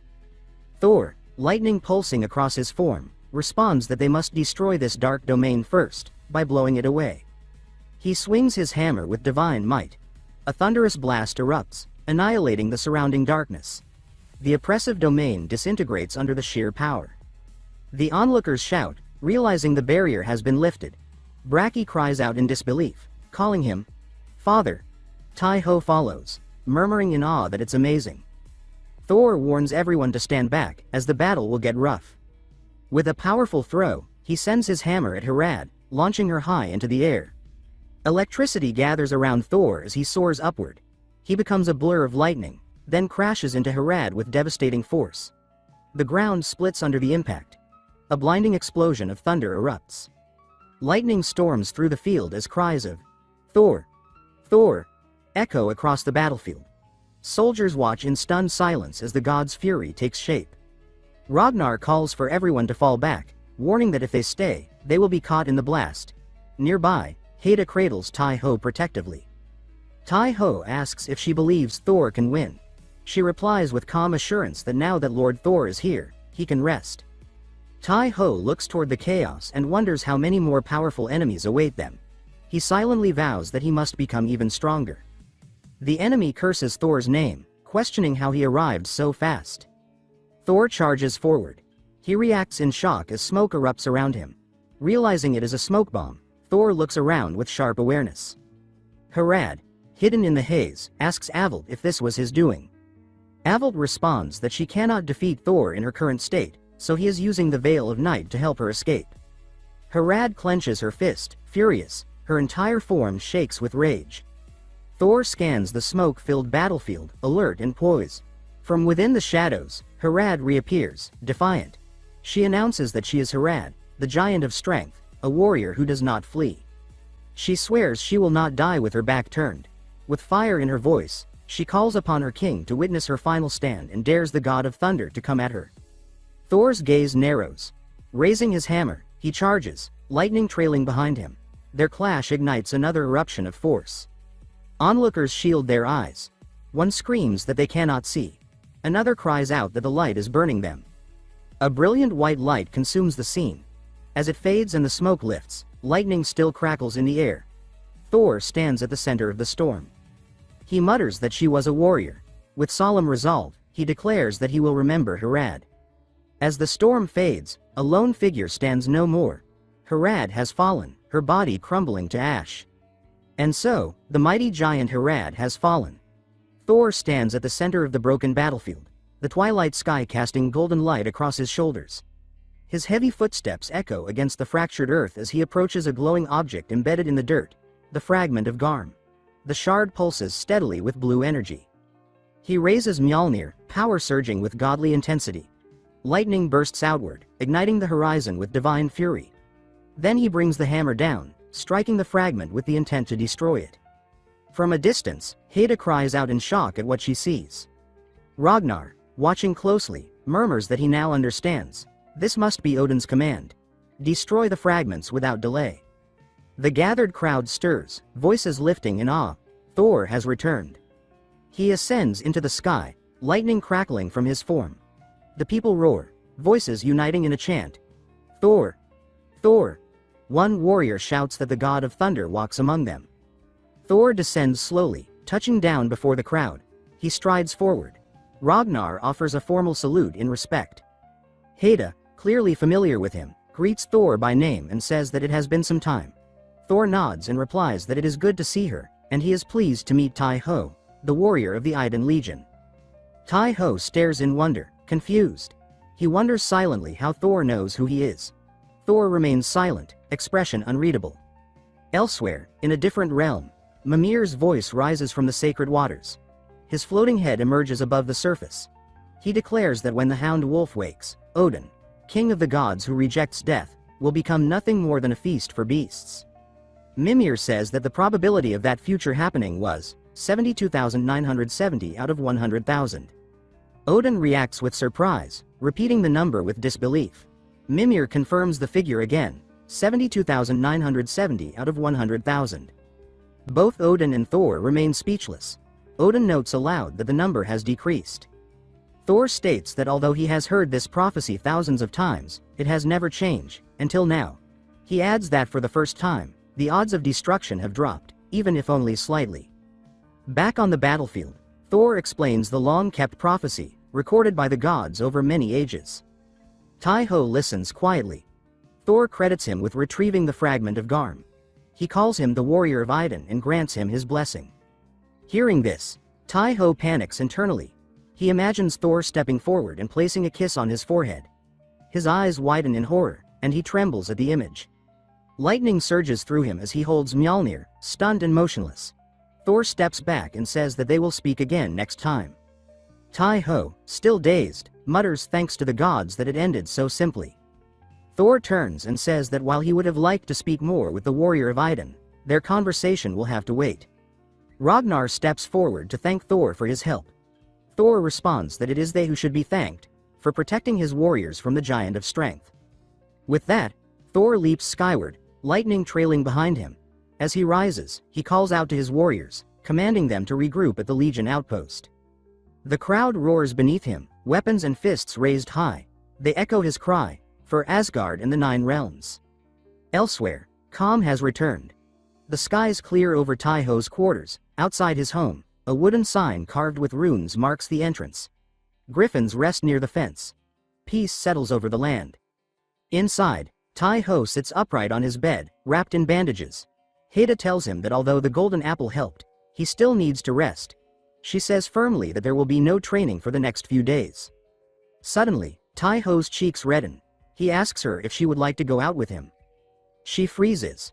Her face turns bright red, and she stammers in disbelief. Time passes. The scene shifts to the calm port of Anaheim. Tai-Ho and Heda sit side by side in a small wooden boat. Ragnar stands on the dock beside them, arms crossed. Tai-Ho asks if Ragnar is coming along. Ragnar answers that he will accompany them to the entrance, but for them to fully enjoy themselves, they must go on alone.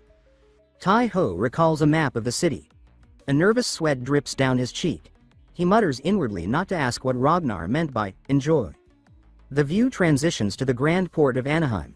Crowds bustle across the piers and waterways. The atmosphere is lively and full of energy. From the dock, Ragnar waves and tells Tai-Ho to enjoy the day. Tai-Ho turns and flinches slightly, cheeks flushed as his eyes meet Heda's. His heart races as he sees her in a beautiful dress. His eyes go wide, and he thinks she looks stunning. He blushes deeper, noting how different her presence is without armor. Heda, slightly flustered herself, smiles faintly. Tai-Ho, nervous, mentions that the weather is nice. He scolds himself internally, calling the comment cliché and embarrassing. Suddenly, voices shout his name. Tai-Ho reacts, startled. A group approaches. Among them is Siri. Heda exclaims upon recognizing her. The blue-haired woman greets her warmly. Rolf nervously adds that he's also here. Tai-ho looks around, asking if it's really them. The crowd begins to murmur. One man says he saw the warrior visited by a Valkyrie. Another calls Tai-ho the one who rode a Valkyrie. A third shouts he went on a date with one. A Viking turns to Rolf and suggests that it's no surprise he missed their last promise, implying he's here with Ciri. Rolf's face pales. He looks to Ciri in panic. She glares back, unimpressed and cold. Excited warriors call out for everyone to enjoy Anaheim. One lifts his arm in celebration. Tai-ho watches them and thinks he sees Braki among them too. Ciri tells Rolf to go join the others if he prefers. He shouts in a panic that he's fine and that he prefers staying here. Tai-ho gives a nervous smile and turns back to Haida. He suggests they go. Later, they explore Anaheim's lively streets. Market stalls are full of color and sound. Haida walks ahead, her gaze full of curiosity. Tai-ho follows behind, smiling shyly. They visit various vendors and tour the city. Later, they explore an underwater aquarium, surrounded by vibrant coral and shimmering fish. Back on land, Tai-ho and Haida return with the others, walking through the streets. Haida adjusts her hat with a smile. The group continues enjoying the day. Cheers ring out as they raise their hands in joy. As evening falls, the sunset casts golden hues across the town. Ragnar stands at a distance, quietly observing. An old man beside him comments that the group seems to be enjoying themselves. He says it's a good sight to see. Suddenly, Ragnar senses another presence. He stiffens, realizing someone is beside him, completely unnoticed. He turns, eyes wide. He thinks he recognizes this man. The hooded elder greets him, telling him not to stand up. He says there's no need for formalities. He says it's been a long time and calls him Ragnar Lodbrok. Ragnar asks if he came to see Tai-ho. The old man answers that he came for several reasons, but yes, he also wanted to see Tai-ho. He adds that sometimes, instead of watching through ravens, he wants to see the world for himself. Ragnar looks at him carefully and wonders to himself how much this old man truly knows. He tells himself that saying the wrong thing could be dangerous. The elder continues chewing on a large sandwich. He praises its taste and says he will have to eat it again someday. Ragnar asks if he's leaving. The elder says he came for many reasons, but he still has more to do. He says that the time when great warriors are needed is fast approaching. The scent of war is in the air. As he walks away, a black raven cuts through the sky. Ragnar watches him leave and reflects silently. He says that if there's one thing he learned from Olympus, it's that when gods interfere with mortals, it never ends well. Back in the streets of Anaheim, Tai-ho's group continues to laugh and celebrate. He watches his friends with joy. He smiles quietly to himself and says that he will leave it to them. Tai-ho stood in the dim haze of early morning, his muscles sore and aching from the relentless training he had endured. Ciri, training alongside him at Ragnar's request, moved through her drills with quiet, focused intensity. Ragnar watched them both, his eyes sharp and calculating. He stepped forward, golden energy radiating from his form, and explained that the power he was demonstrating was a myth-grade saga, a level of strength they would one day need to attain and then surpass. Tai-ho's eyes widened, filled with awe. He thought about how incredible Ragnar's power was. He clenched his fists tightly, making a silent promise to endure and reach that level. Meanwhile, Ciri seemed lost in admiration, her face blushing as she watched. Tai-ho glanced at Rolf and told him to hang in there, pitying the poor guy. 3 months passed, both quickly and slowly, lost in a rhythm of grueling training and rare moments of rest. One night, deep in sleep, Tai-ho found himself in a strange, surreal space. He looked around in confusion and asked aloud if this was his dream. A voice answered that it was close. He was inside his own consciousness. The figure of Siyu Chalain, a piece of the warrior's soul still living within Guy Bulg, appeared before him. Siyu Chalain explained that in order to inherit everything of Eryu, Tai-ho would need to recover both his fragmented memories and the broken pieces of Guy Bulg. Siyu Chalain revealed that Guy Bulg had split into 4 parts, and that he had just remembered the location of another fragment. Tai-ho asked where it was. Siyu Chalain described a land called Svartalheim, the Forest of Shadows, home to the Dark Elves. Beyond it lay a wasteland coated in dull gray, where the temporary base of the Order of the Red Branch, his former group, had once stood. Though the order had perished with Eryu, some remnants remained. Siyu Chalain elaborated, saying he had etched a return spell into one of the pieces of Guy Bulg as an emergency measure. That fragment, marked by the rune, should have returned to the base. Tai-Ho's eyes lit up with excitement. He thought that if this were a game, this would be the equivalent of discovering an epic hidden quest.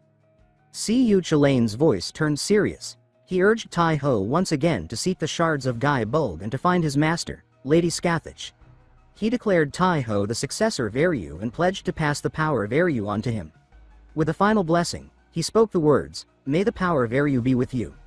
Then, to Tai-Ho's horror, he kissed him on the forehead. Tai-Ho panicked so violently that he woke up screaming. The next morning, he appeared utterly exhausted, dark circles under his eyes. Haida noticed and remarked that he was up early and looked like he hadn't slept at all. Tai-Ho rubbed his face, muttering that he had a terrible dream. Suddenly, a miniature Siyu Chilane appeared before him and said that it wasn't like he enjoyed doing that to another guy either. Tai-Ho stared in shock and confusion, then screamed in terror. Haida, startled, asked what was wrong. Tai-Ho shouted that there was an evil spirit, a ghost, right there in front of him. The others looked at him, puzzled and concerned, unable to see anything. Haida told Ragnar that Tai-Ho seemed a little off today. Ragnar, watching closely, wondered if perhaps he had been too hard on Tai-Ho with the training. Siyu Chilane, invisible to everyone else, smirked and asked Tai-Ho why he didn't just explain everything to them. Tai-Ho clenched his teeth in irritation but stayed silent. After a lengthy explanation, Haida stared at him, her expression a mixture of awe and curiosity. She muttered that becoming the successor of Eryu was no small matter. Ragnar commented that it was still too early to get excited. He said they would need to find all the shards of Gai Bulg before they could celebrate anything. His voice was calm and stern, but a faint smile tugged at the corner of his mouth. Haida noticed and teased him, saying he was clearly excited too. Ragnar grunted in denial, but he didn't contradict her. With a serious tone, Ragnar said they needed to focus on Gai Bulg for now. He turned to Tai-Ho and told him to explain everything to Ciri as well. As they set off for Svartalheim, Tai-Ho adjusted his equipment and thanked Ciri for joining him. Ciri replied that while it was his mission, she owed a debt to his master and wanted to help in any way she could. Tai-Ho nodded with appreciation, and she said it was time for them to get serious. Ciri began to transform, golden energy radiating from her body. Tai-Ho watched, impressed by the divine aura surrounding her. He whistled softly in awe. After finishing, she noted that her saga had grown stronger, a divine essence now infused within it. She looked at him and told him to climb on. Tai-Ho smiled and agreed. Following the direction the fragment indicated, they moved deeper into the shadowy realm. The atmosphere grew thick with tension. Suddenly, the fragment's vibrations stopped. Tai-Ho narrowed his eyes and said that it meant they were close. Siyu Chilane moved ahead, examining the area. Based on his memory, there should have been a hidden door nearby. They searched carefully but found nothing, only a moss-covered wall. Tai-Ho frowned and pointed out that it looked like a dead end. Siyu Chilane said this was the place and instructed Tai-Ho to press his forehead, the spot where the blessing had touched, against the wall. Tai-Ho raised an eyebrow but followed the instruction, touching the cold stone with his forehead. The wall trembled, and a hidden door began to open. Siyu Chilane grinned with satisfaction and shouted with energy that it was time to go. The stone gave way, revealing a concealed passage. As they stepped inside, the light from the outside faded, and they were enveloped by strange and ominous shadows. As they moved along the long corridor, Tai-Ho decided to switch on a light, saying that it would push back the darkness. They continued forward in silence until they reached a vast hall. In its center stood a pedestal, completely empty. The MC said that he believed it should be here somewhere, but there was nothing in sight. Chilane told him to try placing his hand on the altar. He did, and immediately a bright glow flared from the spot where his hand touched. A spiral of light formed beneath his feet, and in an instant, Scathach appeared before him. He said her name with shock, and Chilane stepped up beside him. She had left a message for her student, and as she spoke, Tai-Ho could see the events she described. She said that on the day Eryu fell, the land of shadows vanished as well. She explained that she had fought to protect the land of shadows at the very border between life and death. In the midst of that battle, she became lost in an endless current of time. She wandered through countless days and nights until she finally arrived here, too late. She said that even though she knew he was gone, the sorrow would not leave her. She declared that she would keep the fragment of Gai Bulg, and if he ever returned, he should seek her out. No matter how long it took, she would wait for him, just as always. With those words, she faded away. Her student, staring at the space she had occupied, burst into tears and began calling out to her. At the same moment, a single tear slid down the MC's otherwise expressionless face. Siri called out to him, asking what was happening, but he wiped the tear and said that he had seen a vision. Skathik had the fragment. He said that the symbol on the altar was a map marking her location. Then, movement stirred behind them. They turned sharply, noticing shadows creeping along the walls. Weapons came out in an instant. Cu Chulain exclaimed nervously that it was them, the ones who had caused Aru's fall. He explained that these were the Fomorians, vast and formless monsters rising from the ocean depths. He questioned why they had waited decades to appear now, then told Taeho not to let any of them escape. He ordered Siri to guard the exit and deal with any who tried to flee. She dashed off, and he announced that it was time to reveal the results of his 3 months of training. His synchronization now stood at 32%. He used Saga, the Winter Wolf's weapon. A storm of icy wind roared around him, ice spires erupting from the ground. Razor-sharp shards pierced the monsters and pinned them in place. Taeho charged forward, cutting down several with a single swing, then moved on to the next. Surging ahead, he formed more spikes inside their bodies, then pushed forward, slicing through everything in his path. In moments, the area was cleared. He then decided to aid Captain Siri. She was firing her crossbow and pursuing one that had broken away. The fleeing monster dodged her arrow and glanced back at her with a grin. She cursed under her breath, thinking it had been close, and shot again. But the arrow struck the top of the passage, letting the Fomorian slip away. Running to the exit, she watched it vanish into the distance. By then, the MC arrived. She apologized for letting one escape, but he looked at the bodies scattered around and said there was no need to worry. There had been too many to stop them all. Cu Chulain said they needed to move quickly, first to the treasure vault. Taeho said he knew nothing of it, so Cu Chulain began explaining the place's history as they walked.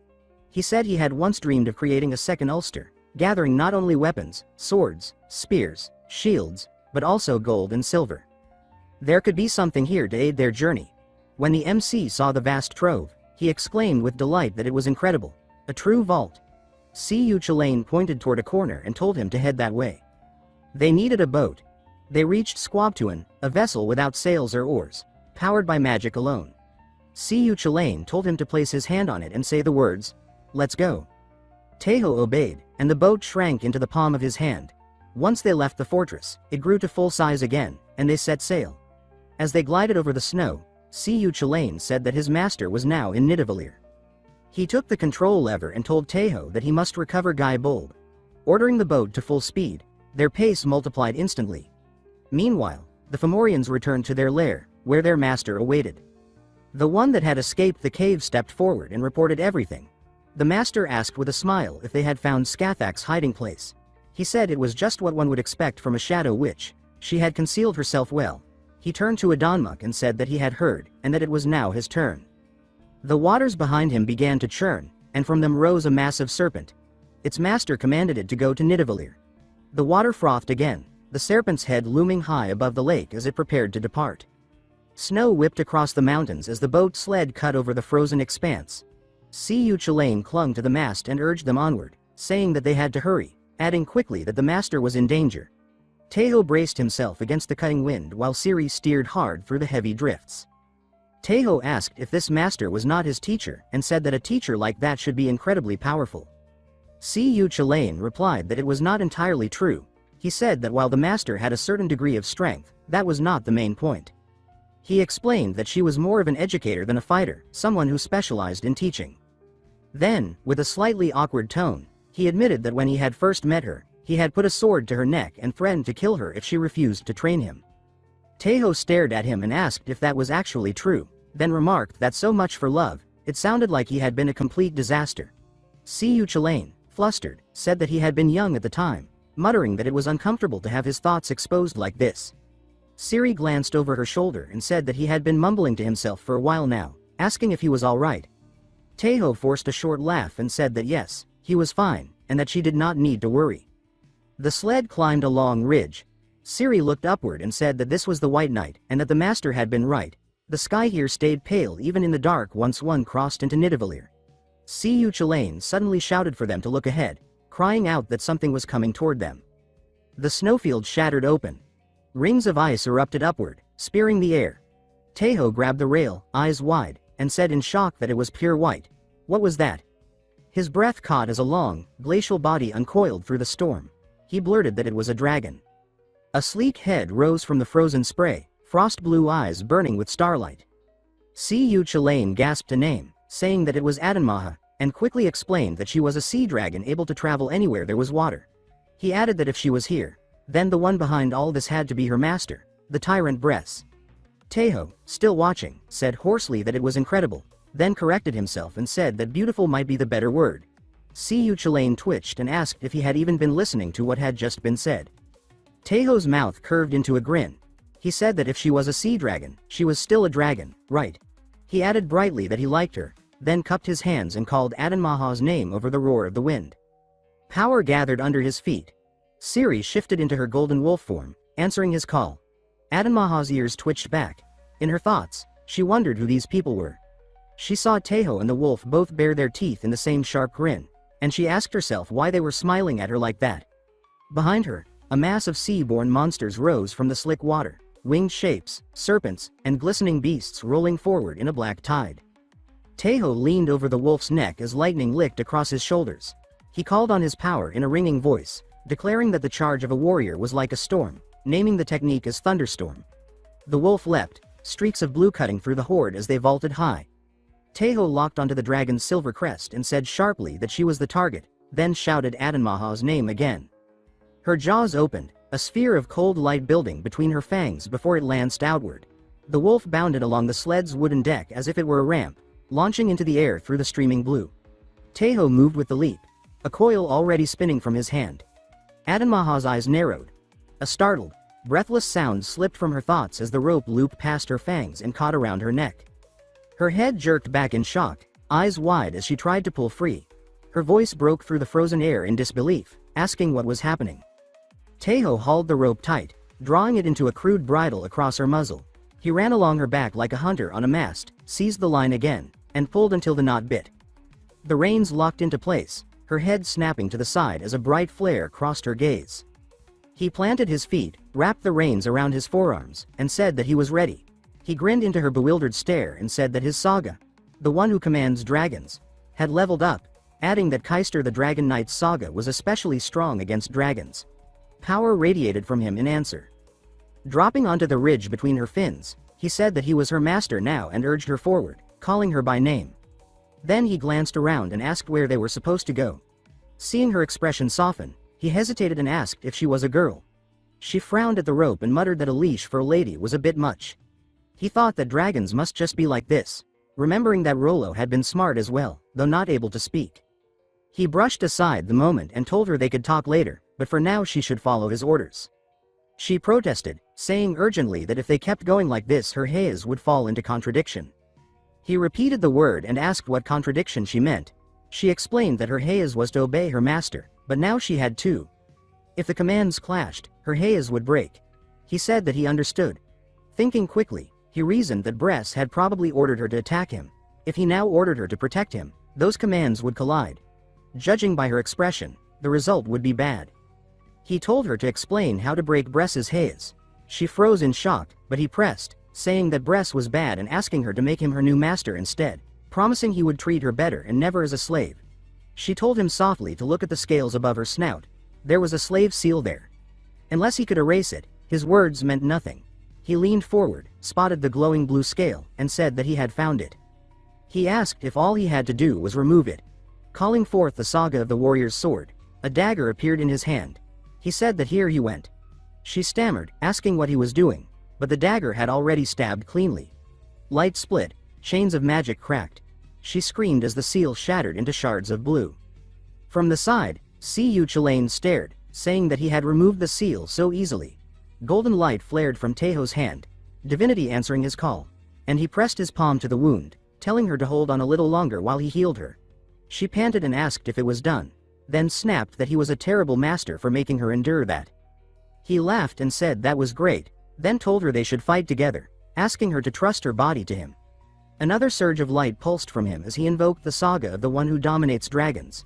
She shivered, asking what this strange feeling was, even as her long white body twisted like a storm in answer. She tore into the swarm, tail-smashing black shapes from the air. Winged creatures dove from above. He stood in the stirrups and said that they should leave the sky to him. Blue arcs burst from his bow in rapid fire as Adanmaha spun below, sending water and frost surging outward, tearing through the enemy.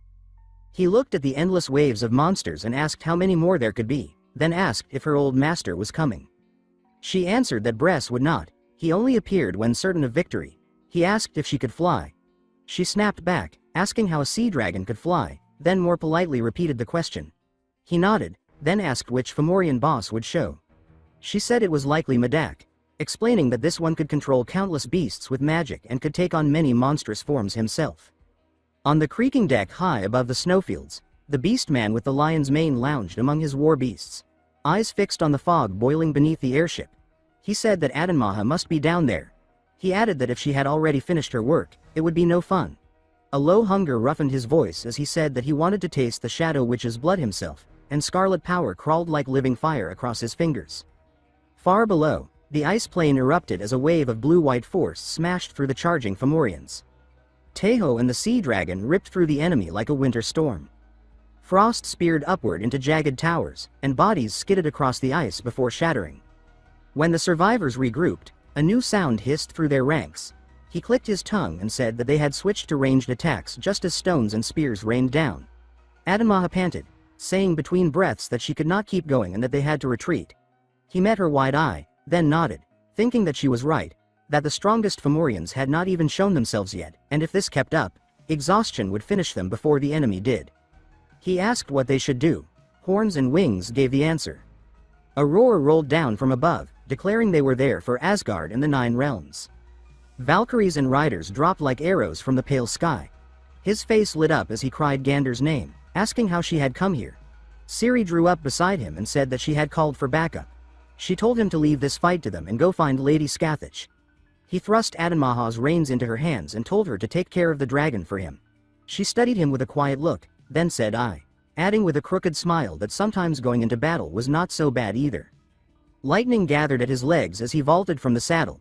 Siyu Chalain pointed ahead, saying that the path lay that way. He sprinted, skimming the frozen battlefield. Siyu Chalain shouted that the cave entrance was in sight, a violet sheen pulsing at its mouth. His companion said that it looked like some kind of barrier. He told him to run straight through, explaining that if it sensed Guy Bulb, it would allow them passage.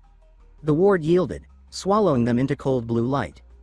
They pounded through corridors of ice. Siyu Chalain lifted his head and said that he could feel the wave of power growing stronger. He added that no matter how many crossroads appeared, they would find their way. The path opened into a hall of pillars and stalactites. Beneath a crown of crystal, a throne waited, and a woman rested upon it. He slowed and spoke Lady Scathach's name. Siyu Chalain peered past him and said that she looked weak, then added that she was probably just waking from a long healing sleep. Her lashes stirred, and a cool gaze fixed on him. A voice like music through bones said, "You," and asked if he was Arya's successor. The thought hit him that her voice was unbelievably beautiful. He steadied himself, bowed, and said that a warrior of Iden greeted Lady Scathach. From the throne, she extended a palm and told him to come closer and take her hand. She said that through her touch she could learn more than words could convey. He reached out, and gold light bloomed where their fingers met. Heat and memory flowed between them. Her voice deepened, carrying the weight of centuries, as she said that more than 1,000 years had passed since Eryu fell, yet the power and the hatred had not changed at all. She said that a powerful Fomorian was coming. He stiffened and asked if it was the one Adanmaha had mentioned. She lifted her gaze and said that she was sorry to rush him, but asked him to understand that the luck of the one she could rely on was all she had now. She stepped closer, their breaths mingling. He felt her cool presence and the warmth building between their joined hands. She leaned in, brushed his lips, and said that the blessings of the Shadow Land be with him. Drawing back, she pressed a short, dark spear into his hands. She said that she would entrust Guy Bulb to him.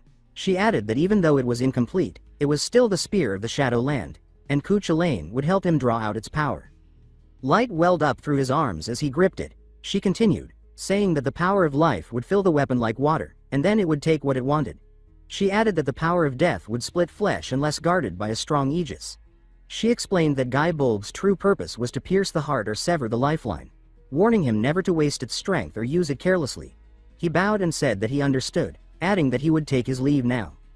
They raced back through the ice halls. Siyu Chalain huffed and said that even while receiving a blessing, he had been thinking of another woman. He flushed and asked if Siyu Chilane could read his thoughts too. Siyu Chilane said no, but guessed it, adding that the woman was the Valkyrie. He smiled despite himself and thought the name Haida. They burst into daylight and looked over a battlefield torn to ice. Siyu Chilane pointed to the horizon and told him to look at the sky. He nodded, saying he saw it, an airship looming against the pale blue. Upon its deck stood a hulking beast man, arms crossed, the title in the air naming him Master of Beasts, Medak. He narrowed his eyes, saying that from Adanmaha's memories, Medak was extremely strong, and a direct fight would be brutal. Then he said, but what if they did not fight head-on? Siyu Chilane perked up and asked if he meant a sneak attack. He said yes, adding that since they had spotted him first, the enemy likely did not know they were here or that Guy Bold was close. He said that trusting in the spear's power gave them a real chance, if they could fly close without being seen. He looked toward Adanmaha, then shook his head, saying that she could not do it. They needed something faster and higher. A clash of steel spun him around. Gander cut down an enemy and turned. He called her name, and she answered with his. She strode over, suspicion in her eyes, asking what that sly look was and if he was trying to take advantage of her. He sputtered, asking when he had ever looked like that, then told her he would explain on the way and asked her to transform. Above them, the airship's sails swelled in the wind as she leapt. Feathers shimmered over her skin, and her wings spread in a sweep of white and sea green. He settled against her neck as she banked toward the airship's shadow. He said that there was no change in course and that Medak had not noticed them. He thought their method had worked perfectly here. He pointed to a spot and told her to dive straight at the target. She answered yes. He tightened his grip on Guy Bold, thinking that they only had one chance and no room for mistakes. The hawk body folded its wings, and they plunged in a screaming dive. He leveled the spear at the beast master on the deck and hurled himself downward with the full force of his vow, shouting that this was for Iden. Gander narrowed her wings, dropping in silence along the airship's flank. He braced against the rush of wind, thinking that they only had one chance at this and that there was no room for mistakes. Below, Medak stood with arms folded, a sneer forming as though he already sensed a tremor in the air. They swept over the rail. He kicked off Gander's back, freefall stealing his weight for a heartbeat as he aligned the strike. He landed hard on the planks, the impact rippling through the deck as the beast master turned sharply. Everything compressed into a single, brief instant. He clenched his teeth, realizing that Medak had caught on. The moment Medak sensed an enemy appear out of nowhere, he pivoted without hesitation. Tejo steadied himself, knowing that Guy Bold's sure kill strike demanded immense power to deliver its impact. If it missed, he would be utterly exposed. Medak, reading the situation instinctively, calculated that a simple dodge would be enough to win. Red energy flared around Medak, shaping into an unseen wall in the spear's path. His intent was clear, to block for even a moment, create an opening, and twist himself clear of the thrust. Siyu Chilane's voice rang in his head, telling him not to fear and to remember what he held in his hands. Guy Bold. He roared the weapon's name as he drove forward. There was one truth Medak failed to account for. The spear was not just a weapon, but inevitability itself. The point flared in violet and blue, the will of Guy Bold tearing through the makeshift barrier to seek the lifeline it desired. Light exploded across the deck. Medak reeled, shock raking his voice as he said that it was impossible. Cracks spider webbed through his chest as though something deep inside had been hooked and wrenched free. His body shuddered and began to splinter. The recoil flung Tejo across the deck. He hit, slid, and clutched at his side with a grimace, saying that it felt as if his body would break. Gander landed in a rattle of talons, calling his name and declaring that he had done it. He pushed himself upright. Around them, the Fomorians seemed slow to understand what had happened. He noted aloud that they had only just realized, unable to piece together how it had unfolded. Gander asked if they should make their escape now. He grinned and said that since they had taken the captain, they might as well claim the ship as well. She laughed, saying that it was just like him. She told him she would buy time, and he should focus on recovering. He said he was counting on her, and she complained that he worked this Valkyrie too hard. Then he noticed a glow at his feet. He stooped, lifting a blue, rune-lit core that pulsed like a living heart. Down on the ice, allied warriors were mopping up the last of the enemy. One remarked that it looked like everything was done, then pointed at the sky, asking what that was. Heads tilted as the captured airship descended toward them. Shouts went up. Someone cried that a ship was flying their way, another exclaimed that it was the warrior who had ridden a Valkyrie. A few grumbled that he had even gotten to ride on Gander, calling it unfair and admitting their jealousy. Adanmaha burst from the snow with Siri astride her. calling up that Taeho had really done it and asking if Medak had been defeated. On the deck, Taeho inclined his head and thanked Lady Gander for her efforts. She remarked that the girl practically lived with Idun's legion for training, adding that she was beginning to worry the girl might transfer there. He thanked her sincerely, saying that he was grateful. She replied not to misunderstand. Of course she cared for them both, but the reinforcements had not been sent only for their sake. She explained that the Fomorians were allied with the giants, enemies of Valhalla as well. On top of that, she said, Valhalla owed Scathach a debt. He echoed the word in surprise. She explained that the warriors of Valhalla were not the only ones to bleed in the Great War. Countless heroes of Eriu had fought alongside them, many of them Scathach's own students, including the Great Prince of Light, Siyu Chalain. She admitted that she would love to invite Scathach to Ullr's legion, but guessed she would likely join Idun's instead. He agreed, and she laughed, saying that it was, honestly, a little irritating. Lady Scathach emerged shortly after, and preparations for departure began. They smiled at her, then took their leave. They looked up as the skyship glided forward. Scathach remarked that it was good he had reclaimed the ship, explaining that it was a treasure of Eriu and that, as successor, he was its rightful owner.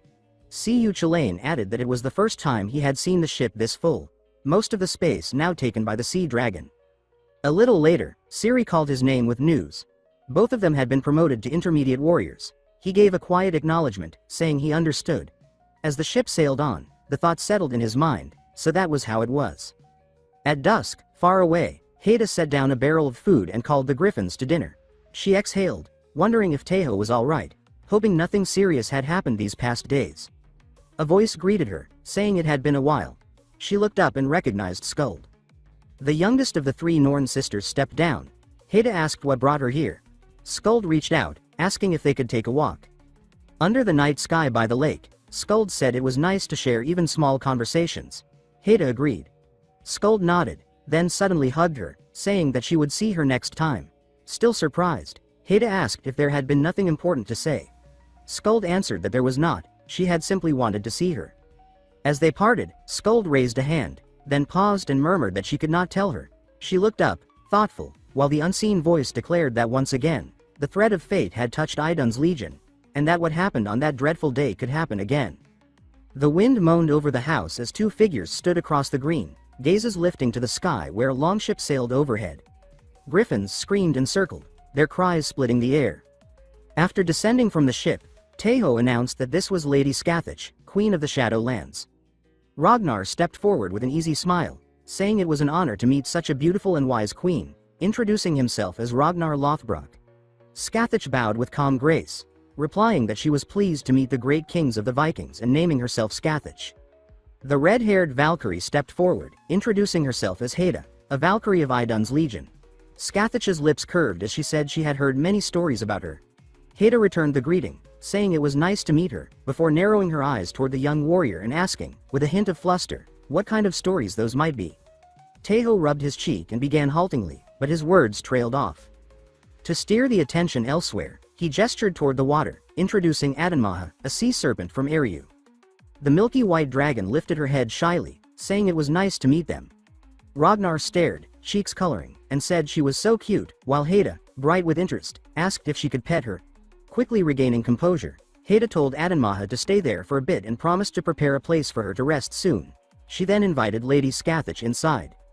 Before leaving, Haida threw one last piercing glance over her shoulder, and Taeho swallowed hard. As Scathach walked with Haida toward the house, Siyu Chalain muttered that the look was like a wife seeing her husband bring home friends unannounced. Later, seated at a table over cups, Haida listened to the account and remarked that was what had happened.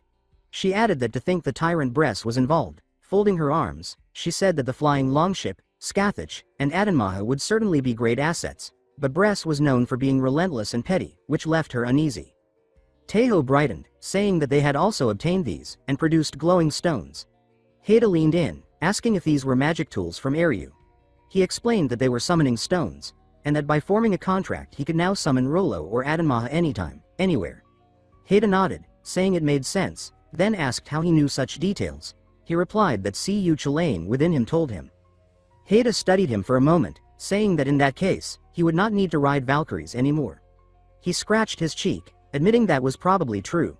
Siyu Chalain, perched on his shoulder, waved his hands and protested, saying no way. reminding that even this time Taeho had ridden a Valkyrie right away, thrilled to gain another trophy. Taeho flushed and sputtered, denying it before adding that no one else could hear him anyway.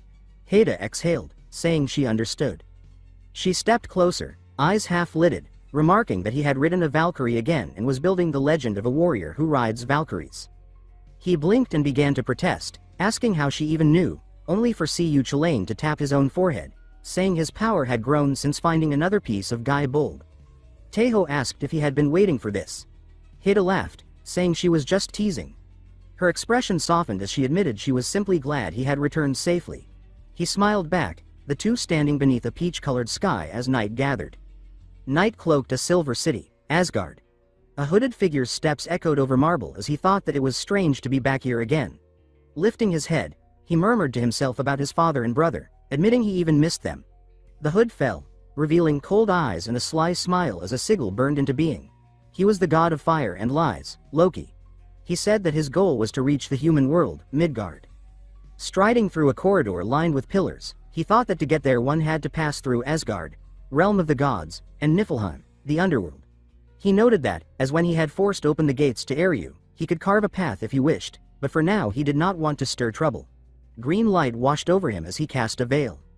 A golden-armored sentinel leveled his weapon, but the shrouded god passed by unnoticed, a thin smile on his lips. Inwardly, he thought that it had been a long time and addressed the guard by name, Heimdall. Standing upon the blazing span of the Rainbow Bridge, the cloaked god reflected that Midgard, the land of humans, was truly vast. So vast that even the gods could never know all its corners. Icy blue fragments swirled and hovered about his hands as he remarked that the seeds of calamity he had scattered would soon bloom across Midgard, each one worthy of being called a disaster. With a motion like a sorcerer casting storms into the wind, he flung the shards outward. A satisfied smile touched his lips as he concluded that all of it unfolded according to the will of the king. Far below, night lifted from a rugged coastline where stone ramparts rose against the tide. In the great hall of the fortress, a voice delivered grim news before the throne, saying that it had been a full week, yet the ships that had left harbor had not returned. The report continued that storms were not to blame, and no one could determine the cause, adding that fear now gripped the entire country. The king's advisor, Ube, folded his hands and proposed that they must sail out to uncover the cause. He advised that all sea routes be checked to see whether they had been blocked. King Sven, his face weighed with worry, conceded that the suggestion was sound but countered that too many ships and sailors had already been lost. After a pause, he admitted that he disliked the risk, yet saw no other option. He resolved aloud that he would consult the prophet, privately wondering how long it had been since his last visit. He descended a torchlit spiral, his thoughts turning to the being he was about to see, one that had dwelled in the palace long before his birth and still lived, a fact that, he admitted to himself, unsettled him. At the foot of the stairs, he heaved open ancient doors. A hollow voice greeted him, saying that he had been expected. Stepping inside, he found the hooded figure with a skull-like face lifting its head. Even now, he thought, it still gave him chills. He began to explain the reason for his visit, but the prophet cut across his words, saying it already knew. In its cold, echoing tone, it commanded that a great ritual be performed, tributes to the gods, prayers for salvation. It decreed that 9 kinds of animals be gathered, 9 of each. The king paled, and the prophet continued without pause. A great fire must be lit, the animals' throats slit, their blood offered. It reasoned that if the gods' anger was the cause, such offerings would appease them, and if the disaster was real, the gods would resolve it. The king stammered that it was better than waiting to die and agreed that they should do something, though privately he wondered if he had just seen the prophet's neck stretch to an unnatural length. On a windswept cliff under a sky split by sunlight, the summons reached the warriors. Ragnar remarked that soon Valhalla's fighters would be sent to Midgard. Taeho repeated the name and asked if it was the land of humans. Ragnar confirmed it was and remarked that this was why all the legions were so stirred, saying Ullr's warriors must be particularly rowdy now. They speculated that some might even see family or friends, and Taeho observed that such excitement made sense. Ragnar agreed but said that was not the only reason. He explained that most of the warriors had died without lingering regrets, so for many, this mission was a chance for something else entirely. Taeho wondered what that might be, and the answer struck him. It was for the birth of a new saga. Ragnar confirmed this, explaining that while sagas could be forged in Valhalla, in a land where all were heroes, it was nearly impossible to achieve something great enough to become a saga. In the mortal realm, however, it was different. stories born there could instantly take root and grow into powerful sagas. Taeho clenched his fist, declaring that he was fired up now. Above them, the sky stretched vast and bright, the air heavy with anticipation. And so, the Midgard expeditionary force of Valhalla's warriors was decided. The ritual fire spatters under the sagging roof, shadows flickering across armored feet that shift with growing unrest.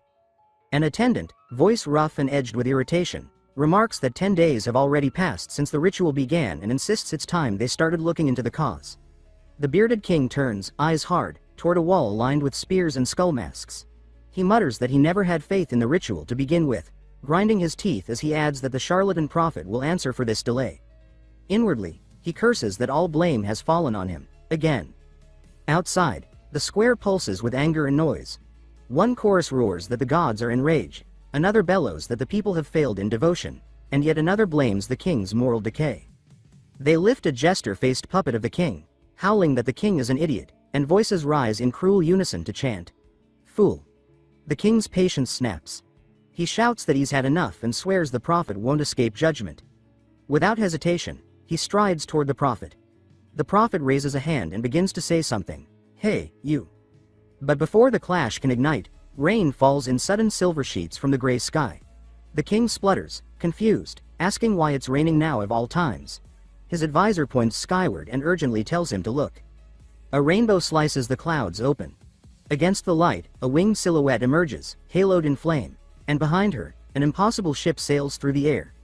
The crowd gasps and cries that a ship is flying through the sky.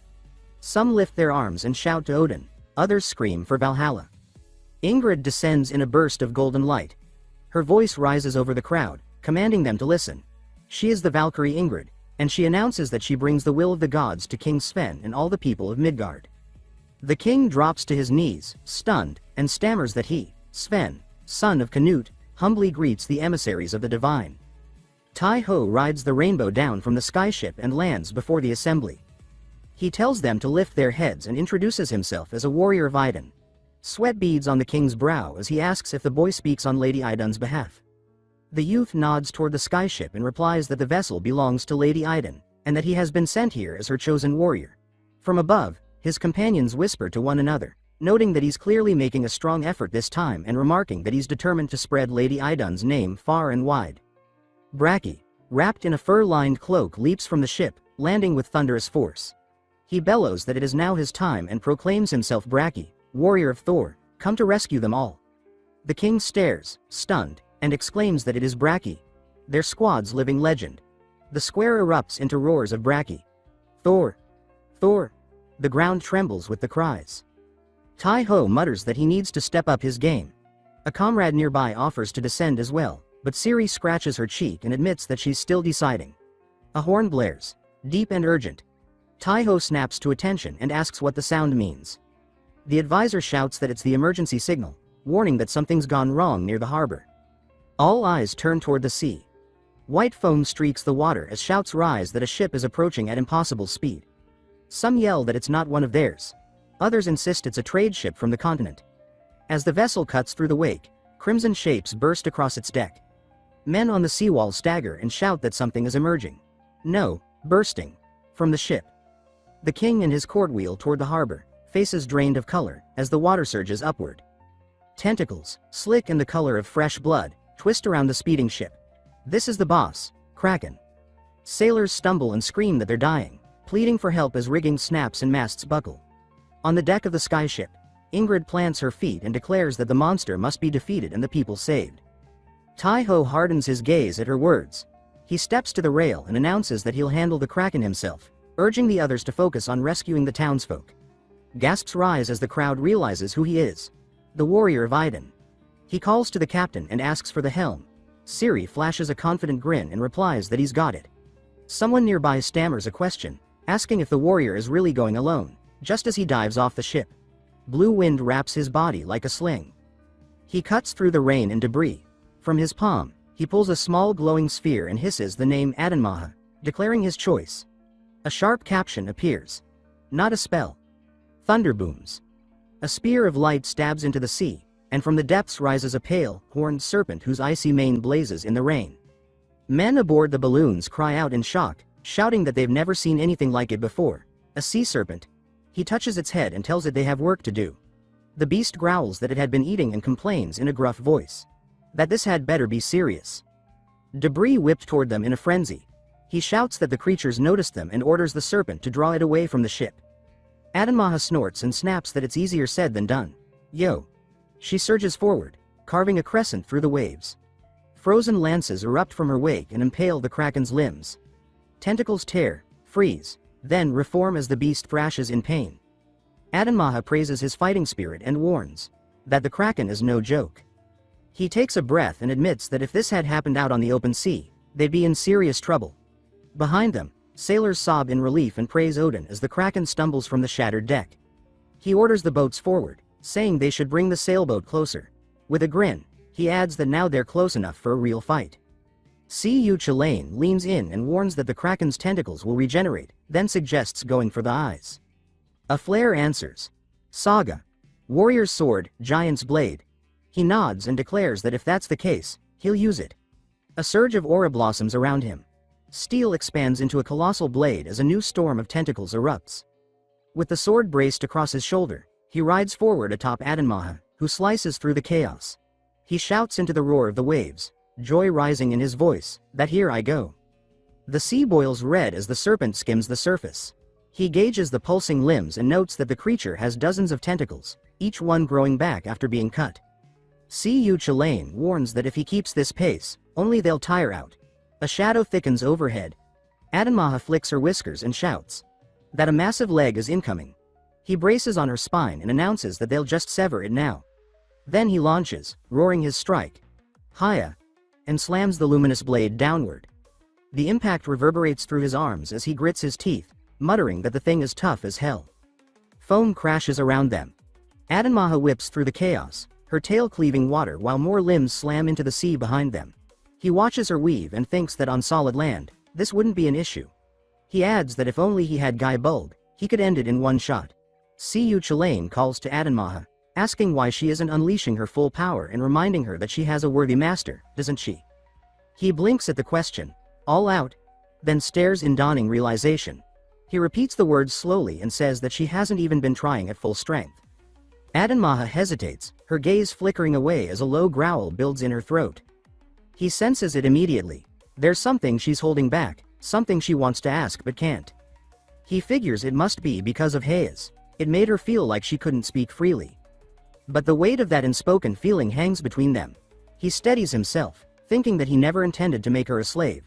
He calls her name with quiet resolve, telling her to do as she pleases. She groans and complains that she hates emotional tricks like that. She says that if he just ordered her, at least then she'd have something to be angry about. Her tone softens after a beat, and she mutters that, well, compared to Bress, he's actually not a bad master at all. A tentacle lashes toward them. Frost streaks from Adanmaha's horns as she counters it, warning that going all out will drain her quickly. She adds that once she uses her full power, he'll need to take care of her. Got it, master. He nods hard and tells her he understands. The airship cuts a golden swath across the waves. From above, voices call his name, declaring that they'll join the fight. He flashes a grin and says it's perfect, tells them to wait just a second. Lowering his body along Adanmaha's neck, he tells her it's time to show them what full power really means. She tells him to hold on tight. A brilliant blue flare erupts from the gem on her brow. Her fins widen like blades, and she surges forward. A golden burst tears through the kraken's limbs, lighting up the cliffs and harbor with a brilliance that forces the onlookers to shield their eyes. Even the king and the skull-faced prophet stare skyward in shock as the sea heaves and the kraken's forest of limbs flinches, blinded by the raw power of the unleashed serpent. Ciri and Bracky squint through the radiance. He balances atop Adanmaha's slick back and watches as shimmering frost begins to spiral, taking on the form of a woman. A pale-haired figure of water and light hovers above the waves, her bare feet brushing the spray. He watches, eyes wide, as runes bloom around her wrists. She raises two fingers, as if plucking invisible strings, then lifts her arm and declares that this is the sea's true power. A thunderous column of light explodes downward. The ocean splits into a roaring corridor, revealing the kraken squatting in the exposed basin, all eyes and writhing red limbs. Bracky shouts that the sea just parted. Ciri exclaims that the monster's entire body is vulnerable now. The kraken thrashes, panic seizing its limbs. Adanmaha grimaces and cries that this is too much, that she's going to die. and urges him to go. Go now, hurry. He gives a sharp nod and yells for Braki and the captain, saying that this is their chance. The archer's bow ignites in a flurry of red sigils as she invokes a saga, proclaiming that the witch's arrows never miss. Crimson bolts arc through the air, piercing clusters of the kraken's eyes with blistering force. Braki braces a foot on the ship's rail and throws himself into the breach with a grin wild as the storm. Lightning coils around him, racing down his arm into the waiting hammer. He calls a saga, declaring that the lightning lives in this weapon, and with a crash of green-white sparks, he dives. Current leaps from him to the kraken, entangling its limbs. He follows close behind, blade humming and teeth clenched, shouting that he's coming, ha, as he drives his weapon into the beast. Water convulses in a rising wall. The parted sea folds in on itself. For a moment, the world vanishes into light and crashing water. Then the sea collapses. The airship's crew hold fast to the rigging, screaming his name and Braki's as the ocean becomes a spinning vortex. He disappears in the surge, dragged under. A moment later, he bursts to the surface, coughing. He spits seawater, gasping for breath, then shouts, "Adanmaha, where is she?" A white crest of fins rises nearby, glaring at him. She scolds that she told him to take care of her. He flushes, apologizing quickly. From the distant shore, a roar rises like thunder. Voices chant praises to the warriors of Valhalla, to Odin, to the warrior of Idun. The king pounds his chest and cries that it's incredible, truly incredible, warrior of Idun. On the airship, Ingrid stiffens, her pupils narrowing, when prompted by Ciri. Her posture snaps into alertness. She says that something is coming, fast. She stares at the horizon and adds that maybe the kraken wasn't the predator here. It was the prey. Two black fins pierce the waves like spears. The sea swells once more, then explodes upward. A colossal blue head, armored in iron scales, rises from the deep. Violet eyes gleam with hunger. Its vast shadow blankets the kraken and the shattered wreckage below as the water heaves into a second rising wave. Walls of foam tower like cliffs. A new fin cuts through the sea, dwarfing the kraken completely. Unaware of the incoming danger, Braki narrows his eyes and states that this kraken is massive. He wonders whether they should grill or boil it. Ciri spins toward the surf, shouting for Taiho and Braki, warning them that something else is coming their way. A black wedge of seawater charges toward them. The surface craters and then erupts as a huge, blue-scaled predator crashes upward, dragging other monsters in its wake. Taiho rises from Kraken's back, energy coursing across his limbs, and says that it's time to chant. Fins scythe by in a blur as he transforms into a hawk. Braki grins, hammer humming in his hand, and wonders aloud what the thing is. A goblin shark, maybe. Then he laughs and says that whatever it is, it's going to be dinner tonight. Their first impact shatters the water like a submerged bell. Braki's hammer erupts in green lightning, slamming into the beast's face. Ice spears jet from the sea around the airship. Winged shadows swoop low as shark-like creatures fall onto the docks. Ciri's bow glows hot as she states that enemies are closing in, and that they must protect the townspeople. Ingrid flares her golden wings, casting a shield of light across the ship, and fishermen scatter under the radiance. Cries rise from the pier, warning that there are monsters behind them too, and a Viking waves frantically, shouting for civilians to take cover. Braki's pupils blaze neon. Electricity streaks down his shoulders as he drags the hammer upward and unleashes a roar. "U-o-o-o," before smashing it into a lunging maw. He skids back on the slick stone, hissing for breath, and mutters that for a fish, it's fast on land. Taiho wheels overhead, skimming the spray, and yells for Adanmaha to pull back. She warns that they should be cautious. The pair bank over the chaotic battlefield. Cu Chilane points to the headland and says that they need to regroup for now, and that the monsters gathering there are a problem too. From the gondola, Ingrid signals the retreat, stating that protecting the humans comes first. Two enormous, slate-skinned titans stalk the kraken, but do not give chase. Ingrid studies them and says that they're holding position. She adds that the kraken was likely their real target. Her voice hardens as she concludes that, since these creatures are blocking the path forward, they'll be seeing them again. A low rumble shudders through the airship's hull. Ingrid flinches and asks what that sound is. The eagle's rider peers into the glare and demands to know what's making that noise. Below, on the rocky shoals, a new figure rises. A colossus, pulsing with red veins, kneels at the tide's edge. Its armored body glows faintly as a swarm of crimson motes erupts from its carapace, swirling into the air like a living siren's call. The archer leans over the rail, pointing at it, and asks if that massive thing is the fish leader. She adds that it's ridiculously huge. Bracky bares his teeth and growls that if that's a war cry, then he's ready for it. Tai-Ho flaps his wings beside Siyu Chilane, his eyes lit with fire. He says that it's time, they're going. Moonlight pools over the walls of Midgard, casting silver across the roofs. Inside the great hall, light from chandeliers glimmers on goblets and feasting faces. The king hoists his drink, laughing that cheers are in order. Yes, cheers.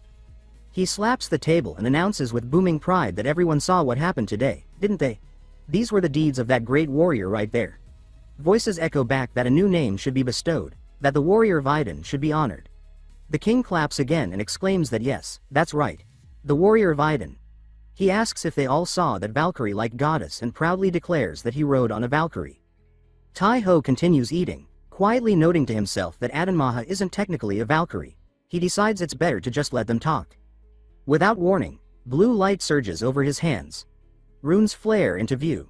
A new saga has formed, the warrior who rode a Valkyrie. His eyes widen and he blurts in disbelief that even that could become a saga. Ciri leans in, saying that it's not surprising. It's already a well-known nickname in Valhalla. She explains that the people of Midgard who witnessed the event likely served as the catalyst. He watches her rosy cheeks and notes that she might already be tipsy. She taps his cup and remarks that he's still working hard spreading Lady Idun's name.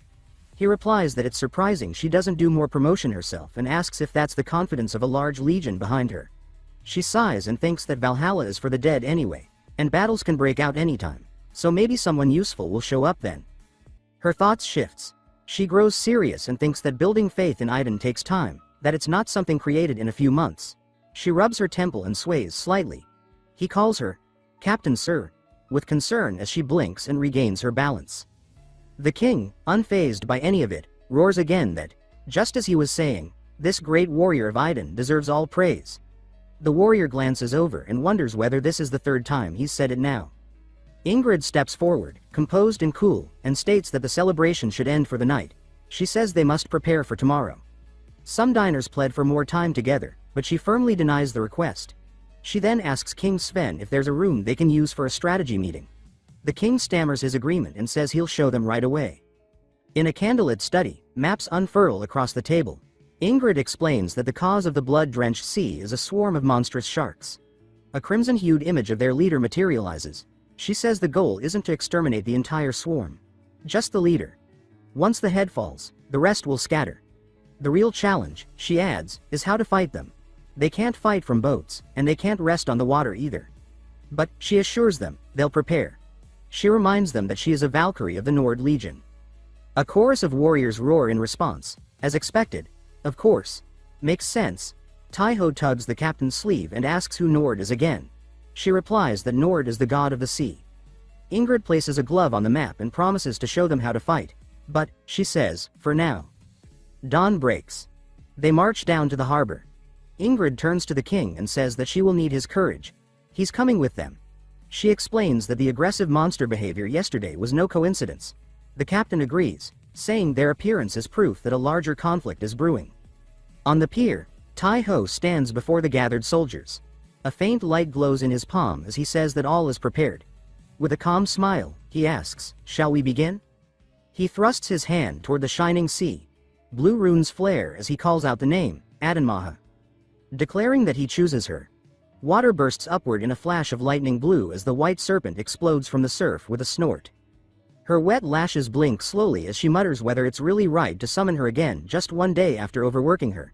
He softly speaks her name, then grins and says that it's because he trusts her more than anyone, that she was cool, amazing, and beautiful yesterday. She stammers that fine. He's forgiven, but then huffs that he's being ridiculous, saying things like some wild animal. He watches her blush and wonders what could have made her act like this. Then the memory floods back, his own voice from the night before, shouting that what he'd just heard was unbelievable. In the lamplit room, he had asked Siyu Chilane if she was a goddess, his voice trembling with disbelief. Siyu Chilane had explained that the Tuatha De Danann are gods. Less divine than the Aesir perhaps, but still gods. Tai-Ho had clenched his fist and asked how it came to this. Siyu Chilane hadn't known the full story, but said it seemed Adanmaha had surrendered to Brest to protect something dear. Her voice snaps him out of the thought. She calls him, Master, and asks why he's spacing out. If he's ready, then let's go. He nods, stating that the other warriors have already launched. Then he lifts his voice and shouts. They move too, advance. They soar far out over the ocean until Tai-Ho says that this spot is far enough. He pats a rope and explains that they'll use it to bait the enemy. Barrels hit the sea with hollow splashes. Adanmaha asks what's inside. He answers that it's cow and pig blood, perfect for drawing in sharks. The sea begins to stain red. He raises his hand and says there's one more step. Blue glyphs spiral from his hand and ignite a new saga. The warrior who rode a Valkyrie. The energy pulses into Adanmaha's body. She stiffens and asks what's happening. He tells her that this saga temporarily makes her an Idun's Valkyrie and that, with Idun's blessing, her body is now even stronger. He claps and says that they're ready, now they just wait. Noon glares down. The sea swells in silence. Adanmaha jolts, eyes narrowing, and says that they're here. She corkscrews into the water. From the green depths, rows of teeth rise. Tai-Ho steadies himself and calls her name, saying it's time to dive. She squeaks in disbelief, asking if he's serious. He laughs and reassures her. Ingrid arranged it so they can breathe underwater. He leans down and tells her to show what she can do. She flicks her head and says that fine, she'll show him, and she plunges toward the waiting jaws. She slices through the depths like a harpoon, her body twisting through the churn. Sharks spiral in from all sides, but she loops and weaves, drawing them into a wider spiral. Tai-Ho leans into her back, watching the formation. He nods with satisfaction and praises her skill. Now, he says, it's time. Adanmaha tucks her body and rockets upward. The sharks follow, funneled into a vertical column. She explodes from the surface, scales flashing, a serpent risen to the sky. Tai-Ho stretches a hand and says that she should transform. She replies that he must take responsibility this time. Light bursts as Adanmaha becomes a girl in midair, gold spinning around her. She flails, shocked, asking what he's doing. He calls down from above that he'll catch her, just trust him. Then he commands Chant to appear. The griffin barrels in on colossal wings. Adanmaha screams, saying she's terrified, her cry a sharp wail. Chant swoops beneath her just in time. Tai-Ho catches her wrist and lifts her into the saddle, as the ocean churns with the snapping teeth of the pack below. He steadies her and tells her she did great. Now it's time for the ship crews to finish it. On deck, the captain commands the gunners to ready their shot, eyes locked on the target. One by one, they confirm, ready, aimed. The captain gives the order to fire and invokes her saga. The witch's arrows never miss their mark. A storm of radiant bolts rains down. Chains whistle through the air, biting into slick flesh.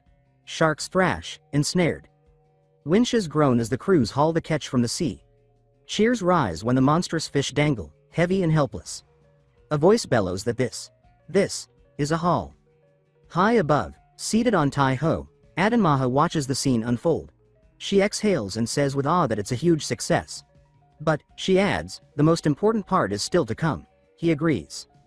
Tai-Ho glances down. A thought flickers. Just how strong is the true enemy, the boss behind it all? On the deck, the warning call is given. The captain says it's too early to relax, that no one should drop their guard. Her gaze sharpens. She declares that it'll be here any moment now. The water blackens. Purple veins stretch across a monstrous silhouette. From the depths, a vast abyssal head rises, and in a voice that trembles like a war trumpet, the captain declares, "It is coming." The ship scuds across the wind-slick sea, sails taut and rigging alive with sound.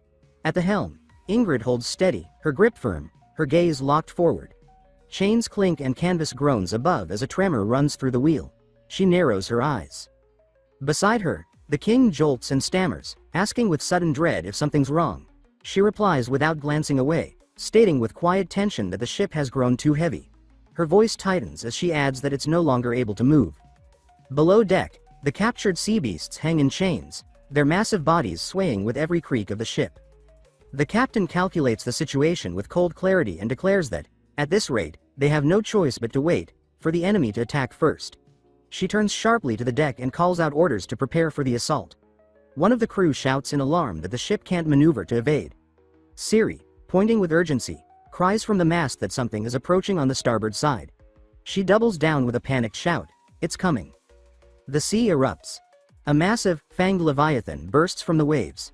Siri throws her arm forward and commands a retreat. The creature, grotesquely veined in glowing purple, surges from the foam, accelerating toward the already laden ship. The cry echoes again, fall back. The creature slams into the hull with bone-crushing force.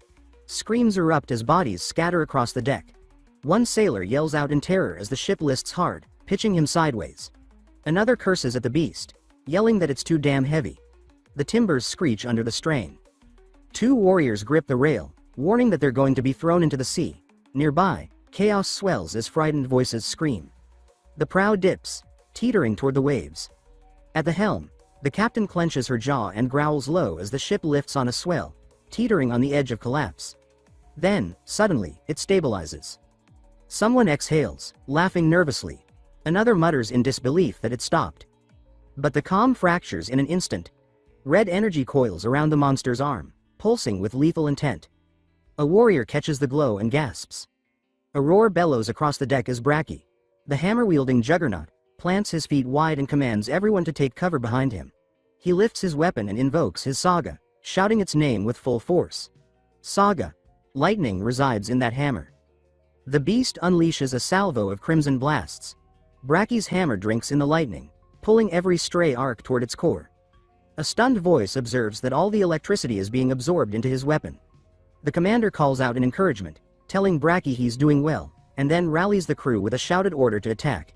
He follows it with a promise: they'll finish it here and now. Thunder explodes across the deck. With a monstrous howl, the beast sends shockwaves ripping through the hull. Splinters fly as a groan rises from the crew. Wounded but not finished, the warriors push forward. The beast turns and jumps off the ship. From above, Tai-Ho warns that it's diving back into the sea and adds they can't let it get away. Siri vaults from the rigging and lands near a chain pulley. With practiced grace, she draws her bow, declaring her saga. The witch's arrows never miss their mark. She looses a luminous shaft that pierces the monster's hide. The chain clatters tight as the bolt anchors. She commands the crew to grab hold. Deckhands sprint forward, hurling their weight onto the chains. Blocks shriek. The airship tilts again under the strain. Boots planted, the captain leans over the rail and yells for Tai-Ho to finish it. Beneath them, the wounded creature writhes, water geysering in red plumes. Tai-Ho urges Ardenmaha onward. Her thoughts trail off, murmuring that she's always the one who has to do all hard work. A glint of sun flashes off the water, and she transforms again. The white sea dragon plunges, foam closing over her form. Then, from the sky, a fierce voice cries out that they won't let it escape. Tai-Ho's eyes narrow as he invokes another saga. The eyes of a dragon see through all things. His vision sharpens. He scans the churning sea. Beneath the surface, the water grows darker. A glowing caption names the threat: Sea Monster, Karkal, Sea-Roving Leviathan. In the gloom, Tai-Ho raises a rune-inscribed token and calls forth another saga. Warrior's sword, burst lance. Light gathers into a spear in his gauntlet. Red sigils snake across Karkal's form. Ardenmaha shudders and warns that it's preparing a lightning strike. Tai-Ho grins and tells her not to worry, because their lightning is stronger. He invokes again. Saga. The charge of a warrior is like a storm, thunderstorm. Bolts wreath his body in blue as he levels the lance. Lightning collides in the sea. Arcs of red and blue meet with a roar. Tai-Ho twists through the current, drawing a bolin in the water. He names the shot, Ballista of the Dragon. With a breath, he triggers the effect, Burst Lance activate. The ocean explodes in a radiant full burst. As the light dies, Ardenmaha spins in place and gasps, wide-eyed, that it was insanely powerful, yo. She looks at him with a mix of awe and complaint, saying her body hasn't calmed down from the impact. She adds, with a huff, that using such a strong move while riding on her neck felt like it was about to snap. Tai-Ho winces and apologizes, promising to patch her up later. She blinks and asks what that even means. He gestures toward the shoreline and says he'll send her back to camp for recovery. Maybe Haida isn't there, but Ragnar should be. His words stop cold. His eyes widen. He chokes on the sentence. Before them, the sea begins to blacken. Pale light coils upward, forming into a divine, towering silhouette rising from the depths. Rider and dragon tense together as the next threat, the true one, reveals itself, waiting in the abyss. But before they could say anything more, a massive energy began to surge from the monster's corpse. At its center, a fragment of Garm glowed with an intense, blinding light. The raw energy twisted into form. What emerged was grotesque, a beast from another age. Without wasting a heartbeat, it lunged straight toward Tai-Ho. Ademaha, acting on pure instinct, threw herself in front of him to shield him. Tai-ho froze, his blood turning to ice. His heart pounded as he saw her risking everything like that. Desperate, he dove after her, but the creature didn't even notice her sacrifice. It had locked its gaze on him and charged with fury. At that instant, Tai-ho activated his saga. He faced the beast head-on, but its roar made the whole world tremble. A crushing pressure filled the air, yet he refused to yield. Summoning his divine aura, he gathered every shred of strength and launched his counterattack. The strike hit with brutal force, but passed straight through. The creature seemed untouchable. Then, something strange happened. The water around Gon began to swirl violently. It wasn't just movement, it was being pulled inward, forming a spiraling vortex around the creature. That's when he realized, it was a Manhua. Using the last of her strength, she took on her human form. Channeling all her energy, she drained the water shielding the beast. The blessing of Iden had truly protected her. She not only survived the assault, she became, if only for a moment, a temporary Valkyrie of Iden. Tai-ho felt a wave of relief upon realizing this. But the battle wasn't over. The creature was still there. He told himself he had to end it now. Without hesitation, he reignited his saga, the saga of the Storm Warrior. Merging it with divine power, he surged forward with everything he had. His speed tore through the water, splitting it into a wild maelstrom. The current howled around him, and when he struck, the impact was devastating. Then, with one swift motion, Tai-ho reached out and seized the fragment. That was how the chaos finally ended. That same night, the scene had completely changed. The slain beasts, the monstrous sharks, were brought back to the city. Their meat became the feast of a great banquet. The air was thick with laughter. Joyful voices echoed through every corner as the people celebrated their victory. Off to the side, King Stephen spoke quietly with his advisor. That's when Ciri approached. With a faint smile, she remarked that it was truly a magnificent feast. The king, proud and satisfied, replied that he spared no expense. After all, with the sea route restored, once blocked by those creatures, the city could finally prosper again. At that moment, Tai-ho appeared. The king's face lit up instantly, his grin wide and full of warmth. He was overjoyed to welcome the warrior of Iden. Ciri, however, stayed silent, simply watching. She suspected that Tai-ho was plotting something again, but she didn't expect that he had a surprise waiting. Tai-ho stepped closer and, before everyone, revealed a golden coin. Not an ordinary coin, but one forged of Valhalla gold. The king was stunned. His eyes widened, unable to believe he was seeing something from the realm of the gods. Even his advisor couldn't hide his shock. Ciri, too, was speechless. Then Tai-ho raised his hand and declared that he offered this coin, but in return, he demanded the construction of a temple for Iden. Minutes later, Ciri and Tai-ho were sitting together in the plaza, laughing and talking easily. The atmosphere was light. Ciri said that his idea had been brilliant. She never expected him to pull something like that. Tai-ho just smiled. As they drank together, Tai-ho sighed, his thoughts drifting. He wondered how Adamar was doing. Then his mind turned to Haida. He felt a sharp ache of longing. Ciri noticed his distant gaze and asked gently what he was thinking about. Tai-ho blushed, turning toward her, and asked if she too had someone she missed, someone she wished she could see again. Maybe someone like Rolf. Ciri smiled softly. Rolf? Oh yes, Rolf. She explained that he was someone she truly cared for, because he reminded her so much of her younger brother. That's why she thought of him as family. Tai-ho was stunned. Rolf, condemned to the fling zone.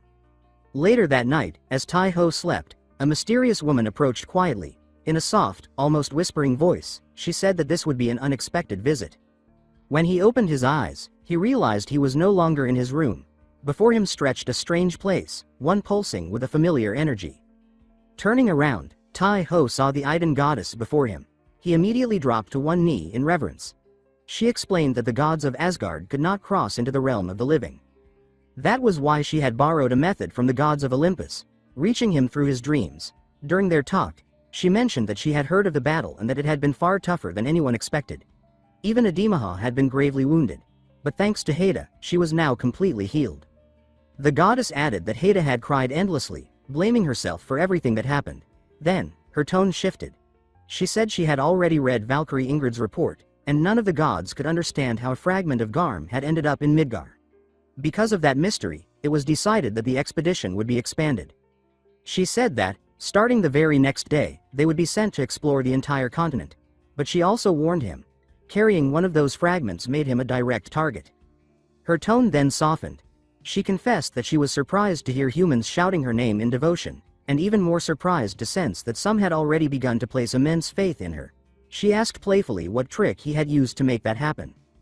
Tai Ho explained that he had built a temple and managed to convert the 3 most influential people in the kingdom. From there, faith spread like wildfire, and soon new warriors would be joining the legion. The goddess was pleased with his answer and told him that when he returned to Valhalla, a special gift would be waiting for him. Tai Ho remarked that he still had a few tricks left to spread her faith even further. That made her smile. Before departing, she granted him her blessing. Meanwhile, in another part of the continent stood the grandest port city of the region, Cotton. Over time, its wealth had drawn all kinds of people, and to defend itself, the city had built enormous walls encircling it. That day, a desperate crowd gathered outside, shouting for help. The guards stood atop the walls, unmoving. Then, a mother in tears lifted her child, begging for mercy.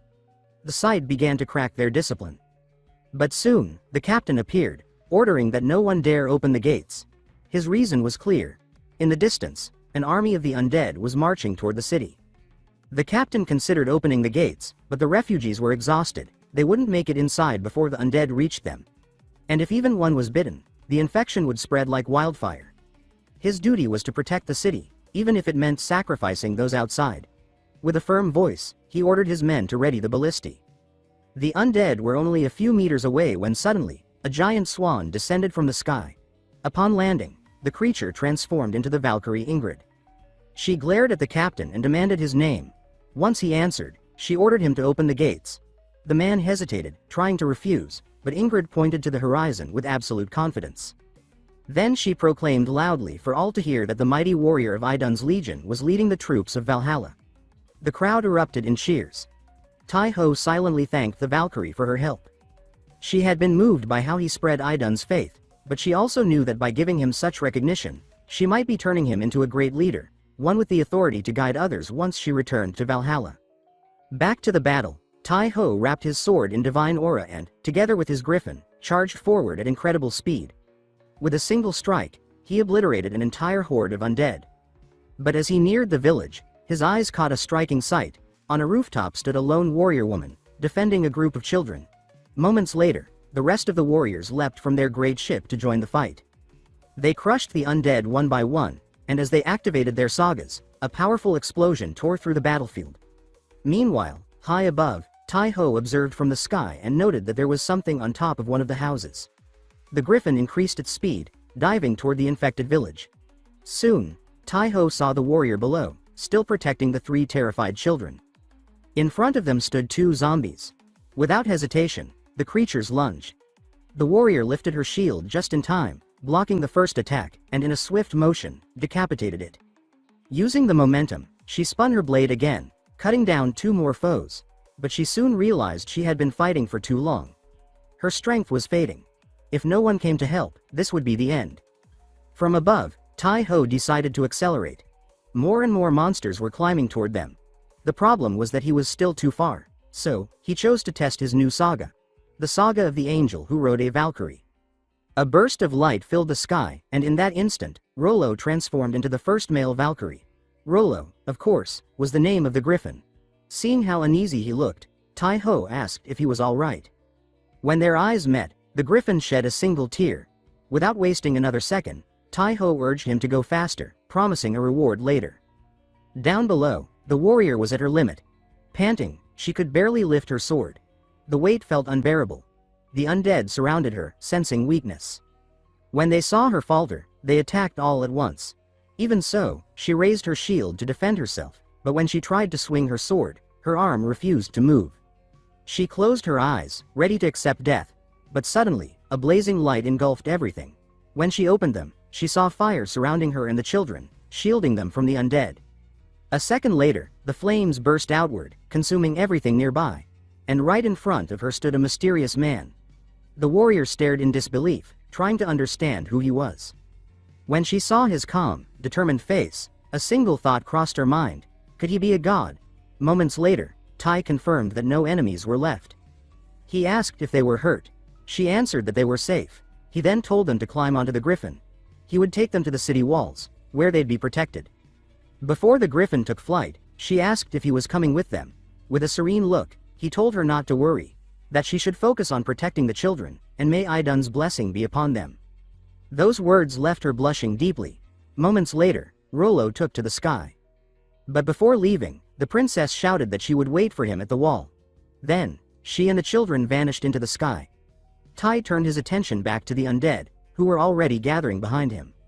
A few minutes later, under Valkyrie Ingrid's command, the gates opened, and the refugees poured in, finally safe.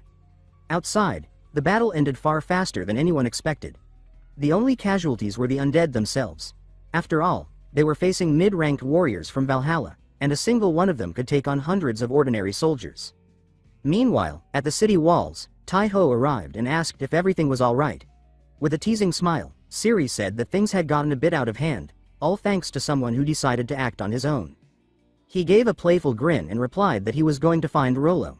But before he could leave, the soldiers began shouting his name, cheering wildly. To them, he was the leader of the entire army. Caught off guard, Tai-Ho blushed but took a deep breath and straightened his posture. He had to act like a true commander. Then, with an impressive leap, he vaulted up to the top of the wall, driving the soldiers into an even louder frenzy. As he walked across the wall like a hero from legend, she was already waiting for him. The moment he saw her, Tai said he was relieved to see everyone safe. With a graceful bow, she replied that they only survived thanks to him. Then she introduced herself as Helga, explaining that the 3 children were her brothers, all children of King Ivar. The guards fell silent, unsure how to react. It was common knowledge that the princess of that kingdom was said to be as beautiful as a Valkyrie. And now, no one doubted those rumors. Tai was stunned to discover she was a princess. To be certain, he activated his saga to get a closer look, if you know what I mean, and confirmed that Helga was indeed the Shield Maiden princess. But something about that revelation troubled him. Her homeland, Katerin, was the most powerful military kingdom in the region, currently in conflict with 2 others. Her being far from home could lead to serious political problems. Even so, he smiled faintly. He thought that if he could build a good relationship with her, spreading Idun's faith would be much easier. That thought made him grin in a slightly mischievous way. Meanwhile, Helga, blushing furiously, found herself wishing she could stay by his side forever. Later that night, all the warriors gathered in the great hall of the castle. At the head of the table sat King Ketil, ruler of Katerin, his presence radiating authority. He demanded to know why the princess of Katerin was in his lands. Helga explained that something terrible had happened in her kingdom. While her father was away on an expedition, a plague began to spread, first through the nearby forests, then to the surrounding villages. She gathered the survivors and fled as fast as she could. King Ketil listened closely, then suddenly laughed mockingly. He said that Katerin itself was responsible for the plague that had devastated his lands. But that cruel smile masked something deeper. Inside, the king saw an opportunity. The children of his greatest rival were now inside his castle. He had the perfect excuse to launch an invasion, and more than that, he was entranced by Helga's beauty. In his twisted mind, he had already decided he would claim her for himself. At his side, Tai watched silently, but one look was enough to see through the king's intentions. He didn't even need to activate his saga to know what was going on.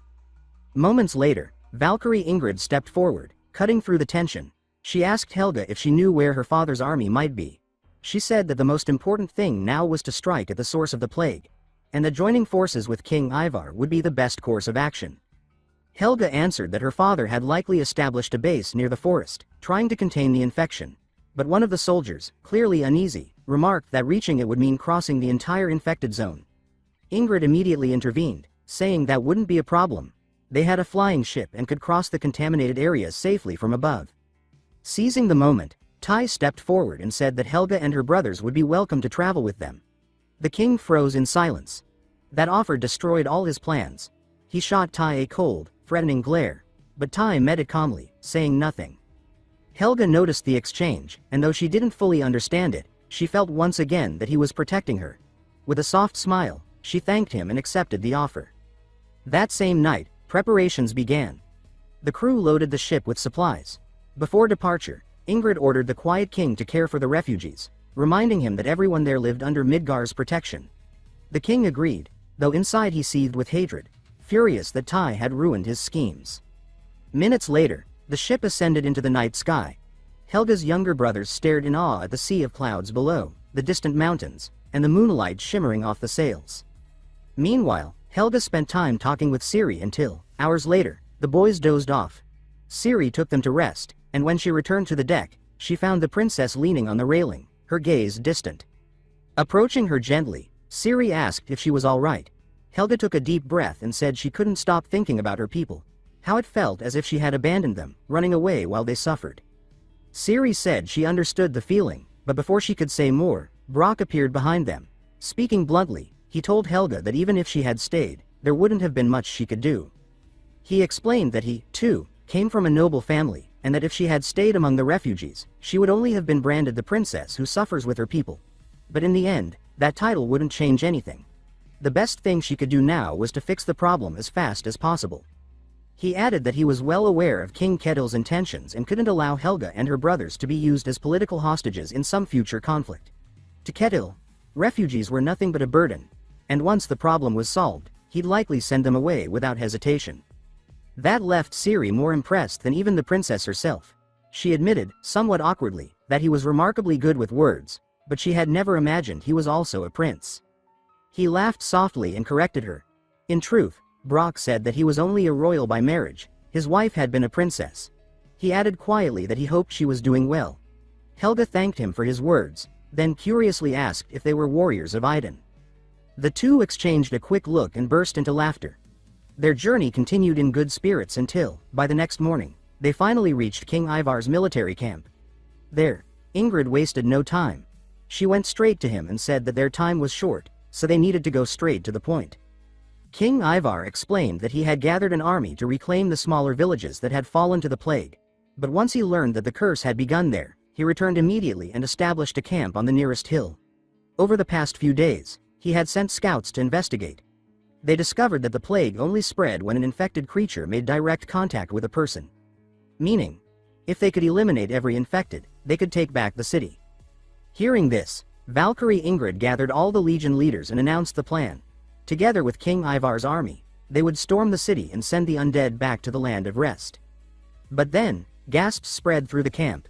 Every soldier looked to the sky, and there he was, Tai-Ho, mounted on his griffin, descending like a storm from the heavens. Ingrid looked up and called out, asking if everything was ready. When he confirmed, she raised her sword high and shouted the order to attack.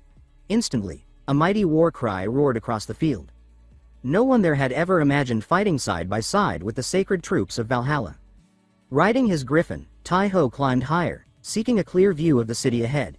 Ingrid flew beside him, and when they were close enough, she declared that she would open the path. At once, the front line of the army plunged into battle. The warriors of Valhalla tore through the infected with divine precision, while behind them, King Ivar ordered the spearmen to advance. In seconds, the undead began to fall in droves. But then, something unexpected.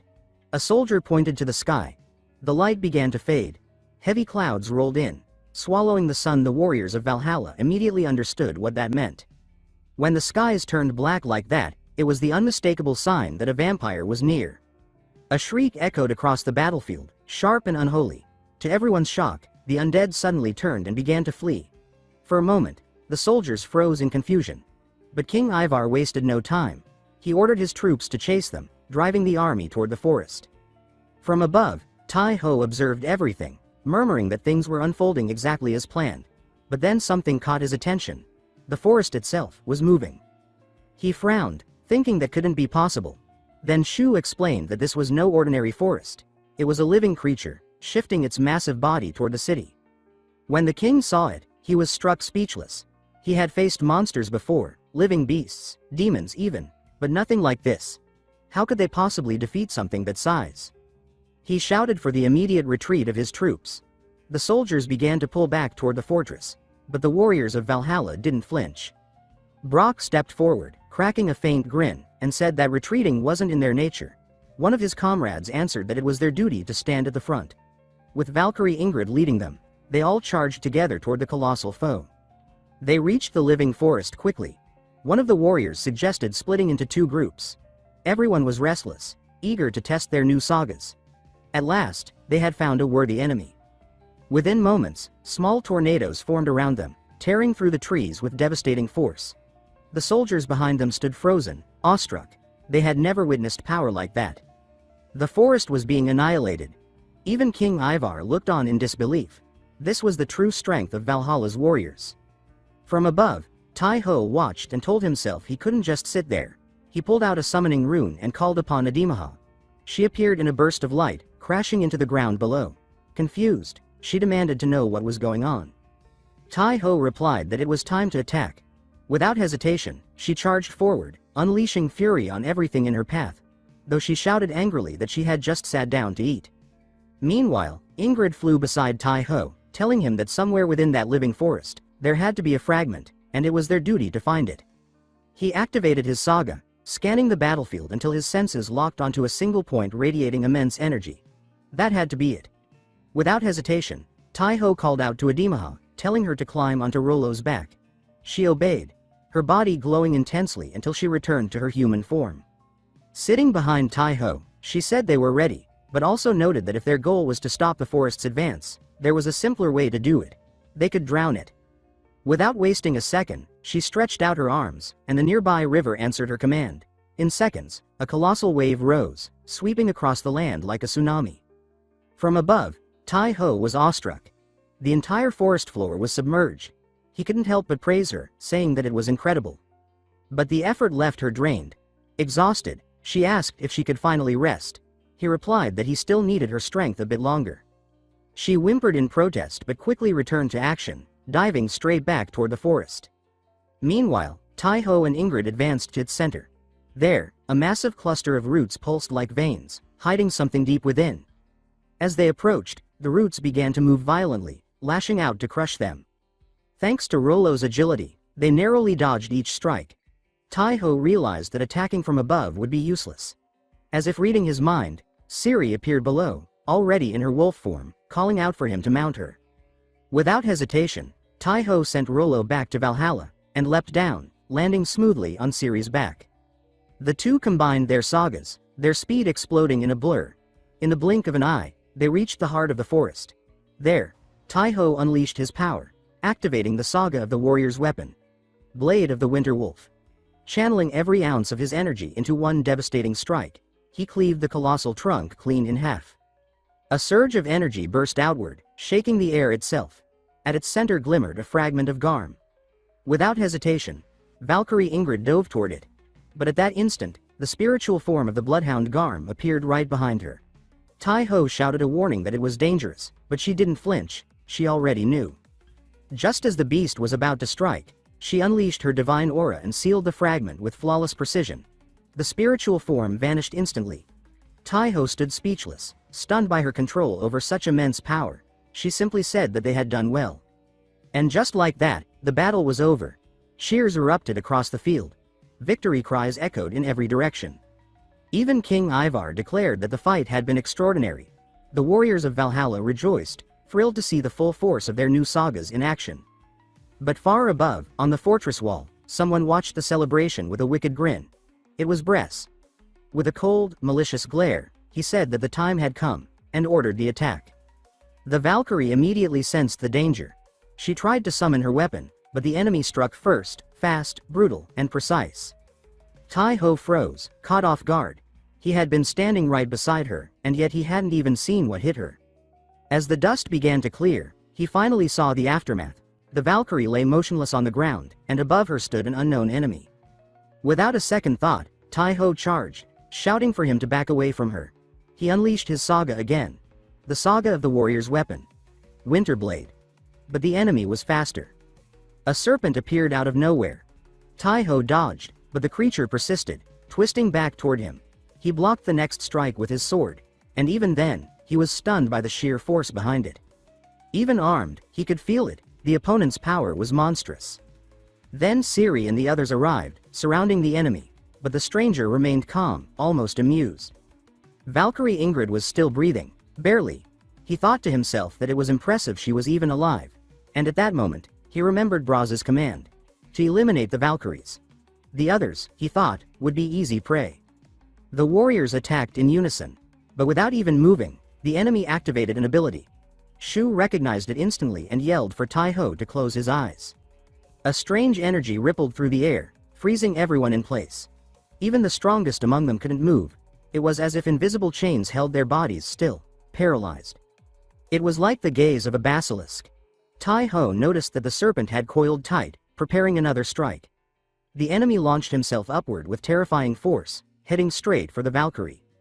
Tai-ho moved on instinct, throwing himself in front of her, but the true savior was Damaha. She hurled herself forward and slammed into the enemy midair, sending him flying. In that instant, the spell broke and everyone regained movement. But they all knew now, this was no ordinary fight. The foe was dangerous, and Ingrid was still too weak to stand. Tai-ho ordered Damaha to retreat and return to camp. Before leaving, she told him to be careful. Despite the blow, the enemy rose again, eyes locked on his target. But between him and the Valkyrie stood Tai-ho, ready to fight. Brock quickly commanded Haval to take Ingrid away as fast as possible. Meanwhile, Tai-ho felt the tremor in his hands. He used his saga to identify the enemy's name, Balzac. A giant, marked with crimson letters. That could only mean one thing: he was deadly. Yet even so, the pressure he exuded wasn't quite the same as Haran's. Far away, Braz clenched his fists in fury. Not only had they slain his most powerful general, they had stolen his favorite creature as well. Enraged, he screamed for Balzac not to fail him. Everything had begun when Tai-ho saved Skash and took Damaha away. Braz's rage had boiled ever since, but beneath it, he was already plotting. After Haran's death, one of the 5 great generals' seats had been left vacant, and every giant was vying to claim it. That was when Braz made his offer. Anyone who could retrieve 2 fragments of Garm's soul would earn Haran's former throne. Balzac had accepted, and now, he stood before the warriors, calm and calculating. Tai-ho muttered that the man was strong, but still not at Haran's level. Meanwhile, a group of soldiers fled through the woods carrying the wounded Valkyrie. One whispered that he had a bad feeling. If the enemy could defeat a Valkyrie, what chance did they have? Suddenly, monstrous creatures emerged from the trees. 4 Morians hiding in the shadows. 3 of them lunged forward. Back in the heart of the forest, Balzac spoke coldly. He said that if they handed over the fragment and the Valkyrie, he would grant them a painless death. The warriors didn't hesitate. They roared that in Valhalla, there were no cowards. Ciri was the first to move, striking hard. Balzac blocked effortlessly. Using the opening, Tai-ho appeared behind him at blinding speed, but even then, Balzac sensed him and dodged with ease. Tai-ho was stunned. For a creature so massive, his speed was unreal. The warriors split, attacking from 3 directions, but Balzac's serpent, Lei, lashed out, forcing them back and propelling the giant into the air. They regrouped quickly, but Balzac struck first, unleashing another paralysis wave. Fortunately, Tai-ho reacted in time, shouting for everyone to cover their eyes. When the strange energy flooded the area, no one was caught. Realizing they had already adapted to his ability, Balzac muttered that it would no longer work. At that moment, Ciri stepped forward, saying she would distract him. It was their chance to strike. She revealed her new saga, the noble flower that blooms in battle. In an instant, her entire presence transformed, leaving even her allies speechless. Even Balzac hesitated for a brief moment. That was all they needed. Ciri shouted for them to attack. 3 warriors charged forward. The first sliced off the serpent's head. The second pierced Balzac's abdomen. The third, Brock, unleashed a thunderous bolt of lightning straight into his chest. The combined impact was massive, throwing the giant across the field and raising a cloud of dust. Then, through the haze, Tai-ho dove from above, energy crackling around him, and struck with a lightning-fast blow that cratered the ground. But to everyone's shock, the attack only clipped Balzac's ear. The serpent's head regenerated behind him, forcing Tai-ho to twist aside to avoid another strike. The others watched in disbelief. The giant's wounds were healing before their eyes. It made no sense. Was he absorbing divine energy? Refusing to back down, Brock activated his saga again, but Balzac moved faster. With one crushing hit, he sent a warrior flying, then appeared behind another, slamming him into the dirt. Brock seized the opening and fired another lightning strike, but the giant blocked it with his bare arm and countered with a gut punch that made Brock double over. Then came a flurry of blows, relentless, punishing. Seeing his chance, Tai-ho lunged in with a precise thrust, but Balzac dodged it effortlessly, as if reading his mind. Realizing how dangerous his opponent was, Tai-ho stepped back, sword in hand, eyes locked. He declared firmly that he wouldn't let this monster escape. Everyone else stands beaten, barely able to move. while Tai-Ho and Balzac face each other in silence. Both look grim, measuring the other. Without any warning, Balzac suddenly launches forward and unleashes a rapid barrage of strikes. Tai-Ho weaves through them and slips inside Balzac's reach, trying to counterattack. Balzac reacts instantly, using his long tail to intercept the blow and block it cleanly. Balzac follows up by swinging that same serpentine tail toward Tai-Ho, but before it can land, it is shot mid-motion. Siri is still on her feet and had taken the opening. Tai-Ho tells her that he appreciates the help, and she points out that he is clearly faster than the rest of them. She says they should work together if they want to win. Instead of pressing the attack, Tai-Ho suddenly turns and runs, glancing back over his shoulder. Balzac stops advancing, visibly confused by the sudden retreat. At the same time, Siri activates her Wolf Witch saga. Tai-Ho calls out to Balzac that they are officially going all out now, and he challenges him to try and block what comes next. He admits that he can no longer use the Guy-Bold charge, since all of his energy was spent defeating the Kraken. He explains that instead, he will pour every bit of divinity he has into his sword and aim straight for Balzac's neck. Balzac halts his approach, noting that the aura around them is impressive, but he states confidently that it still will not be enough to defeat him. Both Tai-Ho and Siri appear to be powering up, when suddenly they vanish from Balzac's sight. They reappear behind him. Tai-Ho channels all of his remaining divinity into his blade and swings directly at Balzac's neck. Balzac spins around at the last second and blocks the strike with his tail. The defense slows the blow, but it does not stop it. Tai-Ho cuts clean through the tail and continues to push forward with everything he has. The strike forces its way through, severing Balzac's hands as well. Even so, Balzac manages to survive, though his neck is clearly wounded. Tai-Ho can barely remain standing. He realizes the strike was not deep enough to finish the fight. Shounen urgently tells him to get out of the way, but before he can react, Balzac is already upon him. Siri rushes in and tries to stop Balzac, doing everything she can to hold him back. She only manages to delay him for a moment. Balzac throws her aside and moves straight for Tai-Ho, smashing him into the ground with a devastating blow. Balzac looks down at him and decides that, to avoid any future complications, the man before him must die. He begins to transform, slowly revealing his true form. Shounen orders Tai-Ho to stand up, but Tai-Ho can only think that he wants to, yet his body refuses to respond. He wonders if this is truly the limit of his strength. Is he meant to lie there, helpless, waiting for another miracle to save him? Balzac completes his transformation and leaps into the air. His severed arms regenerate, reshaping into writhing poisonous snakes that fuse together and form a massive black hand. He charges forward, intent on ending the warrior's life. At that moment, Tai-Ho forces himself to his feet. He decides that this time, he will be the one to create the miracle. When their attacks collide, the impact erupts like a nuclear blast, the shockwave visible even from far away. The warriors on the battlefield are left stunned, and the soldiers watching from afar are even more confused, unable to comprehend what they are seeing. When the dust finally settles, Balzac assumes victory. Then he notices Tai-Ho standing directly behind him. Shounen watches in awe and wonders what kind of restriction Tai-Ho must have imposed on himself in that instant by invoking a geas. A geas is a double-edged vow. To gain extraordinary power, one must accept an equally severe limitation. For the first time since the fall of Eryu, Tai-Ho has created a brand new geas. Shounen questions what vow Tai-Ho made and how he achieved such power. He realizes that the geas greatly amplifies Tai-Ho's divinity, but only for a very short time. In exchange, Tai-Ho will be unable to use any divinity at all for half a month afterward. Shounen admits that he has never heard of a conditional geas before and cannot understand how Tai-Ho even conceived such a thing. Tai-Ho reflects that there was a reason he limited the effect of the geas strictly to divinity. He knows he has not reached Ragnar's level yet, but now he can finally glimpse what Ragnar truly is. Drawing on the full force of his divinity, Tai-Ho transforms right in front of Balzac, activating his legendary saga, the Warrior of Iden. In response, Balzac transforms as well, growing even larger and more monstrous. Balzac charges forward with a powerful punch, but Tai-Ho remembers his goddess and remains completely unfazed.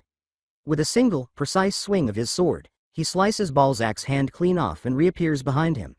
As Balzac charges again, Tai-Ho notes that he had expected the regeneration. He realizes that he needs to inflict so much damage that regeneration becomes impossible. To accomplish that, he summons his burst lance, though he questions whether he can even land a hit with such a massive weapon. What he needs is an opening. That opening comes when Bracky rises and hurls his enormous hammer at Balzac. Balzac dodges the throw, but the maneuver leaves him unable to do anything else. Taiho rushes in, shouting as he attacks, but Balzac counters by using his paralyzing gaze, forcing Taiho to freeze in place. Siri manages to stand as well and activates her distraction saga. She draws Balzac's attention, locking eyes with him in a tense staring contest. Taiho silently thanks them both and drives his weapon straight through Balzac. He then activates a full buster. Balzac lets out a scream as he is completely erased beneath the mountain-shattering strike. Taiho breathes heavily as the battle finally ends. He looks around and hears the others asking if he is all right.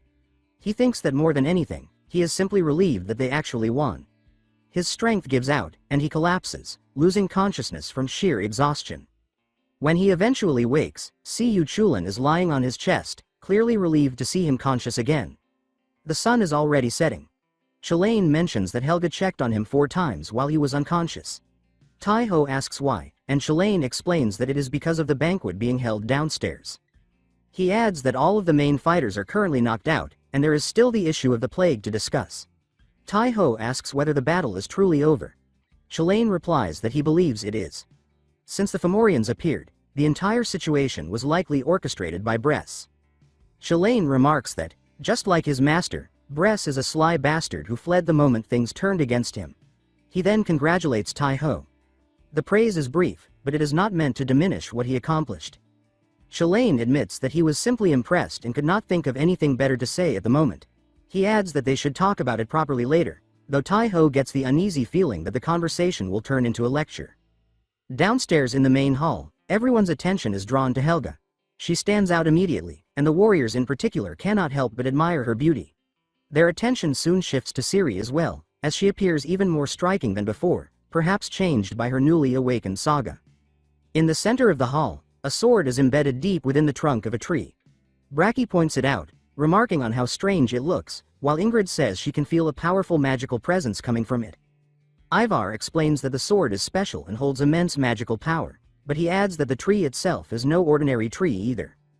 According to legend, when someone truly worthy appears, the sword will release itself naturally.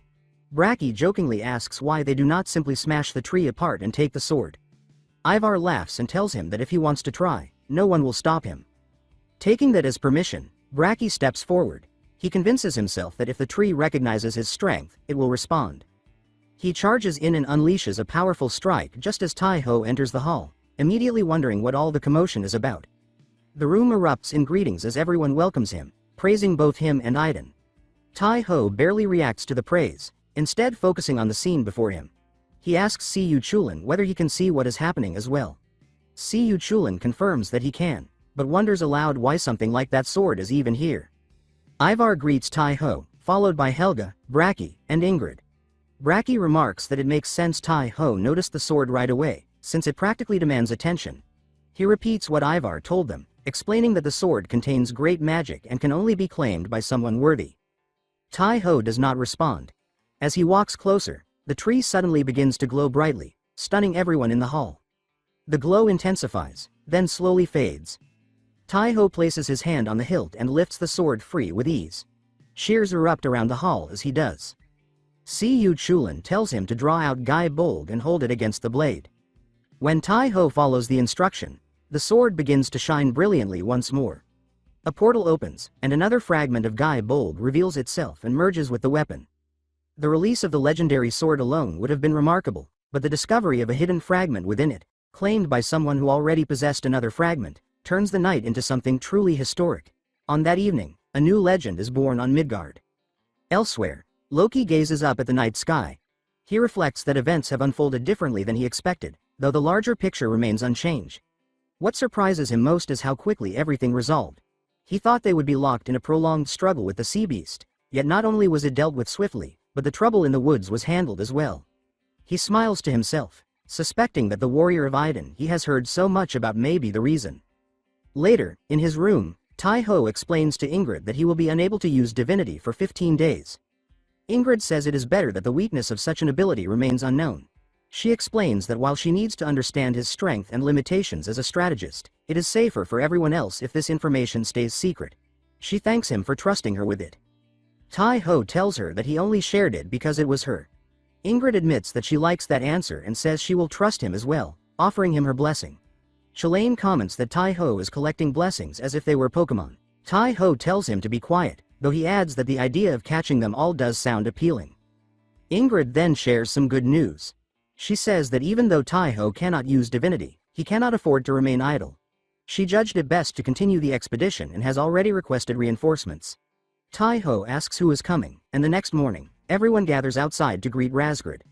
Tai Ho is genuinely glad to see her. After brief introductions, Razgrid pulls Tai Ho and Ciri aside. She says she is relieved to see them both in good condition and mentions that she has already heard about their accomplishments. She explains that the reason she asked to speak with them privately is to repay a debt she owes Todi Ho. Tai Ho recalls her mentioning something like that back in Svartalheim. She says that the time has come to honor that promise. She adds that Ragnar requested this of her. She heard that Tai Ho has collected a considerable number of elemental runes and says she intends to teach them how to use them properly. Tai Ho admits that he has gathered several but never learned how to activate them. Razgrid explains that simply possessing runes provides passive benefits, but true mastery requires control and understanding. She warns them that there will not be much time for training, but she promises they will see results.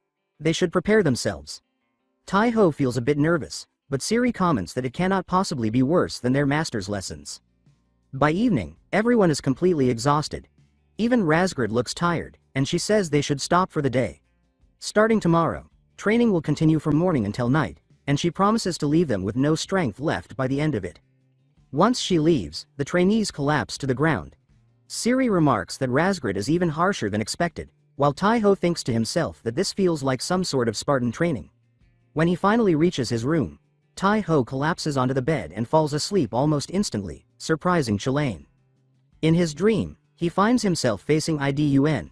She greets him, but notices immediately that he looks exhausted and asks what is wrong. Tai Ho brushes it off, saying it is nothing, and asks whether she simply wanted to talk. Idun tells him that someone else wanted to see him as well. Lady Scathach explains that Hawk heard about his encounter with Brez and decided to speed things up. Tai Ho understands immediately what that means.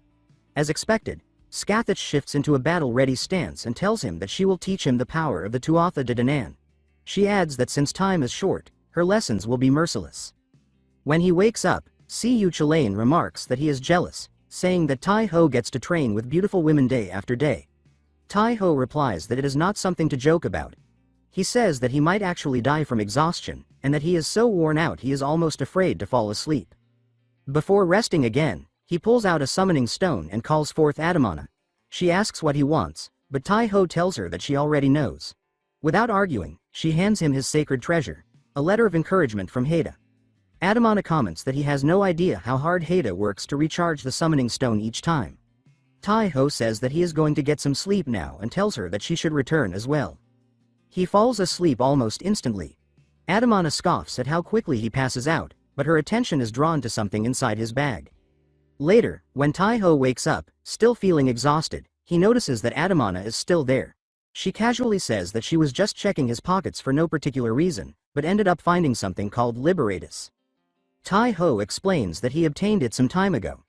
Adamana immediately recognizes it and says that it is a relic from Eryu. She adds that there is a message spell embedded in the handle. Activating it, she releases the spell, and a holographic image appears. The message says that if they are seeing this, then they are either a successor or strong enough to break through his magic. Either way, that alone proves they are worthy to be king. He admits that, to be honest, he would have accepted almost anyone, as long as it was not a Fomorian. He explains that on the day Eryu fell, he lost everything. When he finally woke up again, decades had already passed. At first, he considered ending his life then and there, but realized that there was still something he had not lost. One final duty remained: to guide someone worthy, someone like them. He says that they will probably meet soon, assuming he is still alive, and adds jokingly that he hopes the successor turns out to be a beautiful lady. He mentions that he has a particular fondness for black hair. With that, the message ends. Tai Ho finds the message intriguing. Shalane approaches Adamana and asks whether she recognizes the man in the recording. She confirms that she does. She explains that the speaker is Merlin, the legendary archmage of Camelot, the land King Arthur once ruled. Tai Ho asks whether that has anything to do with Excalibur. Shalane responds by asking if Tai Ho knows about it as well. Tai-Ho admits that he only knows a little. Chalain explains that Merlin's true value was never just his magical power, but his unmatched knowledge and intellect. He adds that if Merlin truly becomes an ally, he could be an invaluable asset. Tai-Ho recalls Merlin saying they would meet soon and says that he hopes it happens. 13 days pass quickly. Hawk informs them that the expedition will begin tomorrow, meaning training will be suspended for a while. Iden arrives as well and says that since Tai-Ho worked so hard, she has a gift for him. She presents him with the finest apple from the latest harvest. Tai-Ho hesitates and asks whether it is really acceptable for him to receive something meant for others. Iden remains silent for a moment, then remembers that she has something else for him. She gives him a summoning ticket for Haida. She explains that visiting Midgard directly is difficult, so this functions similarly to a summoning stone, though the process is far more demanding. Tai-Ho blushes and thanks her. Iden smiles warmly and gives him another blessing. Shortly after, Ciri wakes him, saying that Razgrid has something important to announce and that everyone is already assembled. Outside, Razgrid introduces Chaldea, the Valkyrie of Legion. She explains that Chaldea is here on a secret mission. Chaldea states that the expedition's goal is not only to locate soul fragments, but also to destroy them. The true objective is to eliminate the Fomorian base and drive them out of Midgard entirely. Razgrid adds that they are not the only force involved. They are merely the vanguard. Once the assault begins, additional forces will be called in, keeping the initial expedition small in scale. They will depart tomorrow, and the enemy is expected to be watching closely. Because of that, they will move at different times and along separate routes. Chaldea says that this concludes the briefing and that they will be informed when it is time to move. Chalain comments that Asgard certainly knows how to commit when it matters. He suggests that perhaps it is finally time to end Brez. Tai-Ho agrees, thinking that for Adamana's sake, he will personally be the one to bring him down. The next morning, the Valhalla warriors march out, divided into 3 separate groups. Each group will take a different route while searching for soul fragments simultaneously. Razgrid, Ingrid, and Chaldea each lead one group, with Tai-Ho assigned to Ingrid's unit. Ingrid explains that if the Fomorians are observing them, they will likely focus on the longship. When the time comes, they may even use an empty vessel as a decoy, such as sending the ship east while the real force moves west. Their role is to draw attention, so they will take the longest and most obvious detour. She reminds them that everyone in the group has played a major role in the past, and she says that she is proud to fight alongside them once again. Tai-Ho thinks the same, and with that, the group takes flight. Later that night, Ivar runs through the halls like an overexcited child. His uncle has arrived to visit him, and that uncle is none other than Merlin. Ivar says excitedly that Merlin has not changed at all in 20 years. Merlin replies calmly that he sensed someone drawing Liberatus. Helga explains that the sword was claimed by a warrior of Iden, but she adds that the group has already departed. Merlin says that he needs to hurry and asks to borrow a ship immediately. Out at sea, Helga asks whether he can track them. Merlin replies that he can, but only vaguely. The signal is weak, as if it is being stored within some kind of vessel. With no other option, Merlin decides to activate his blade. He explains that it is the blade of selection, Caliburn. Arthur proved his right to rule by drawing it from the stone. All Liberatus blades were made as copies of it. By releasing its power, he can temporarily strengthen the resonance of those swords. When a glow appears in the sky, Merlin points it out and says that is their direction. The crew begins rowing with renewed urgency. As Tai-Ho watches the sky, Chalain asks him when he plans to use the summoning ticket for Haida. Tai-Ho explains that it can only be used once, so perhaps it would be better saved for battle. Chalain questions whether he truly feels comfortable sending the woman he loves into combat. Tai-Ho says that he will think about it. Since the subject came up, he decides to check the letters from home as well. He summons Adamana, who appears far more relaxed than usual. She remarks that she expected him to call her around this time. The surrounding warriors immediately assume she is a Valkyrie and ask which order she belongs to. She firmly denies being one, but even so, the moment triggers the creation of a new saga for Tai-Ho. The warrior visited by a Valkyrie. The others urge him to activate it, eager to see what it does. Tai-Ho complies, and to everyone's surprise, Haida is suddenly summoned. The warriors react in shock, wondering if he can summon Valkyries. Tai-Ho clarifies that it is the real Haida. He explains that the saga allows him to summon guardian spirits of Valkyries and that he can register up to 9 of them. How many he can summon at once depends on how much the saga develops. The warriors erupt into cheers, openly jealous of his ability. Braki excitedly tells him to summon another one immediately. Tai-Ho summons Ingrid next, but her manifestation looks oddly dull and unfocused, lacking her usual energy. Tai-ho admits that he does not understand why. He suspects that it may depend on factors like how often they visit him or how many blessings he has received. Ingrid considers this and agrees. She suggests that this might be why he cannot summon others like Razgrid or Gondor. Tai-ho agrees with her conclusion. Braki grabs Tai-ho and declares that from this day forward, he is officially the Valkyrie Master and will set out on a grand journey to collect every Valkyrie in Valhalla. Before he can continue, two people immediately shut him up. Adamana asks about herself, but Tai-ho reminds her that she is not a Valkyrie, as she said so herself. Before she can protest, she notices something glowing and bluntly asks what is shining in his pants. Tai-ho panics for a moment, wondering what could possibly be glowing there. Adamana quickly points to Ymir, calming him down, as he had clearly misunderstood. It turns out that both the broken sword and Liberatus are glowing. Adamana remarks that this can only mean one thing. Merlin is definitely on his way.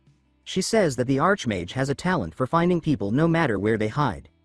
Ingrid suggests that they stop and wait for him. Adamana adds that Merlin is likely approaching through Katerin. Ingrid says she will send word to the other two groups by Raven. With that decision made, they place Thor's journey on hold and prepare to wait. Aboard Merlin's ship, the radiance of Camelot's legacy continues to shine across the sea. At that same moment, someone else notices the light. The Knights of Camelot failed to protect their king. On the day Ariu fell, the Knights of the Round Table were said to have perished. The truth, however, is not so simple. One knight survived. He was also the one responsible for the others' deaths. His name is Mordred. Seeing the familiar glow of Camelot's power, he wonders who could be responsible. Has Merlin returned?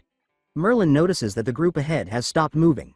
He reasons that they must have sensed his approach and estimates that they will catch up in about 3 days. He reaches for his trusted hat and wonders quietly what the new heir of Ariu will be like.